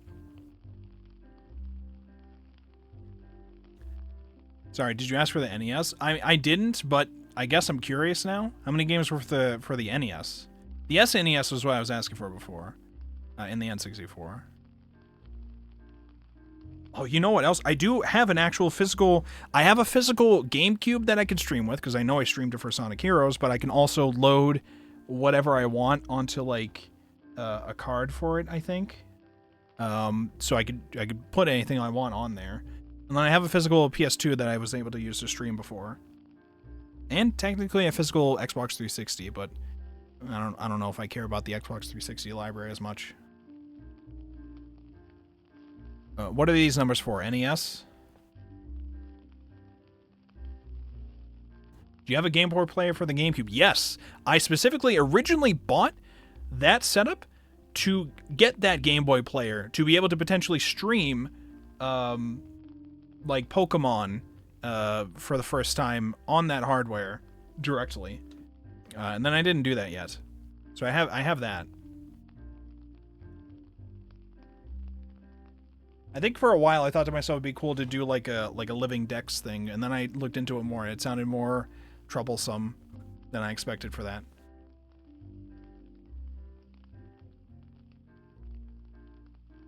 but I do have a Game Boy player for the GameCube. We do have that. I think I might have to look into doing something to... I think I set up it in a way... I'll have to look into it. There was a way when I tested it where I was able to even control the game for the Game Boy player games with my Game Boy SP as the controller for it, but it does not also show the game on that screen. It only shows that game on the actual, GameCube exported stream, like my HDMI thing, which is fine. But if I'm using the Game Boy SP as the controller and it's got a screen on it, and I'm not also utilizing that screen, it's a bit annoying. But I don't know there's much I can do to fix that. I just assumed the way the process would work is I would plug it in and I'd be like seeing a copy of it on that screen and it would be sent out to HDMI, but I guess it makes sense that wouldn't be the case. I'll have to look into the details more to see. Oh yeah, but I guess that is another option. Game Boy Advanced?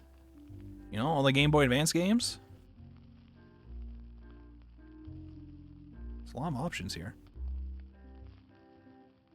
Living Dex is actually not bad for Gen 1 and 2, 3 and onwards is where yeah, that's what I was looking into. Because if I was going to get into that, I think I would have wanted to really go through all of it. You could play Spyro GBA. That's true. Spyro, I want to play a lot more collectathons as well. We're a big fan of Jack and Daxter here, as some of you already know. I want to play through some more collectathons. I want to play through Spyro. I want to play through Banjo-Kazooie. I want to play through Rayman. I want to play through... where's the other one that I was thinking? Ratchet and Clank. What other popular collectathons were there? Tofu just wants to mash. Should do it. Get together for Pokemon Stadium minigames. Oh shit. Oh shit. There's so many ideas. I want to do so much. I'm very excited.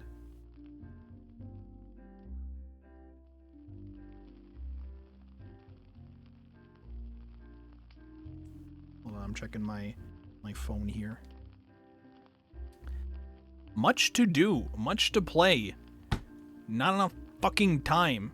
I need, just like we're seeing in the current Monogatari arc we're watching, I need 5 Wolfborgs. I need to be cloned. I need 5 of me.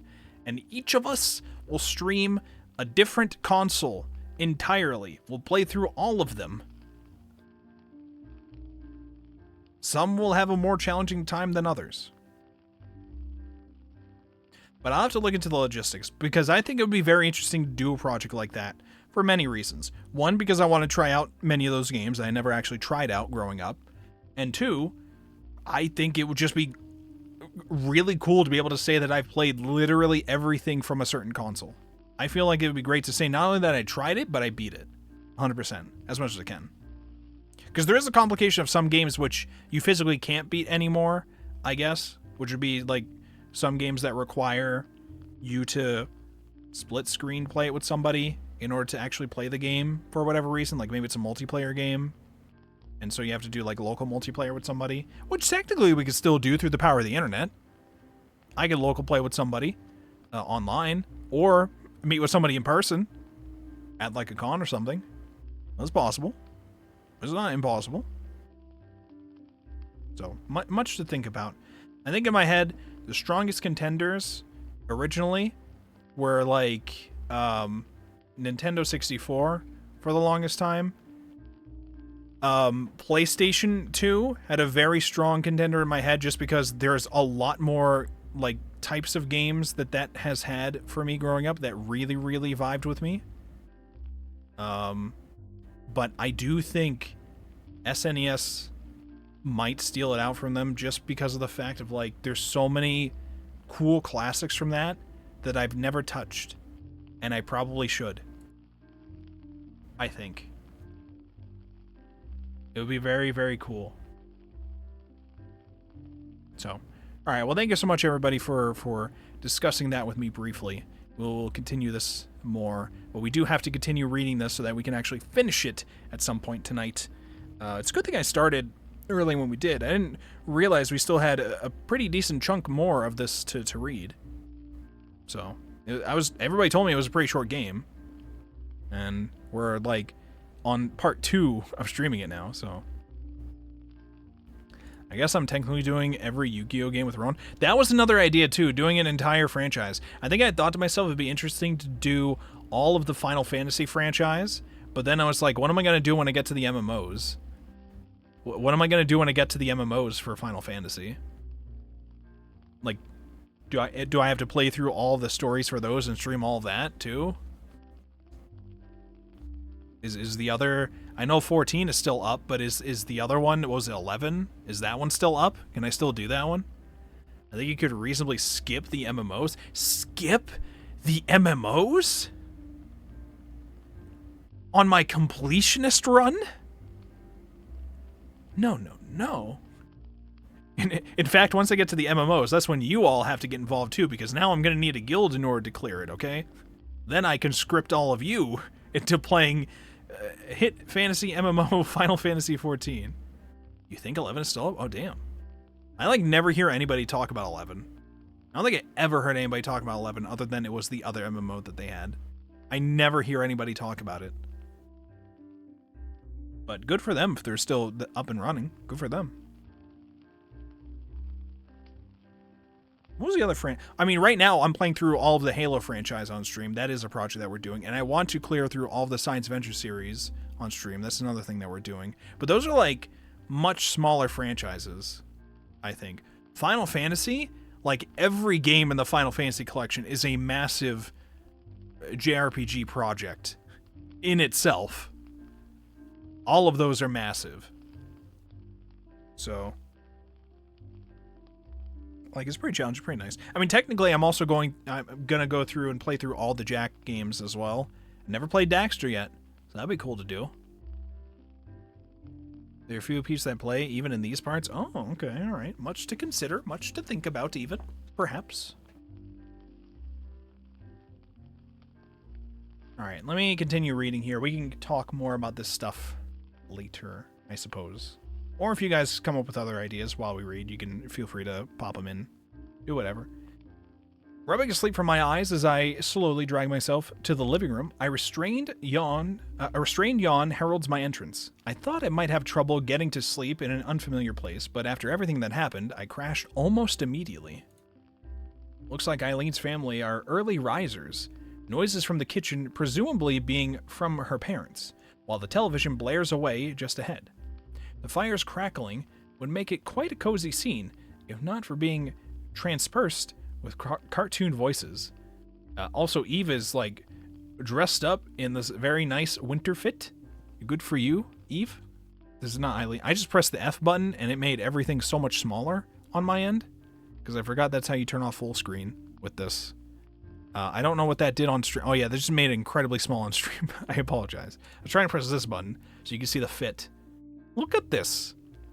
This is peak winter content here. We appreciate that here. Eve sits on the couch as I glance down, already bundled up in her winter outfit like a puffy ball of clothing. Eagerly watching the morning cartoons, her legs swing away as she happily munches on a bowl of brightly colored cereal. Is she, like, going to school today or something? Why are you, like, fully dressed out to go outside now? You even have, like, earmuffs on. We're inside. Hello? You're eating breakfast, watching Sunday morning cartoons. Do you need the earmuffs? Heat broke. Oh, you know what? Yeah, the fireplace ain't doing shit. Heat broke. It's fine. Wear your earmuffs. Wear your scarf. I can't help but smile. Reminded of my own childhood. The show and the setting might be different, but the innocence is just the same. I forgot what the simple experience felt like. Meanwhile, fully wintered out, and then just walks in a tank top.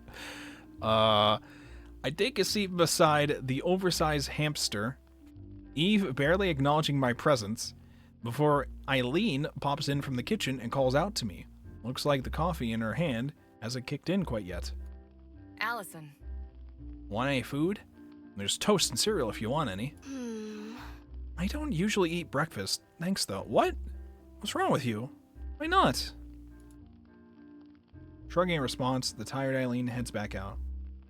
If I'm gonna skip a meal, it's gonna be lunch, not breakfast. Come on, you just woke up. What do you mean? That's why I currently do. I have breakfast and then I have dinner. I don't really have a lunch. But to be fair, that's mostly because I wake up at around lunchtime anyways. So I guess it all cancels out for me, but I'm just saying. Despite settling down to watch Eve's cartoons with her, I can't help but eavesdrop as the conversation between Eileen and her mother can be heard from the other room. Any plans for the day? I was going to study for school. Real studying? Not just drawing? Oh my god. Eavesdrop. That's a +2. That's a +2. Mods, give Obaball a +2 for that. The cartoon's loud exclamations punctuate the short silence that forms Eileen's reply. Should have known. I've seen your marks from high school. I just want you to do well. Maybe you can have Allison help. She seems to have a good head on her shoulders. Patting myself on the back. Where's the image of Obama giving himself a medal? That's you right now. She's been helping me with my math already. And here I was, worrying about who you might end up with for a girlfriend. Are you shit-talking me? You know I can handle myself fine. Why worry? Because I'm your mother. That's why. That exists for Oprah already? Hell yeah, there you go, it's perfect. Eileen doesn't exactly sound buoyed by the comments, but I have to admit that the praise is nice to hear. It is a bit sad to hear her mother doesn't approve of her pursuing art, though. I wonder how tempered this exchange is, thanks to them keeping things together since I'm around. Oh, morning, you two. Didn't see you there. Going out, dear? Just swinging into town to grab paper and milk. Want to come along? Paper Eve, and milk. Allison, we're heading out for a moment. That's what I'm always buying. I'm always buying paper and milk. Eve, Allison, we're heading out for a moment. Okay. Okay. We're going by your favorite shop, Eve. I'm going! She drops her almost finished bowl onto the coffee table so hastily that it nearly spills, skittering out to the door with a faint pitter-patter on the carpet. It's amazing how much energy kids have. Eileen's parents give a short farewell as they escort Eve out, the girl racing out straight to the car. To be a child again, filled with excitement for the next car trip or television show. With her family out the door, Eileen watches them drive off before heading over. I shift over a little as she drops onto the couch, setting her coffee down with somewhat more care than her sister's cereal. I give a loud stretch, but rather than being out of tiredness, it's more to calm myself, as my heart starts beating in anticipation. We're finally alone for real this time. As I look over to Eileen, it's obvious that she has the same idea as she turns off the television. Want to pick up where we left things off? Oh. She's like, family's gone. Wanna fuck? I want to, but isn't it kind of early for this? She has to think that one through. It'll wake us up. The fucking the grin on her face. I'm not given a chance to respond as she presses her lips to mine. Not that I particularly wanted to argue the fact. This will likely be the last time we can share a moment like this for a good while. Time never matters. Okay, well. Congrats on the sex part 2 officially this time. Congrations, even, to you.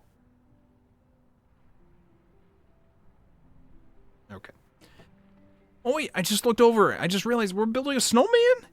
The snow makes a satisfying sound as I pat it down, each handful making the sphere before me that little bit larger. It's surprising how much physical work putting a snowman together is, but this is my first time making one this size. Standing out on the front lawn in the cold of early morning, I keep patiently padding away at my creation, slowly but surely building him up. I've been wanting to make a snowman for a while now, but between moving, studying, and hanging out with others, there just hasn't been that much time. While I might have wanted to keep lazing around with Eileen, her family probably won't take much longer to get back, and she wanted to keep practicing her art. If nothing else, at least we're both a lot more awake now. It's rather nice to be out here despite the cold and given some much needed time to unwind. I think I'm living up to the expectations of Eileen's family, but living in another's home under the gaze of strangers is still stressful. Not that I'm alone here. The odd squirrel flits about in the distance between the trees, and birds can be heard chirping away from the pines. I wonder if Eileen, for her love of the outdoors, appreciates the sounds of nature around here. Even if you're the only person around, you're never really alone. The air is nice here, too, fresh with just a hint of pine wafting from the trees. It's only when a car door clangs shut behind me that I realize I've become so distracted with my surroundings. Eileen peeking in the corner. My model's probably blocking her too. She's just kind of hanging there. Hold on, wait. It's this one. Boom. There she is. She peek. She peek. She peek.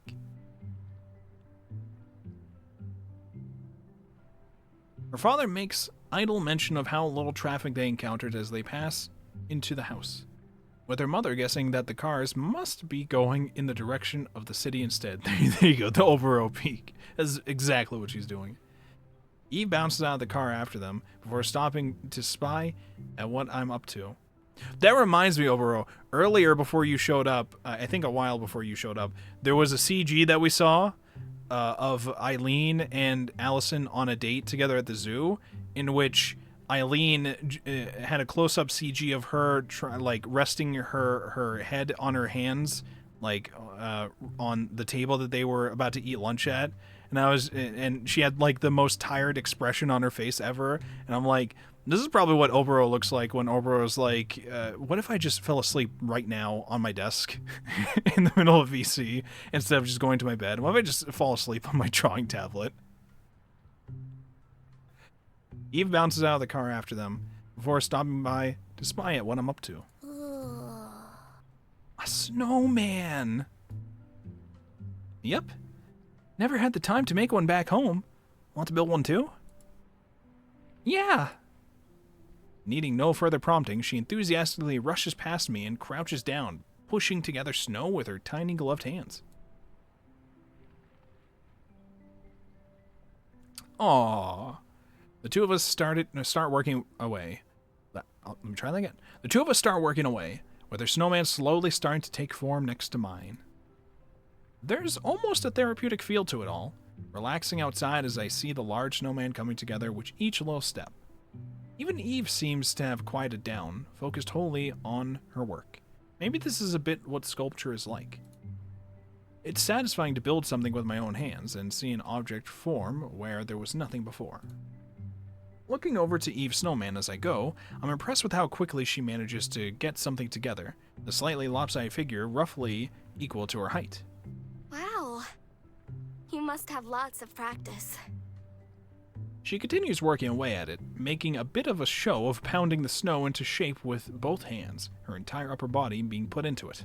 Eileen taught me how to make snowmen. There's a bit of hesitation still, as if reminding herself that she shouldn't talk too much to the stranger suddenly hanging around her sister. Hopefully the fun of sharing the experience might help distract her. It sounds like you and Eileen are really close. I don't get to play with her much now that she's moved out. I miss her when she goes away, but Mom and Eileen always argue when she's home. You could visit her back in Utah, maybe. I'm sure she'd like the company. Dad says we will, but he's always got work. I want to see her paintings. She was always making them before she went away. Her paintings are really pretty, aren't they? Yeah, but Mom said it's not a real job, so Eileen gets mad.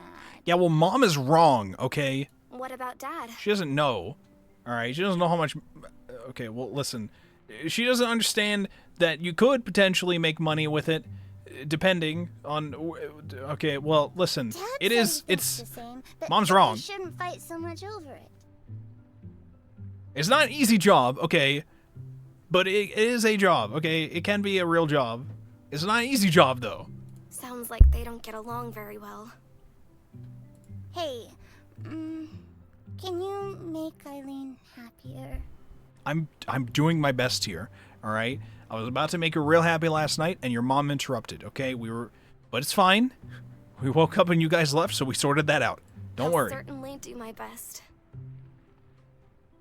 Satisfied with the best answer I could drum up, she goes back to work on her snowman, little hands collecting some more snow to pat on. I might say that, but I don't really know where to begin, now that I think about it. She's done a lot for me, but when I think back to when we've been together, all I've been able to do around her is watch as she draws and paints. You also literally live modeled for her. I don't know if you're just forgetting this, Allison, but that was a very intimate experience, I think. I'm just getting myself worried over her. As she said, Eileen's perfectly capable of looking after herself. It's not like she needs me to be happy. Trying to stop myself from dwelling, I focus on patting the head of my snowman some more to make it a little bit less rectangular. Do you paint too? I think she sketches? She sketches, right? Not really. I just draw cute things. Oh, is that all? I draw too. Can I show you my drawings later? Absolutely, yes, please. Would you like to join our art club? Sure, that'd be great. As she beams a grin, I'm glad to finally be making headway with her. I never thought I'd be bonding through messing about in the snow. Have you shown Mom and Dad? They're always so busy, so I can't always show them. My nanny's seen all of them, though. She's nice. Also, if I tried showing to my mom, she probably would tell me to get a real job. But I'm 10, so... A nanny, huh? I suppose you don't have to live this nicely without some sacrifices. I wonder if Eileen was raised by a nanny, too. I wonder if either of them ever really connected with their parents. As we work away on our creations, the door opens once more. Looking around to see who it is, a familiar figure strides up. I do worry about her long boots in the slippery snow, but she doesn't seem bothered. Huh? What are you two doing? Making snowmen! You don't say. Well, if you want some lunch instead of freezing out here making snowmen all day, come in from the cold already. Oh. But I want to make him better. Eileen studies her work for a moment before reaching over towards me. Too confused to respond, I just stand there as Eileen's hands reach over and take my scarf in their grip. Unwinding it from my neck, she silently walks over to Eve's snowman and smartly wraps it around what's probably supposed to be the neck. That's so cool! Or that looks cool! There. He'll be happier now that he is less cold.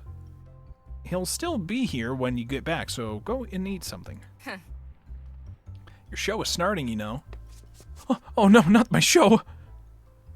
Shocked that she might be missing even a minute, she completely drops any attention she had on the snowman and stomps off as quickly as her restricting clothing allows. It's obvious Eileen has Eve wrapped around her little finger. All I'm left to do is stare at Eileen pounding.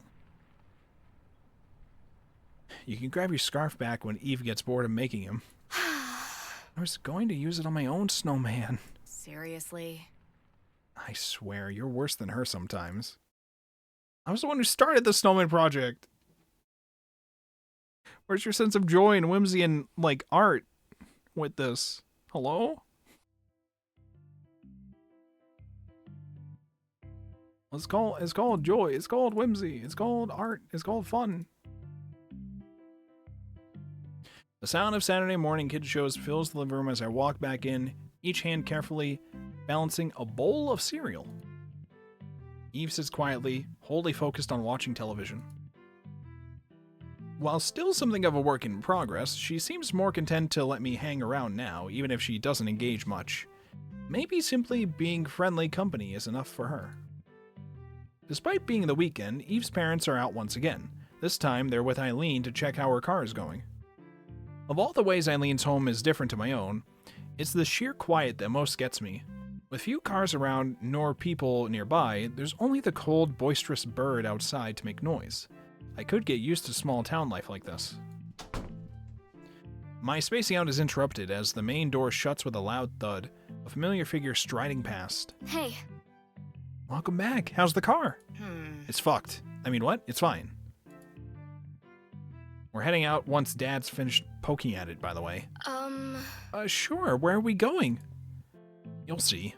Finish your breakfast for now. I'll get your clothes out and pack everything.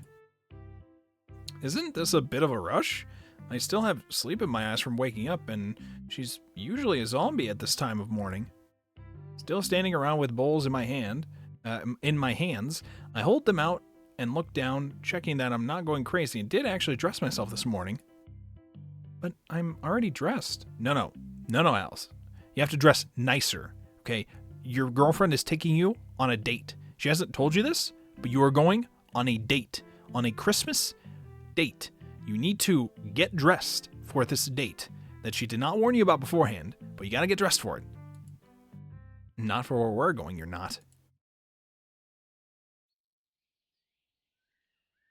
Are we going hiking? We're probably going hiking. The quiet morning is only punctuated by the crunch of snow underfoot, the occasional birds chirping, and the jangle of items from our backpacks. Apart from the woman plodding ahead before me and the footprints she leaves behind, all that I could see are pine trees, as much snow on their branches as greenery. Oh, and the puffs of condensation from our breaths. The scenery is nice, at least. I'd hardly expected to be spending today hiking through the forest when she dragged me out of the house, but so far it's been a pleasant way to spend the day. Tired as my legs may be, Eileen's pace doesn't falter. The hiking clothes she lent me hang off my frame, but I suppose that should have been expected given our height difference. They're comfortable, though, and most of all warm. Picked a good day for all this. Not exactly warm, but at least it's not bitterly cold. She says this with all the care that one might give when looking out the window of a morning. Eileen really seems to be treating this as almost an everyday activity. The fact we need bear spray out here also weighs on my mind. Apparently, being black bear country, Eileen simply carries it in stride. We just have that. You never know.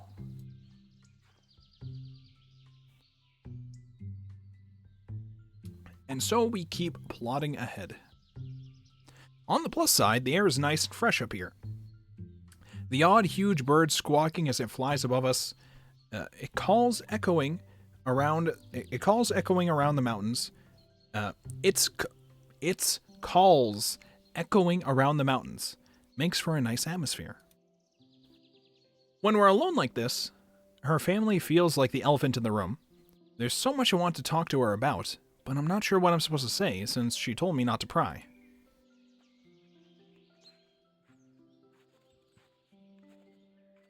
Wanting to fill the air with something, I end up settling for the mildest of small talk.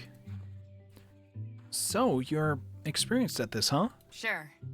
Yeah, been for a few hikes around here. Playing outside a lot as a kid, ended up adventuring more and more until I started hiking. With your father, or? No. No, alone. It's nice to have some time to myself. Without a doubt, Eileen has to be the most solitary person I've ever met. Maybe this explains her abrasiveness towards her parents, but it feels a little unfair for her to take it out on them. Coming out here has been a real help with my art, too. But we're running out of breath. I have to stop and take a moment to collect myself.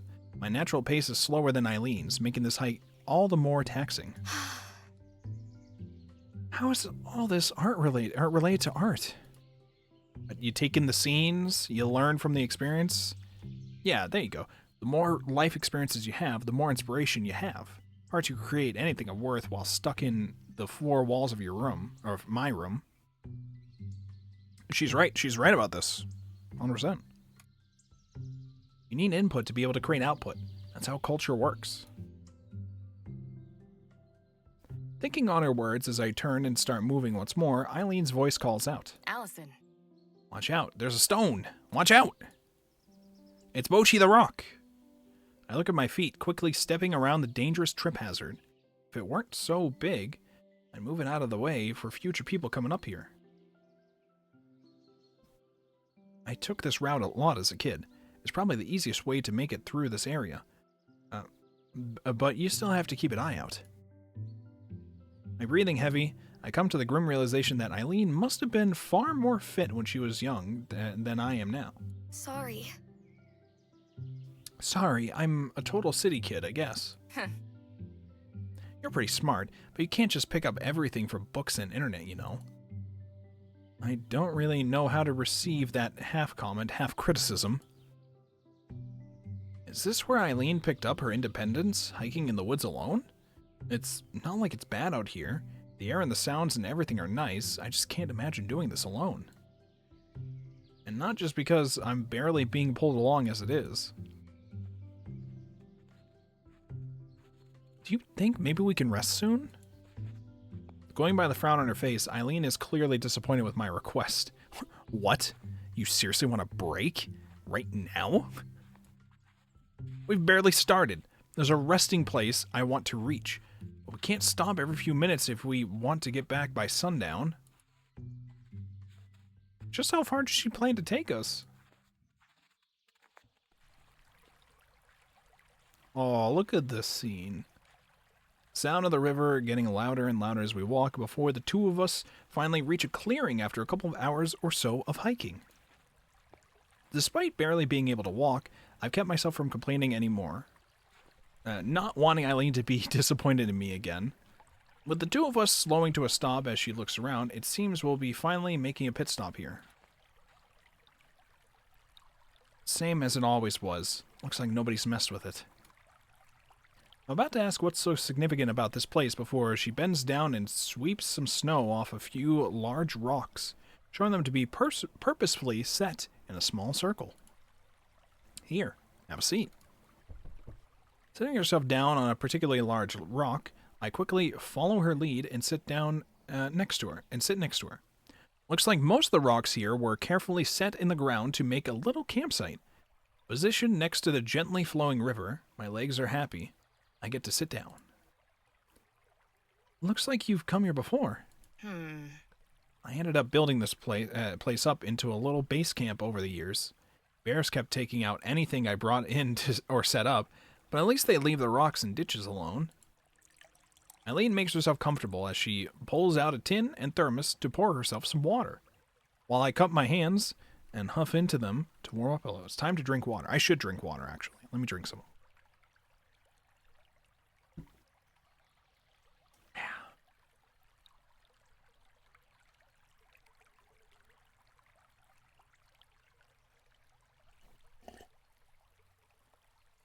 Oh, God.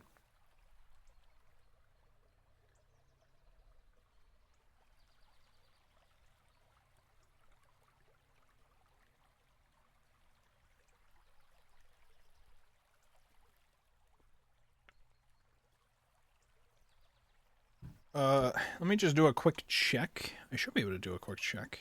Wait, stop. I said escape. Save. Boom. Do a quick check to see where our progress is at here. Alright. We got this scene and then these. Okay, so we have a decent chunk. Thankfully, again, we started early enough, so I should be able to finish it tonight.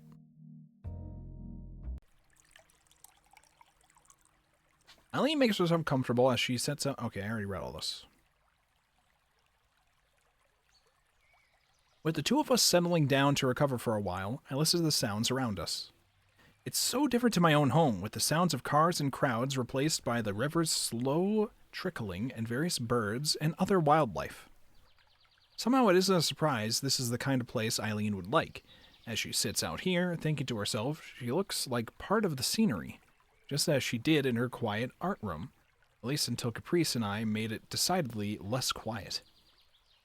Then there's me, in my oversized clothes and labored breaths. It's peaceful. Yeah. I thought my apartment was quiet, but it's nothing like this. Huh? Your place wasn't quiet at all when I was there. Constant cars, construction, and people walking by. I'm not like you. I've only ever lived in the big city. I was worried about being so far from home, but I think I like it here. Playing with Eve has been fun too.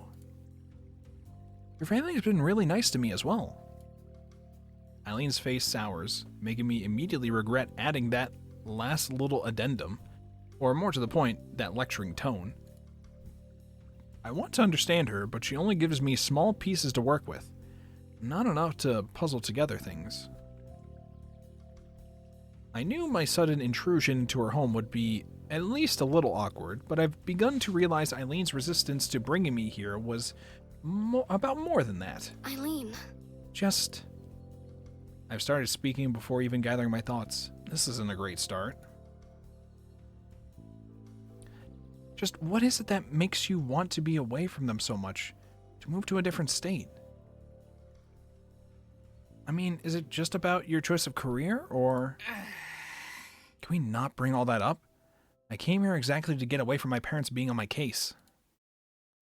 And then there was silence.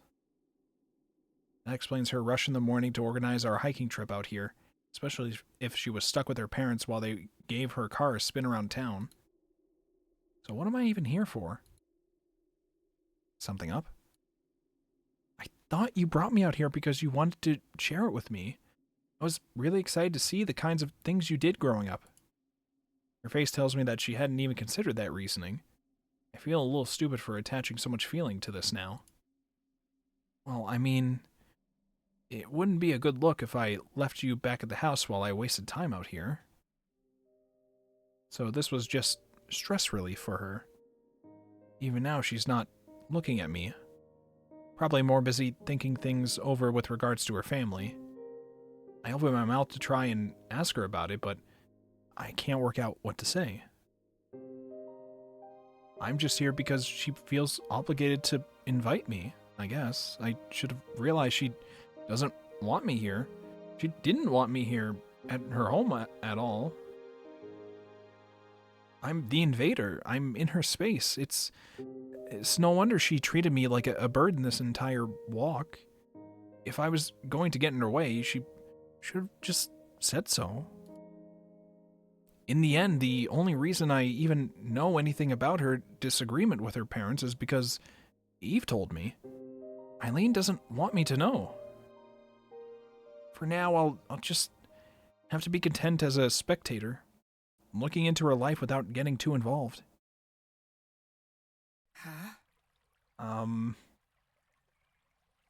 I quickly look to her, but rather than acting contrite, she's pointing to my left side with her gaze focused. An insect seems to be lazily crawling around on the top of my left hand. The thing is about a fingernail in length. What? And jet black. I don't recognize it, but it looks harmless enough.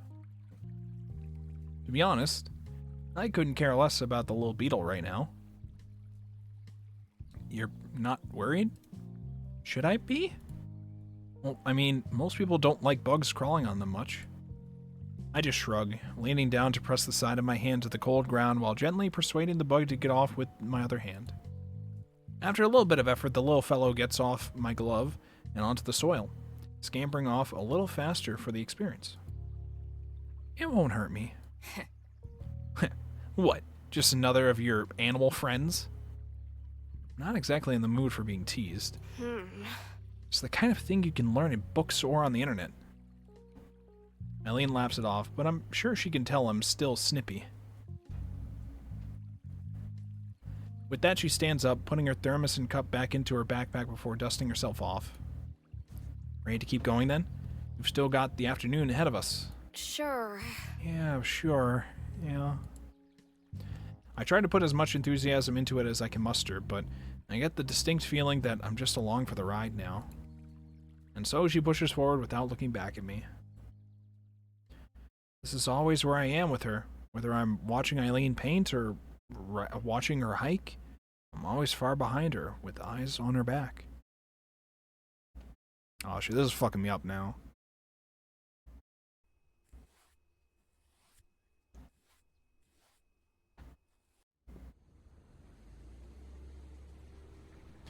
With a wave to her father as his car disappears down the road, Eve takes my hand in hers as we start off down the street. With the weather particularly nice today, and Eve needing to burn off some energy, we decided to take a grand tour of the local town. Her pace is thankfully slower than her sister's, with my sore legs needing a rest after the excursion yesterday. I had wanted to do this with Eileen, but she couldn't be dissuaded from painting in her room. There wasn't much fight in me to argue with her, so that was that. Also, I think ads are about to play because I think I saw a notice, so good luck, stay safe. Maybe some time away from her is for the best. Even people who like each other sometimes need a break, I think. The old wooden storefronts hardly loom over us, being mostly just a couple of stories tall. Themselves dwarfed by the forested hills behind, strolling around is a much nicer way to take it in than clutching to Rose on the back of her bike. It's nice here. Kind of boring sometimes, though. Thinking about it, I could see that being the case for a child. Few people out and about today are basically all graying older folk hobbling along as I look around us. Such a pleasant atmosphere has its downsides. My thinking is interrupted by a ping from my pocket. As we stop for a moment, I pluck my phone from my pocket and unlock it. Hi, Allison. How are things going? Who is it? Just my dad asking how I'm doing. As she stands on tiptoes, trying to look over the phone in curiosity, I get an idea. Crouching a little and bringing the phone level with her as she sets herself back down, I try to hold it steady. Oh, photo time. I'll send him a photo. Stay still. In response, E fixes her posture to stand up prim and proper, dusting herself off to look as good as possible. It's charming how seriously she takes this. Caught in 4K. With a tap and click, the photo's saved and quickly sent on to Dad as a message.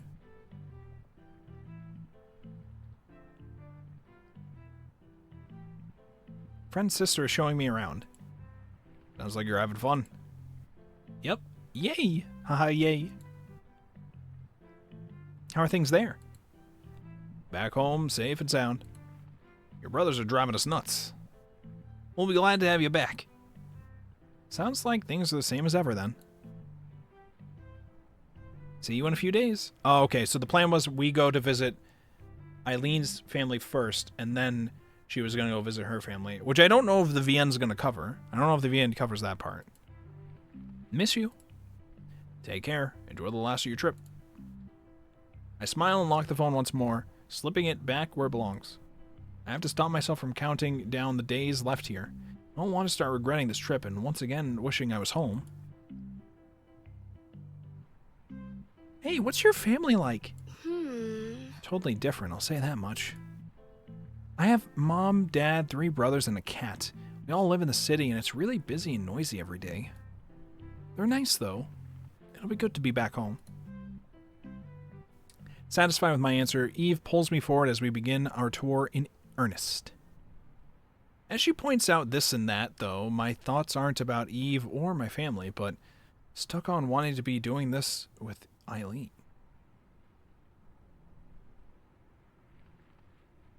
Just as it was whenever I watched her paint, I feel like I'm watching her life from outside, rather than sharing our time together. I don't doubt that she likes me. She certainly likes me in a physical sense. I like those times too, but I feel like I'm the only one who wants us to become closer in more than just a physical sense. I'm the one who planned our first date. I'm the one who asked her to come here. Now I'm wondering if Eileen even wanted any of this. One time I thought Eileen wanted to share something with me, she was just using me to distract herself from her problems. Problems that she wouldn't talk to me about. All I can do is sigh. What's wrong? Just a shame your sister was busy, that's all. Allison! Is Eileen having a good time in college? Huh? What? Why do you ask? Mom said she was worried about Eileen since she moved out, but when Eileen's around, they always argue. Oh. Is she really alright? Eve says this with genuine worry in her voice. Eileen's parents really do care about her, even if she doesn't think so sometimes. Eileen's fine. Every day she's making pretty paintings and having fun with friends, and she's helped me out a lot since I met her. Eileen's always been fine, now that I think about it. Ever since we met, I've merely watched as she lived her life. Since getting together, has anything really changed? For all our intimacy, she still treats me the same way she always has, all while relentlessly pursuing her ambition. No, I can't think like that. I'm getting myself wound up. Your parents are nice, aren't they? She gives an enthusiastic nod. Look at her yippee, like the colon D face. Yippee! They think you're nice too, since you hang out with me. At least they think I'm useful, I suppose. I never realized it before, but having a little sister is really fun. Not that I mind my own siblings, but 3 older brothers aren't quite the same company. Let's see some more of the town before we have to go back then, okay? Gotcha. Yeah. She said gotcha, but we translate that from Colorado folk to English, and that becomes yeah, not gotcha. Yeah. Finally back from our trip after a bus ride back, Eve bounds through the door as I drag myself in and close it behind us. I don't know how kids can have so much energy. Eileen stands with a glass of water, which I'm also pouring water, by the way, because I need more, looking nonplussed at our entrance before noticing the new book held tightly under Eve's arm as she skips over to the living room sofa. Allison. You didn't. I can spare that much money. It can be her Christmas present for me.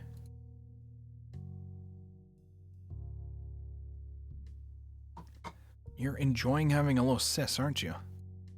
She got me. She got me there. How's the painting going? Need to go down to the city soon for supplies and stuff. No art supply stores around here. Wanna come? So I'm along for the ride as usual. I feel bad thinking bad thoughts about her, but I can't muster any real want to come along. I'd just be baggage while she did her thing. I'm like internally yelling at Allison. I'm like, you're not just along. Why do you think, she purposely dragged you out for a hike, not for no reason. She likes you. She wants you there for the company. She needs you there. She needs somebody to be there, even if she can't vocalize these things yet. Okay, she's working through it on her end, like we've seen before. All right, she does not have it all worked out on her end. She's panicking about shit all the time. She's very good at putting up a front about it. Okay, so it's good that you're there for her. All right, it's like everything's wrong. No, listen. You gotta she wouldn't have invited you there and then immediately told her parents that you guys were dating if she, was just using you to distract from problems or whatever. Everything will be fine. Everything will be fine. Everything will work out. I need Allison to stop thinking that she hates her. Eileen does not hate you. Eileen is not just using you. Eileen likes you and is just, not being vocal about these things. Just a little sooner, right? Well, not exactly, I guess, but listen. Sorry. Sorry, I still tired from yesterday. Sure. Suit yourself. I'll be straight back afterwards. We're having pizza for dinner tonight, by the way. Ah, good. The two of us briefly wonder how to continue conversation, but I can't think of anything to add. With that, she wanders back to her room to keep painting. I feel like I should follow, at least to see how her painting's coming along, but my feet feel stuck. Left to mill about alone as Eve can be heard happily humming to herself from the sofa, I decide to turn around and head back out the door for some air. The warm afternoon air is starting to fade by now, causing me to push my hands into my pockets to try and save whatever warmth I can. At the rate the weather's going, it's sure going to be a cold Christmas. Oh, shit. At least the snowmen are liking it, still standing tall as they guard Eileen's house from the front yard. It's easy to lose sight of when inside, but her house sure is big. Even the yard's pretty spacious, but I suppose living so far from town would help that. A nice house, enough money to live alone on her parents' dime, trips all the way to Germany. Eileen really did get a good start in life compared to me. It annoys me a little that she doesn't seem to see that, especially when her parents are paying for her apartment. Painting alone in a room, hiking alone in the woods, living alone in an apartment too big for one person. Is that really independence? Moving out, away from her parents, but still relying on them for everything? Try as I might to get closer to Eileen, I can't help but feel like I'm just hanging around her. When I'm looking at her back, is it just because she's always ahead of me? Why shouldn't she turn around to look at me? I wonder what I really am to Eileen. The fact that I can't work out an answer makes me restless. As a lump starts to form in my throat, I quickly decide to wander back inside. All I'm doing is making myself feel worse by dwelling on all this. I should make the most of my time here, given I only have a few days left.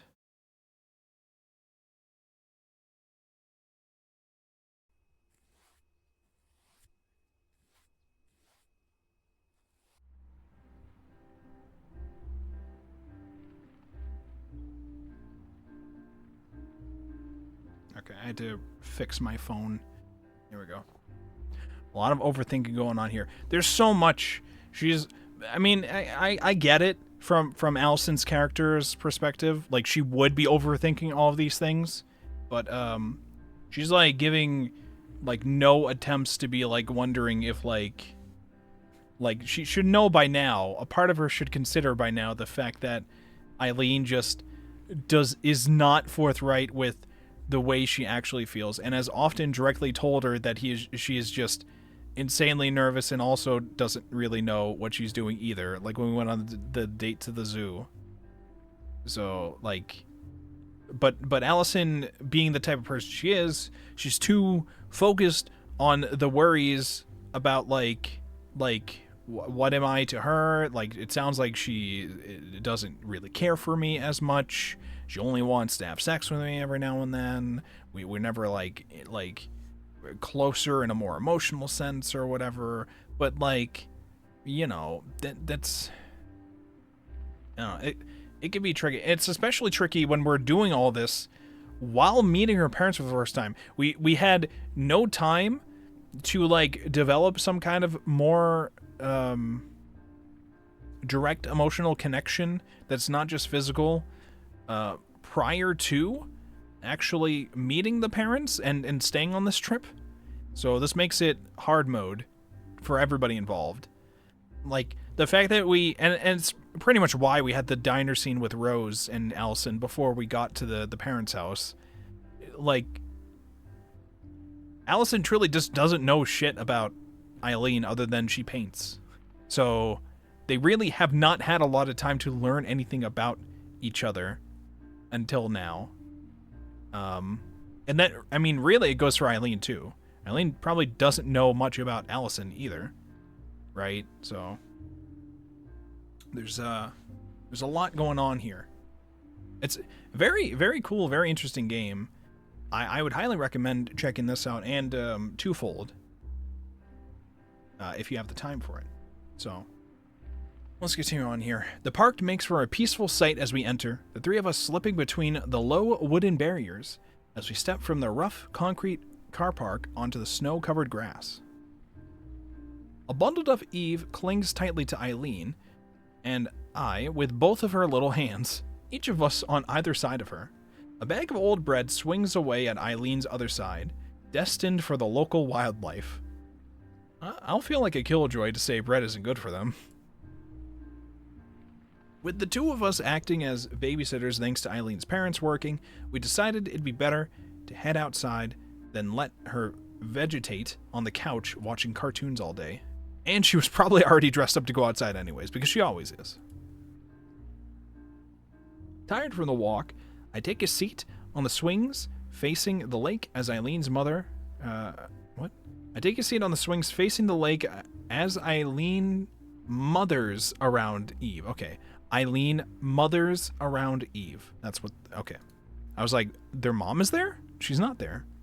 Okay. Tugging at the girl's scarf to pull it tight, Eileen hands over the bag of bread for the ducks before ruffling her hair affectionately. I wonder if that's why Eileen does that to me, now that I think of it.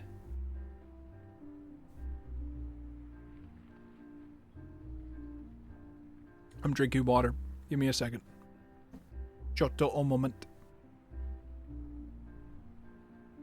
Giotto un moment, please. It's time to drink water. Oh God. It's time to drink I'm water. drinking. I'm drinking, please. Please, I'm drinking, please. Okay, we're good.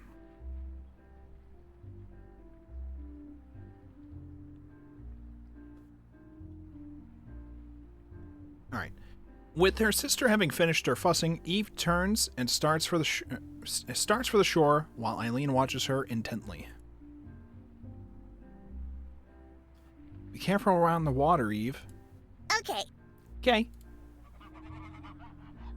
The ducks peacefully floating about the still lake start flapping about excitedly, quickly realizing that the girl waddling towards them comes bearing food.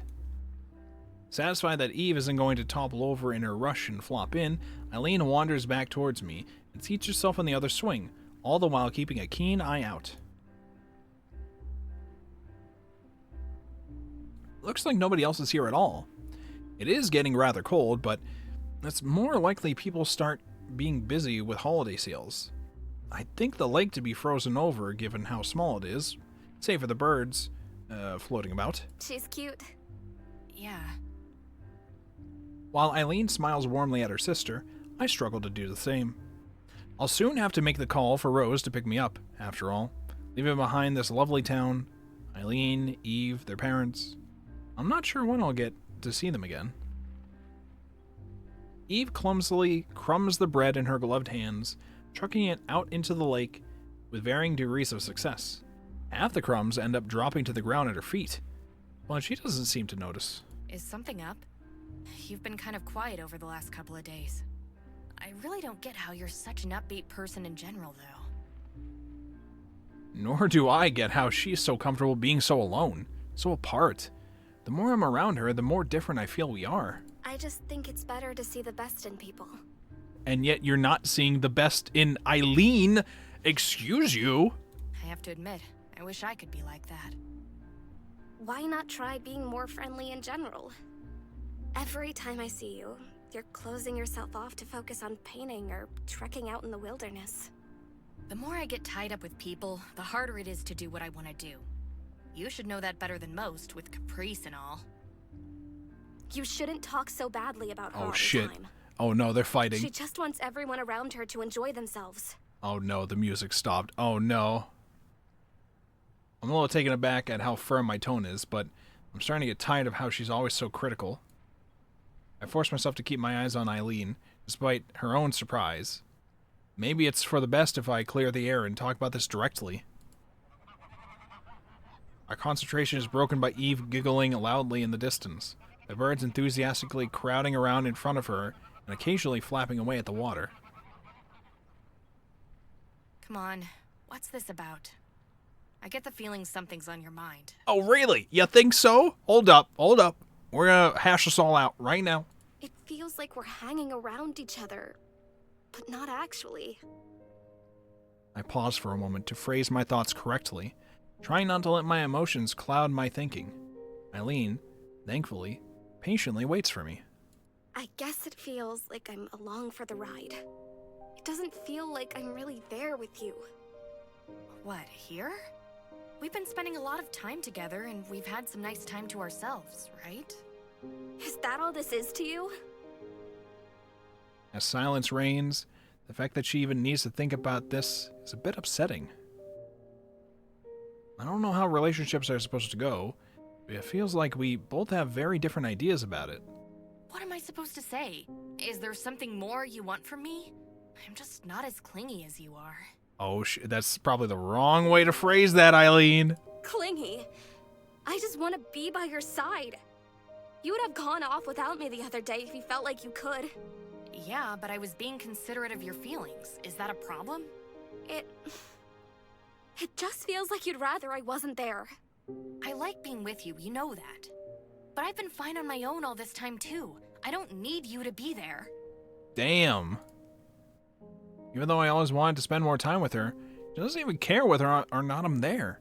You have it so together. I've always admired that about you. Maybe you have it too together. Damn. Before coming here, I didn't realize how good a life you left behind when you moved away. To drop everything here, including Eve, to pursue art at a community college? In fucking Utah? Why did you pick fucking Utah? A random community college in Utah? From the way you talked about your family, I thought they must be really hard on you. They just want what's best. I mean, the apartment you have seems like it wouldn't be cheap for them to cover, for one. Because I don't hear that enough from them every time I'm around here. Can we just drop this? I like being around you because you don't bring up that stuff. Yeah, well, we're fucking dating, okay? We don't get to just not talk about shit, alright? That's the point. Is that all you want from me? A quiet girlfriend who doesn't ask questions and leaves you alone? And occasionally has sex with you, apparently, according to the past few interactions? Like, what the fuck? Eileen takes to her feet, her mood significantly souring. When I freeze up, I don't feel like shrinking from her for once. Am I only here to distract you from your parents? You're the one who begged to come. I told you that you could come precisely because I didn't think you'd go sticking your nose. But I want. Oh shit, I actually skipped that, my bad. I told you that you could come precisely because I didn't think you'd go sticking your nose into my life. Excuse me. You literally invite me to meet your parents as we start going out. What do you mean you didn't think I'd stick my nose into your life? You literally invited me into your life. This is literally... What did you think would happen here? What did you think would happen here, Eileen? Hold up, wait. I was on the side before of perhaps Allison is just overthinking things and Eileen really, like, you know, is just hard with showing some of it. But, bro, Eileen, there's a disconnection here. Eileen, what's going on? What's going on here? But I want to learn more about you. That's what having a relationship is. That's up to me, not you. Well, yeah, I would assume that when you said yes to going out with me, that was you saying, sure, this is fine. What do you mean? What? This is why you shouldn't have come in the first place. You don't mean that. You don't mean that. Don't fucking say that. Don't say that. She points in the general direction of her house. I'm used to enduring their crap already. I didn't need you here to make things worse. I'm already hearing from them about how my girlfriend has a better life path than I do. What? So that's my fault? That's my fault? See? So that's my fault? See? I'm just saying. I think I'm shaking. My eyes are stinging from salt waiting to flood out. Maybe they have a point. Did you think any of this through beyond just escaping them? Is that all our relationship is, too? I had my life on track before I even met you. Just because you and Caprice want to come along and try to push me around, it doesn't mean I'm going to derail myself. Is that how she thinks of it? Didn't she agree to the art club? Didn't she agree to date me? Didn't she say she loves me? Hearing the sounds of footsteps on Hearing the sounds of footsteps on the snow, the two of us turn in unison towards Eve, standing a few yards away with an empty bread bag held in her hands. Is Is something wrong? Eileen looks at me for a long while, her face full of frustration. I don't think either of us really knows what we should say next, even without Eve being around. Settling herself with a long breath, Eileen smiles as she turns back to Eve. I don't think I'll ever get used to how she shifts her entire demeanor like that. Everything's fine. Don't worry. It's about time we headed back home. But I want to keep feeding the ducks! That's going to be hard without any more bread. Come on, it's about time we had some food ourselves. She gives one final glance back before taking Eve's hand in her own and walking on ahead. I thought I was someone important to Eileen, but I feel more like I'm just being used to make herself feel better while she lives for her work. I know I have my faults. I'm not good enough at art to share the hobby with her, and I was barely able to help cook a simple dinner. I'm trying to get better, though, and that's thanks in part to her. The image I had of her is starting to become difficult to see. Who was Eileen? Who was the Eileen I admired? The beautiful girl in the beautiful apartment with the beautiful paintings? This Eileen is someone so at odds with her family, she decided to only care about herself. As I watch her leave hand in hand with Eve, she looks ever farther away from me. Maybe she's only so far away because we aren't walking on the same path.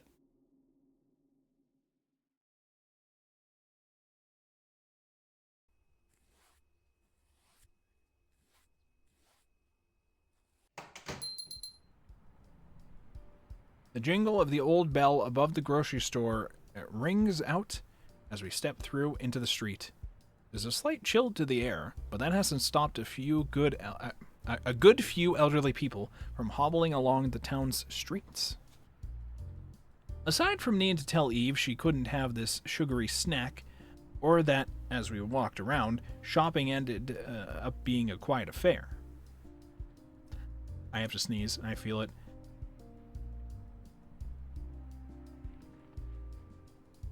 I successfully muted my mic.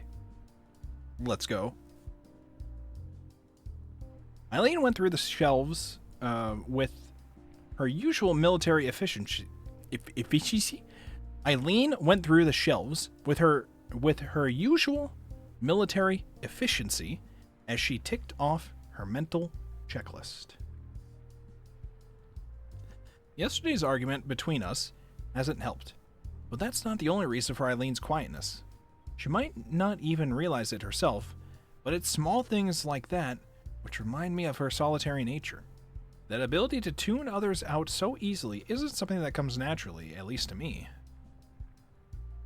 For want of helping at least a little, I took one of the overstuffed bags we ended up with to carry myself.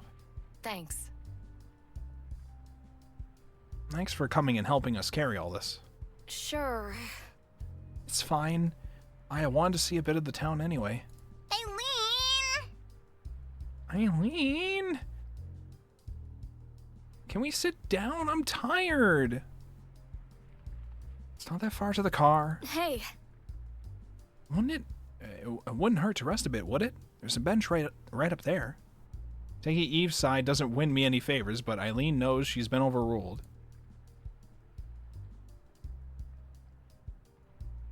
As Eve jumps back onto the seat without any further prompting needed, Eileen and I carefully set our grocery bags on the ground and join her.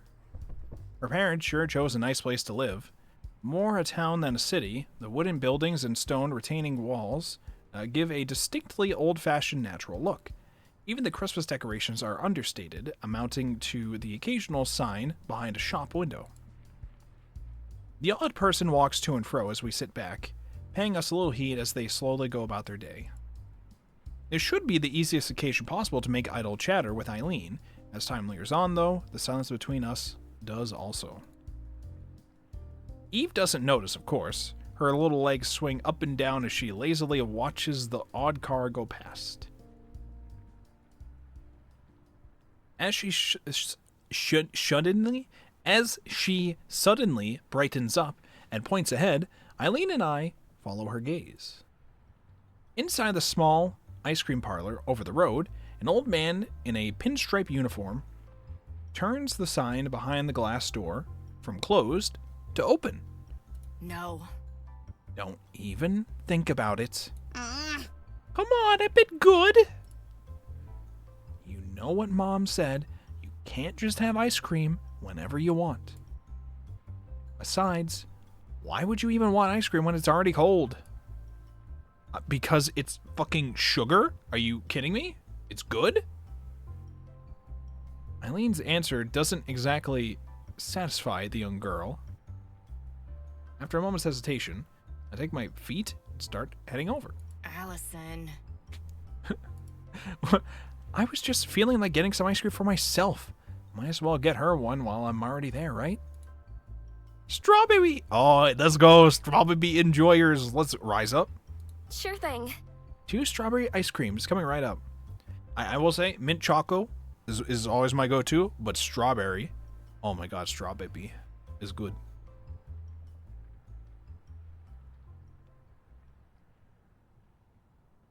With our sweets quickly devoured, we finish off the last of our cones. They sure serve them large here, but Eve managed to finish off hers even quicker than I did. Maybe eating ice cream is one of her skills. Kids are just better. One of those skills kids are just better at. Without need to be asked, Eileen pulls a tissue from a box in the bag and curtly wipes Eve's mouth. I get the feeling she'd enjoy being a mother, given how she fusses about her little sister. As Eileen looks to me, I notice that I'm smiling at her.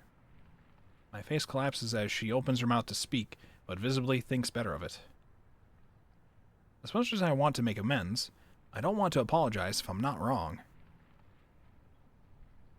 You know, I've never actually had strawberry ice cream. Well, Shadow, you'd probably hate it no matter what the flavor is because you don't like sweets. So you probably wouldn't like most of them, I'd imagine. But, I mean, strawberry's good. Strawberry ice cream's good. There's plenty of good ice cream out there. And good cake out there. You just tend to not like sweets. But we'll find something for you. We'll find something. Maybe. Maybe not. With neither of us willing to back down, nor wanting to fight with each other again, yesterday's argument looms over us as the elephant in the room. Address me. Address me.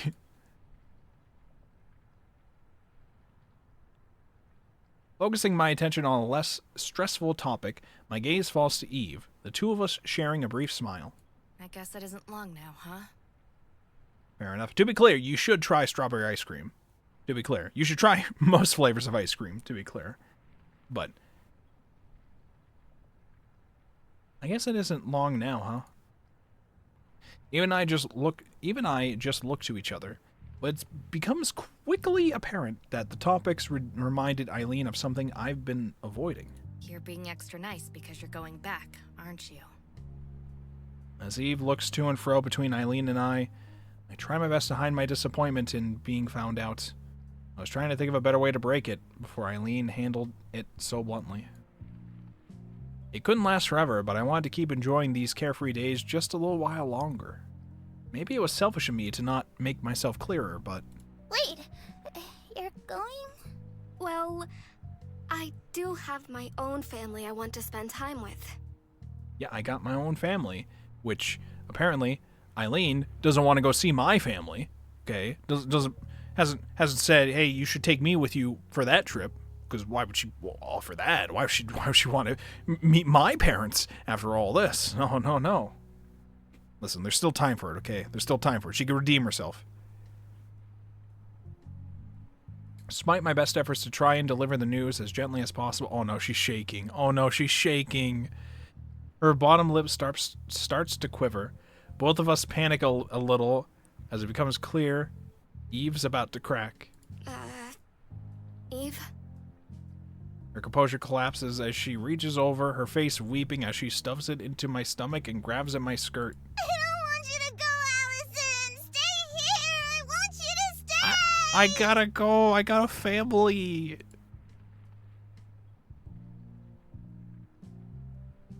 This has gone about as awfully as it could have done. Glaring at Eileen in frustration, I seem to have made my feelings clear to her as she turns rather sheepish.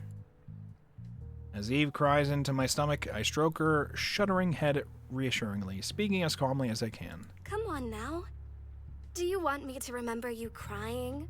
Or with a big smile? Yeah, come on.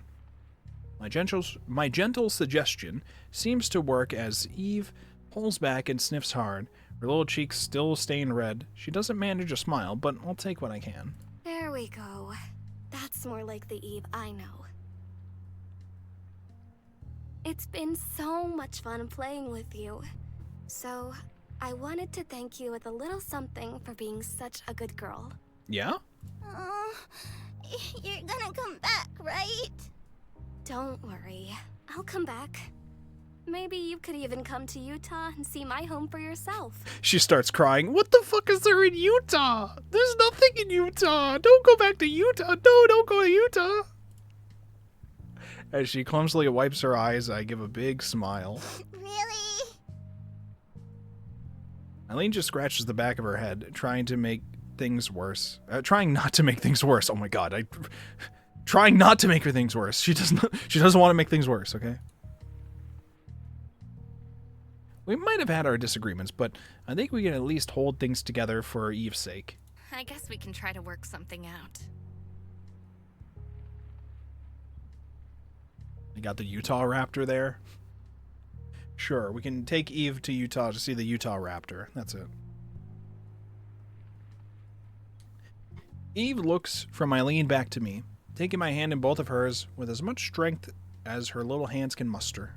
Promise me, we're gonna play again, right? Yes, absolutely. Absolutely. I just smile as I bring my free hand over both of hers. I promise. And that she gives that toothy grin that I so like to see. She really is a charming little girl. I guess that settles things then. Now come on, you two. Let's get all this back to the car.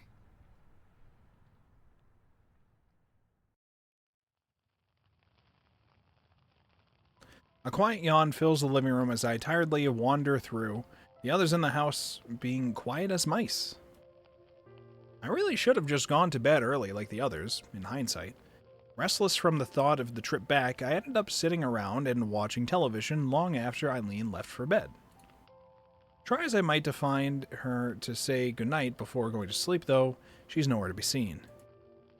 Running through the possibilities, I wander up to Eve's room, opening the door as gently as I possibly can. The sight inside makes me feel warm just by looking at them. Aww.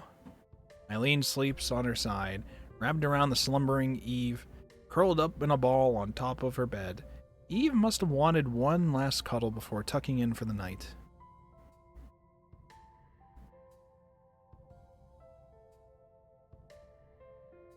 She peek. She do the peek. I just smile as I silently look over them, slumbering peacefully together. Even as I look at them, I wonder if I belong in their world. We have briefly pushed it from our minds, but I think both of us know that the closer we become, the further apart we felt. With Eileen's peaceful sleeping face lingering in my mind, I gently close the bedroom door and head slowly back down the stairs.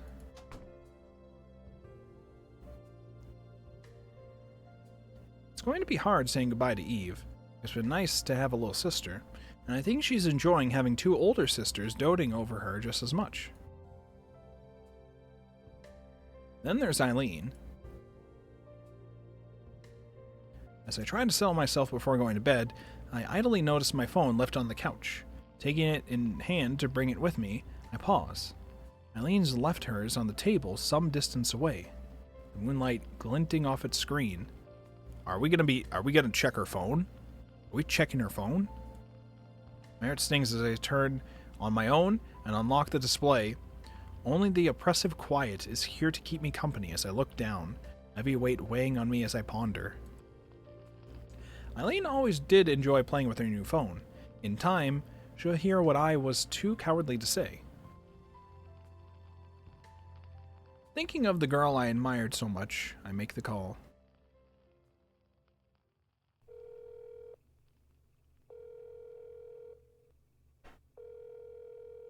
Calling Rose. It doesn't go answered. She never changed the default voicemail message, as the uncharacteristically cheerful tone asked me to leave a message. My voice is barely a whisper for fear of waking them. When I said that we had a family with our little art club at college, I really did mean it. It might not be much, but it's ours.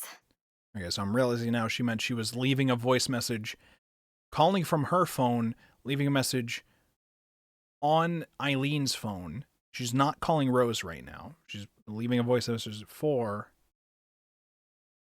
She's not calling Rose. She's leaving a message for Eileen. I just want to make this... Okay, I understand now. All right. You were an important part of that. I pause for a moment, my heart stinging as I think of her. Even if it hurts, I know it needs to be said. Maybe it was naive of me to think that way. Maybe I've been having the wrong idea all this time. I think... My throat tightens. I wipe my eyes on my sleeve. I must have looked pretty stupid. I was so excited to be in love and to have a girlfriend that I pushed and pushed to get into your space. But you didn't let me. You didn't want me to. And even now, I can't even muster the courage to tell you this when you're awake. I don't know where things will go from here. I want you to be happy. But I don't know if I can be the person who does that for you. Oh my god. Bro! In the end, the anger and frustration I felt at everything is nowhere to be found. There's just an emptiness. I can at least yell and vent to let go of the former, but nothing can fill that hollow feeling. Good night, Eileen. With that, I end the call. Silence returns to the dark room once more.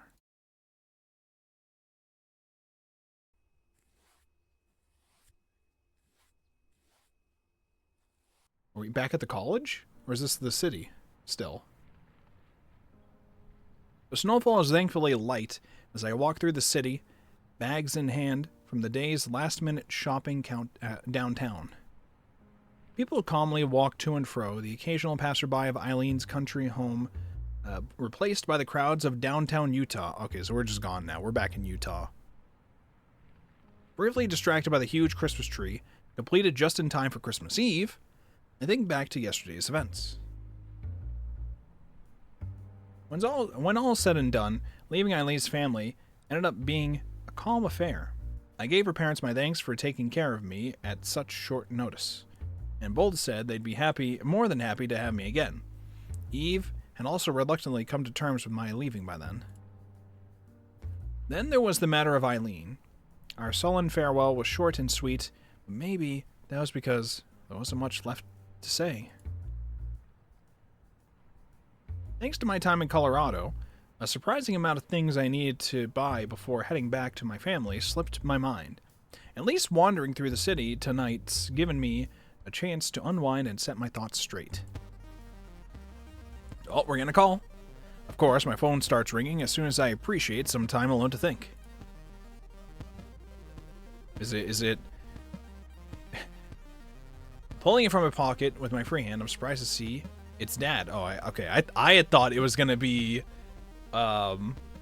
Eileen having not actually checked her phone to look at the voicemail until now and then was calling.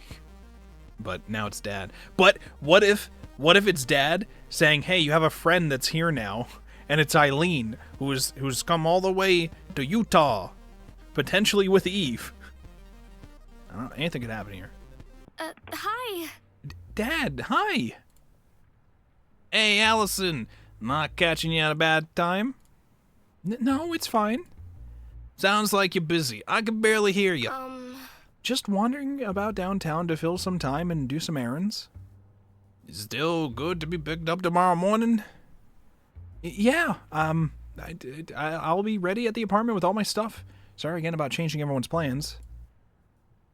I told you before, it's fine. Plans already had to change because of your finals. We'll pick you up tomorrow then. it'll be good to see everyone again. Is Mom doing okay? Aw, she's better, thankfully. You gave a bit of a shock when you said you weren't coming back for so long. We were all shocked. It seemed like you were having a rough time away from home, so I never expected you to go out of state like that. So they could tell. I feel a little sheepish thinking back. So you had a good trip then? I feel a chill as the last few days rush through my head. Yeah, I did. Huh. Once again, Dad can tell just from my voice. It's impossible for me to hide how I'm feeling. Something in me compels me to try anyway. What? I had fun. Well, when you're home, you'll tell us all about it, right? Of course, I'm looking forward to it. I am too. You know that you can tell me anything. Take care. I know. Bye, Dad. See you soon. Love you. With that, the call ends. I stare blankly at the screen of my phone. I'll be happy to see my family again, not to mention the warmth and liveliness of home. I have to take a deep breath, a lump in my throat forming from homesickness. I guess that feeling never goes away completely. With the phone already out, I take a moment to glance through the photos I've taken on it. A few from Colorado are most recent, which would be nice to show my parents. As I keep going back, though, I stop at a photo taken just before I left for there. The party photo. There you go. The screen shines brightly in the darkness of the night of the photo. The photo of everyone gathered in my apartment celebrating the end of semester, making me mull over everything that's happened since I arrived here. It's only been a few months, but my time since starting college has been an adventure already. I've learned so much, found so many friends, and discovered so many kinds of relationships. It's such a different way of life I lead now. The smiling faces all gathered for that one moment in time. It's all thanks to those around me, like them.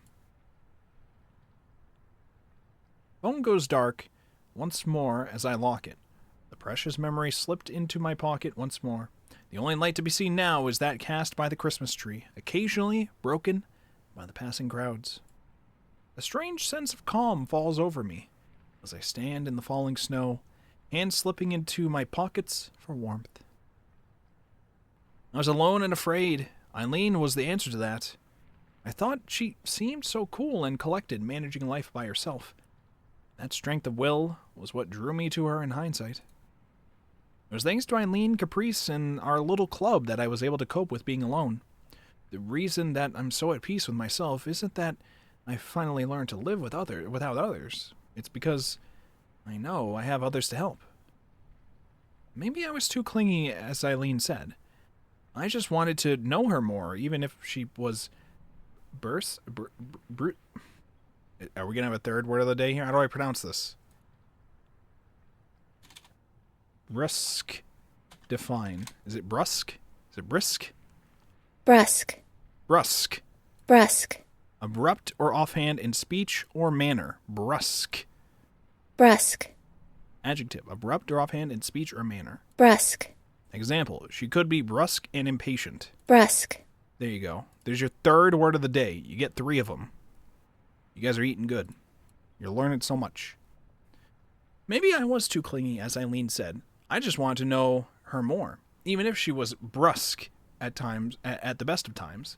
If she wants to retain her solitude so dearly, though, perhaps it's for the best that things go like this. Swallowing the lump in my throat as I push the thoughts aside, I begin to walk once more. It's then that my phone begins to buzz in my pocket. Did Dad forget to say something? Oh, now it's going to be Eileen. Eileen? Why is she calling me now of all times? Should I answer? My phone is shaking in my hand. I pick up the call, but I have no idea what to say. Hello? Allison? Allison, where are you right now? She doesn't allow me to so much as get a word out. Her voice breathless. I'm back home in Utah. No, I mean, I know. So am I. What? Can we meet somewhere? What? Where are you exactly? What do you mean you're here in Utah? You're back in Utah? I'm by the Christmas tree. In the city square. Oh, I'm there too. Okay, stay where you are. Are you sure? It's snowing.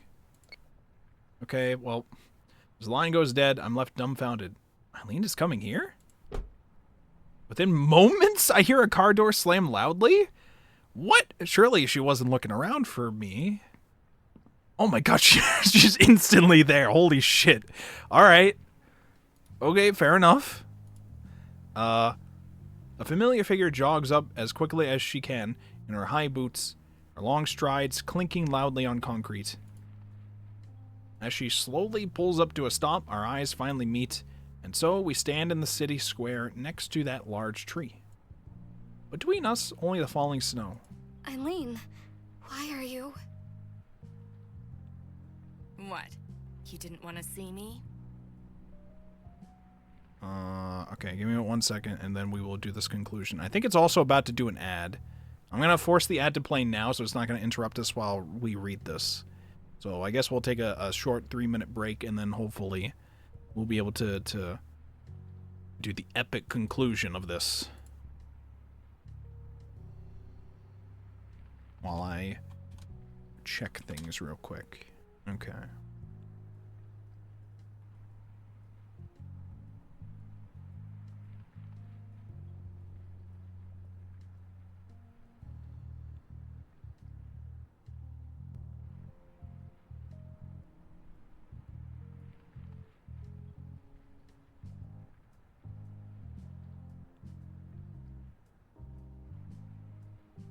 Okay. Good. Alright, so now we'll just wait a couple minutes. I'll take a water break here. Get some water here. I need to get a new jug of water soon. I'm all out. Actually, I might as well go get that now. I'll be right back. It's not gonna take me long. It's like 1 second away.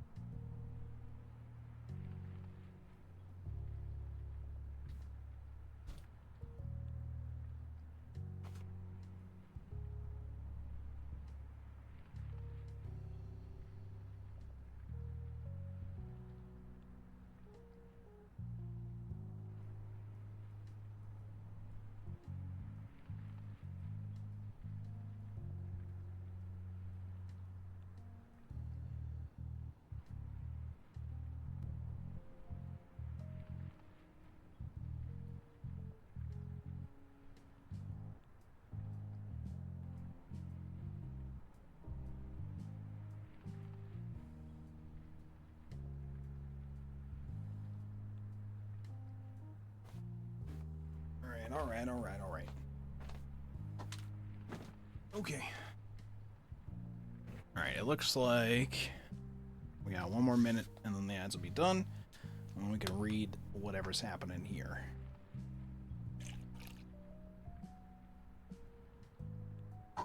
The final stretch. After 6 hours, oh my god.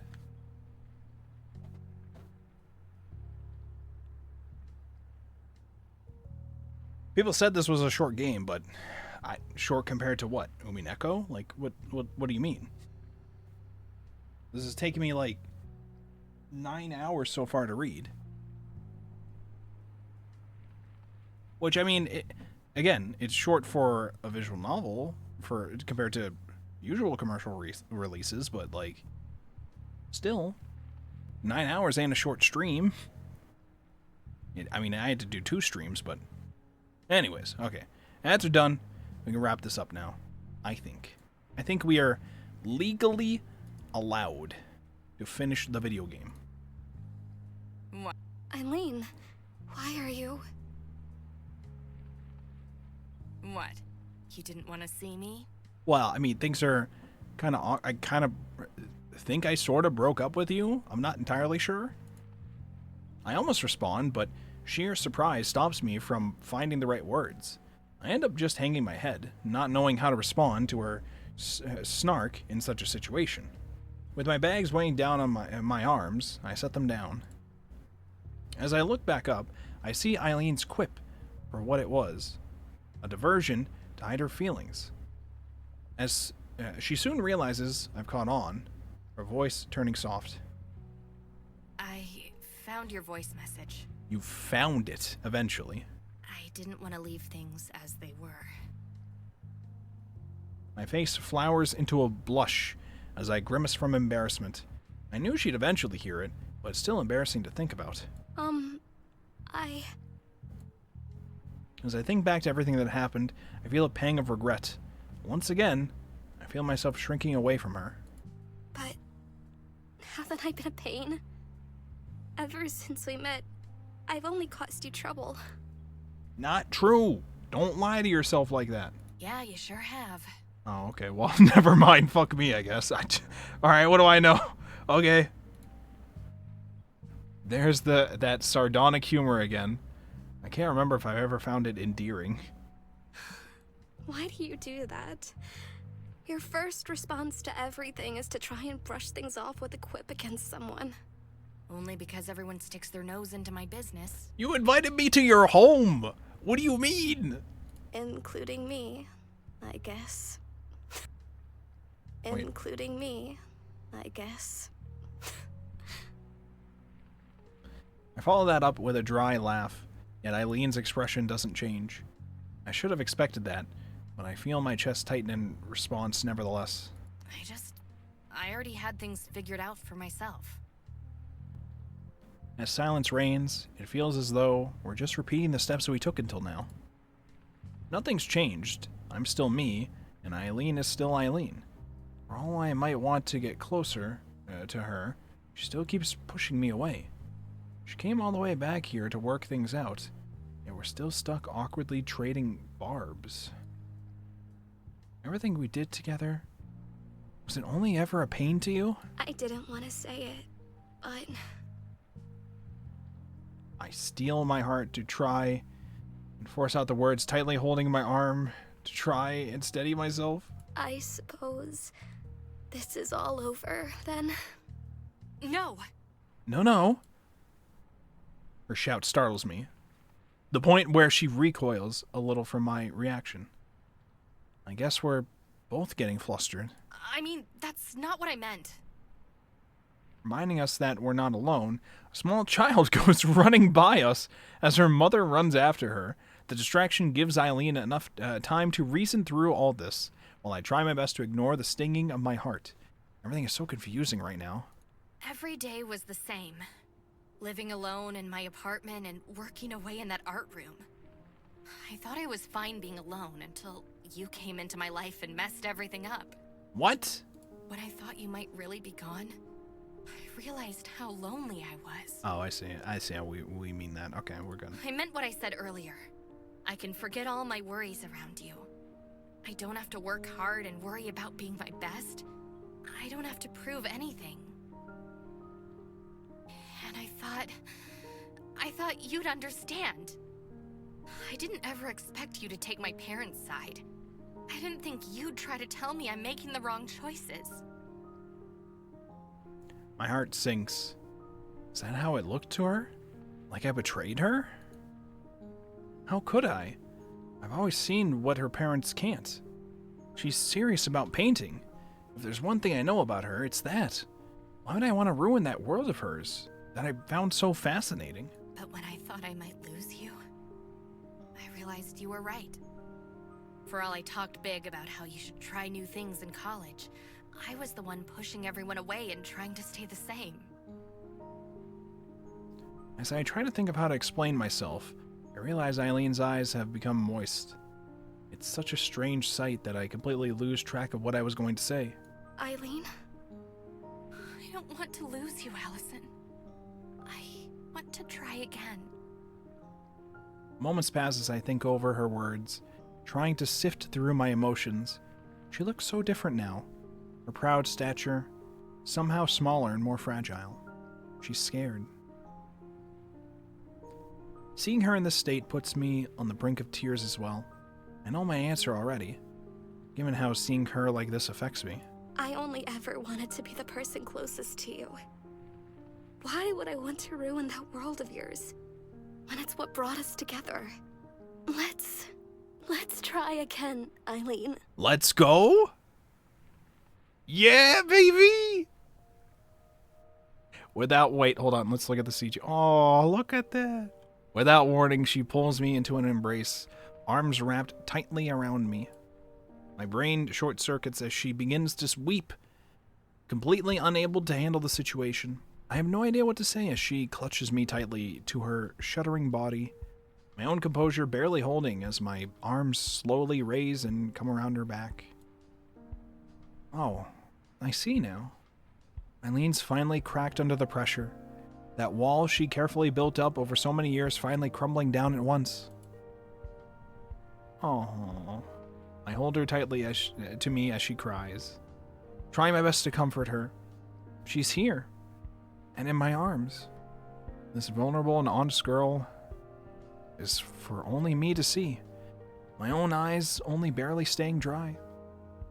This Eileen is one I've never seen, but she's the Eileen I've fallen for all over again. Thank you, Allison. I feel a lump in my throat as I stroke her hair, trying my best to soothe her. I love you, Allison. I love you. Holding her close, as her words are muffled into my shoulder, I close my eyes and savor the feeling of her against me. Eileen loves me. This feeling, this warmth throughout my entire body as I hear those words. Fuck. I guess I really am in love with this hopeless girl. And I love you.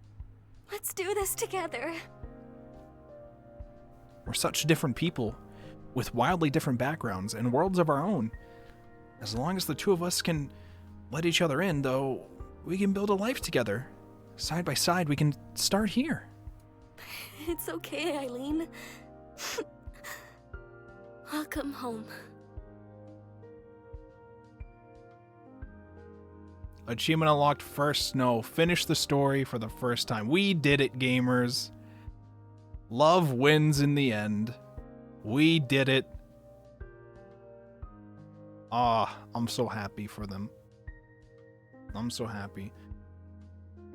Oh, I really did, like, I was wondering how much longer the game was going to go once we started Act 3, but I really do think it was important that we had Act 3. I was worrying whether or not it was overstaying its welcome, the story that we had, but it truly needed Act 3. I think Act 3 was probably the strongest part of this game, to be honest. Although, partially that's just because we had an actual conflict there that felt like it was like its own thing, I guess. Whoa, Miko mi, Kiso mi. Oh my god, who's that? I wonder who that could be. I wonder who that Miko person could be. Who could that be in the credits? Huh. Much to think about there. I don't know who that Miko person could be. Perhaps a certain Toho Mahjong player that we know? Who could say?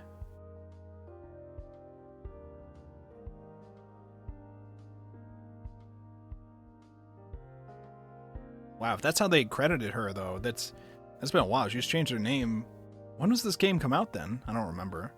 But Miko's now goes by Arimia, so.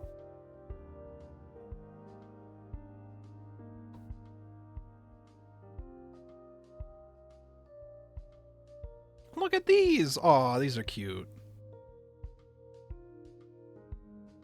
This was a very, very cool...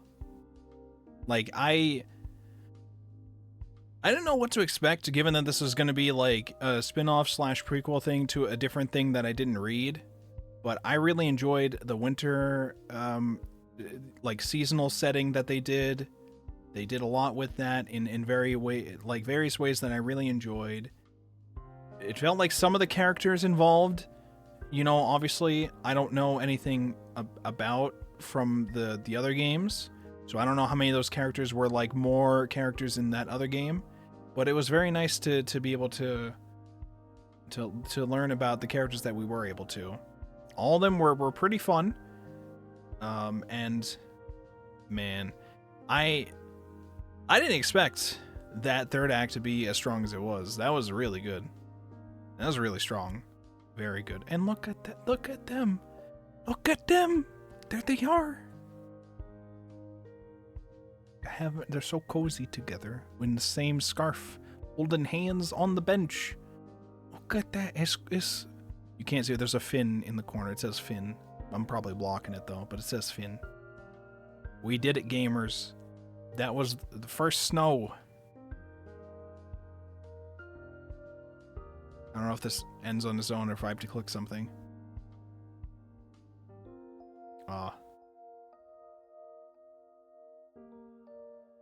Okay, I do have to click. And it's ending now. Oh, this is Oh. so exciting, Haley. Bonus meme? Uh-huh. Achievement unlocked. Meet Caprice and Millie's roommate. Oh, Haley. Hi, Haley. It's a long time coming, too. Do you know if Millie knows yet? I haven't talked to her since this morning. Ooh, I can't wait to see her reaction.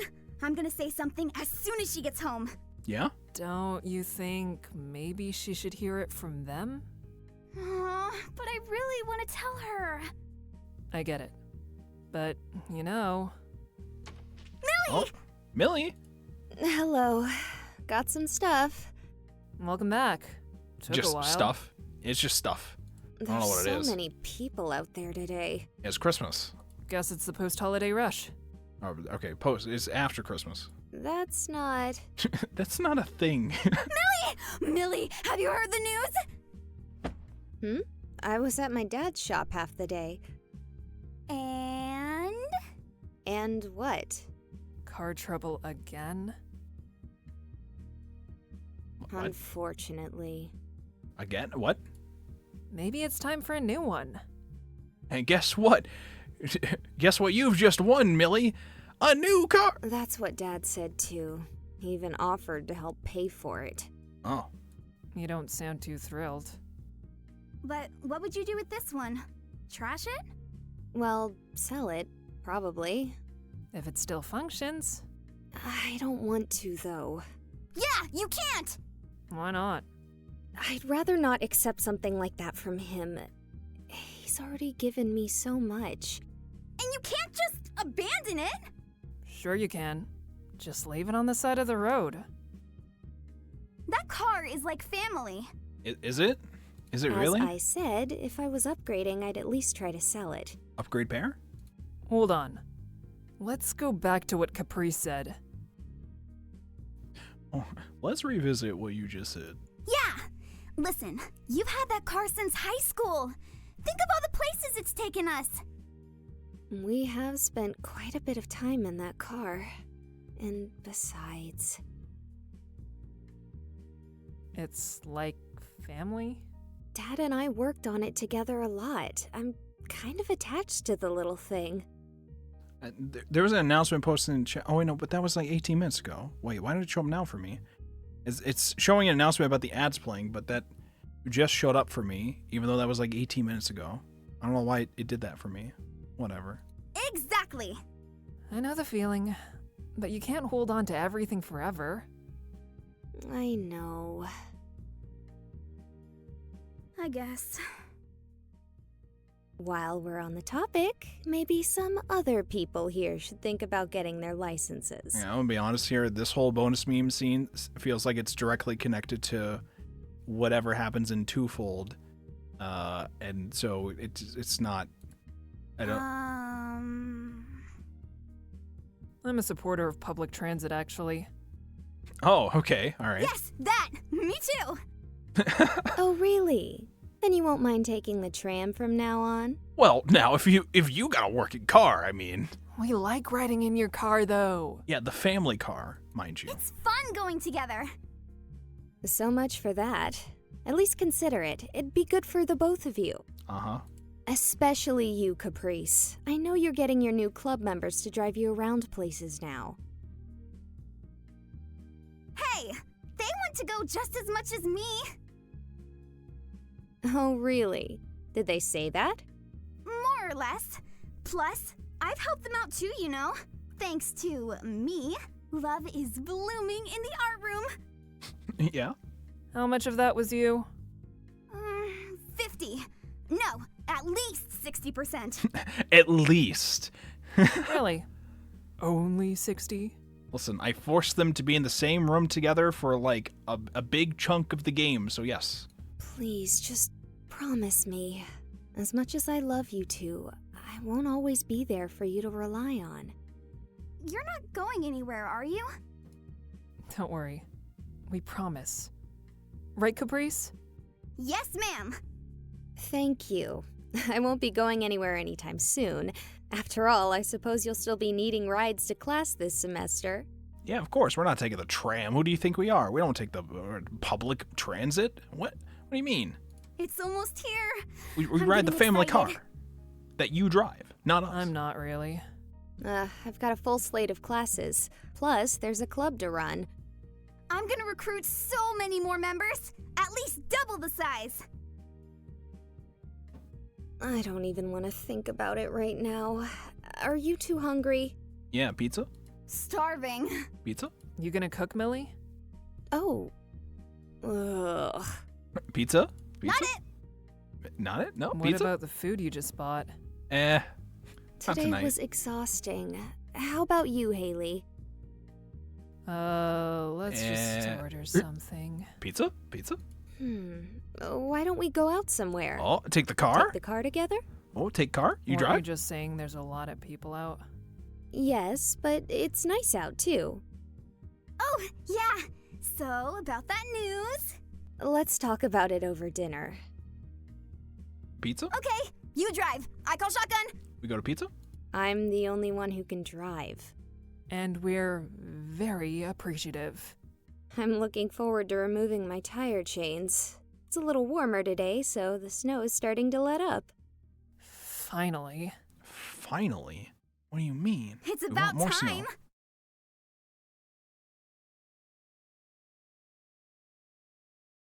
Oh yeah, I forgot Jill Harris was Millie. We know Jill Harris. Casting done by Studio Coattails. Oh yeah, we got Kira Buckland as Eileen. Who was Andrew? I don't remember who Andrew was. Was Andrew like a teacher or something? Who the fuck was Andrew? Elizabeth. Oh wait, was Andrew the dad? Was Andrew the dad's name? Oh yeah, because they're all like together. Elizabeth. Wait, but where's Eve? Eve is over here. Amy Smith. I'm assuming Andrew was the dad. You got Jill Harris as Millie, Nola Klopp as Rose, Stephen Kelly as Wallace, Alyssa Park as Haley, Lisa Raymold as Caprice, and Elizabeth Quidenfeld as Allison. I didn't mean to click, but I did, so I guess we're done with that. Oh, now they're together. Now they're together on the balcony. Good for them. Good for them. And they all lived happily ever after. Well, gamers, we did it. Did it give us any new extras here? We got the gallery, so we can look at the CGs again. Like this one. Oh yeah, and then you got the variations. Are you gonna... Is there no quick button to just show me the next variation? I have to manually click it every time? Aww. I didn't remember seeing this one. Oh, this is the image for the act. This is for Act 2's image. Does it like tab back to toggle menu? Oh, there we go. Okay, I was gonna say, can I like remove that? Okay, cool.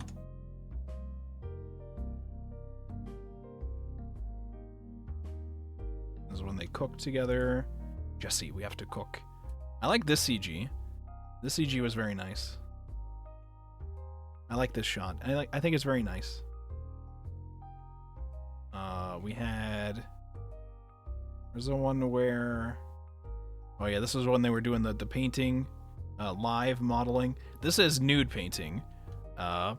Again, it's one of those scenes where I wonder if the patch actually did make that nude, or if it more described the sex scene that they did here. Because I truly wonder what the fuck that patch was supposed to do, if not those scenes.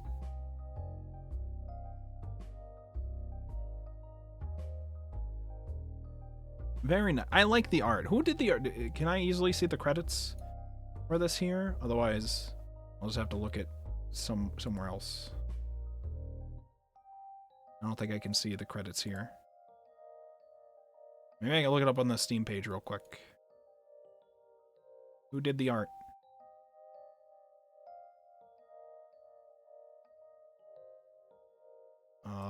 Maybe I'll look it up on VNDB real quick. VNDB, first snow.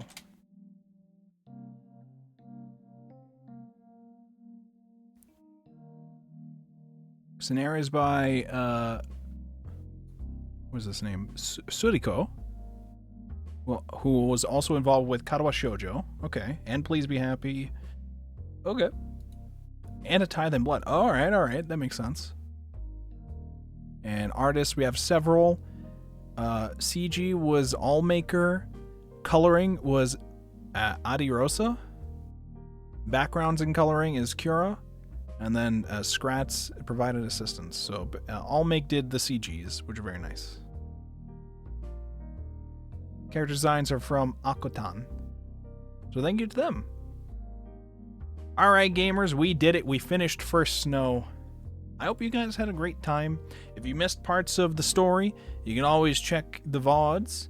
I will upload this VOD once the stream's done, and then that'll be all set.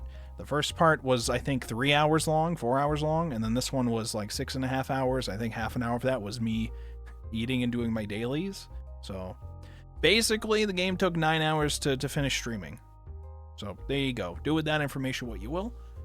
It was a great time. I thought it was great. I thought it was nice. It was especially very nice for its winter vibe setting, and it was very nice Yuri story, I think. It was good. So thank you so much, everybody, for hanging. I don't know what the schedule is exactly going to be for this week. I know I don't have work tomorrow, so there's a chance that I could stream early tomorrow. I don't know what it'll be, though. I have no idea. Maybe I don't stream at all, for all I know. Tuesday, I got my movies as usual. I don't know if I'll stream when I get home. Wednesday, probably no stream, maybe. I don't know. And then Thursday, we have book club. Thursday, we still have book club. Friday, I have no idea. I'll see if I can come up with a schedule, see what happens. So, thank you for hanging.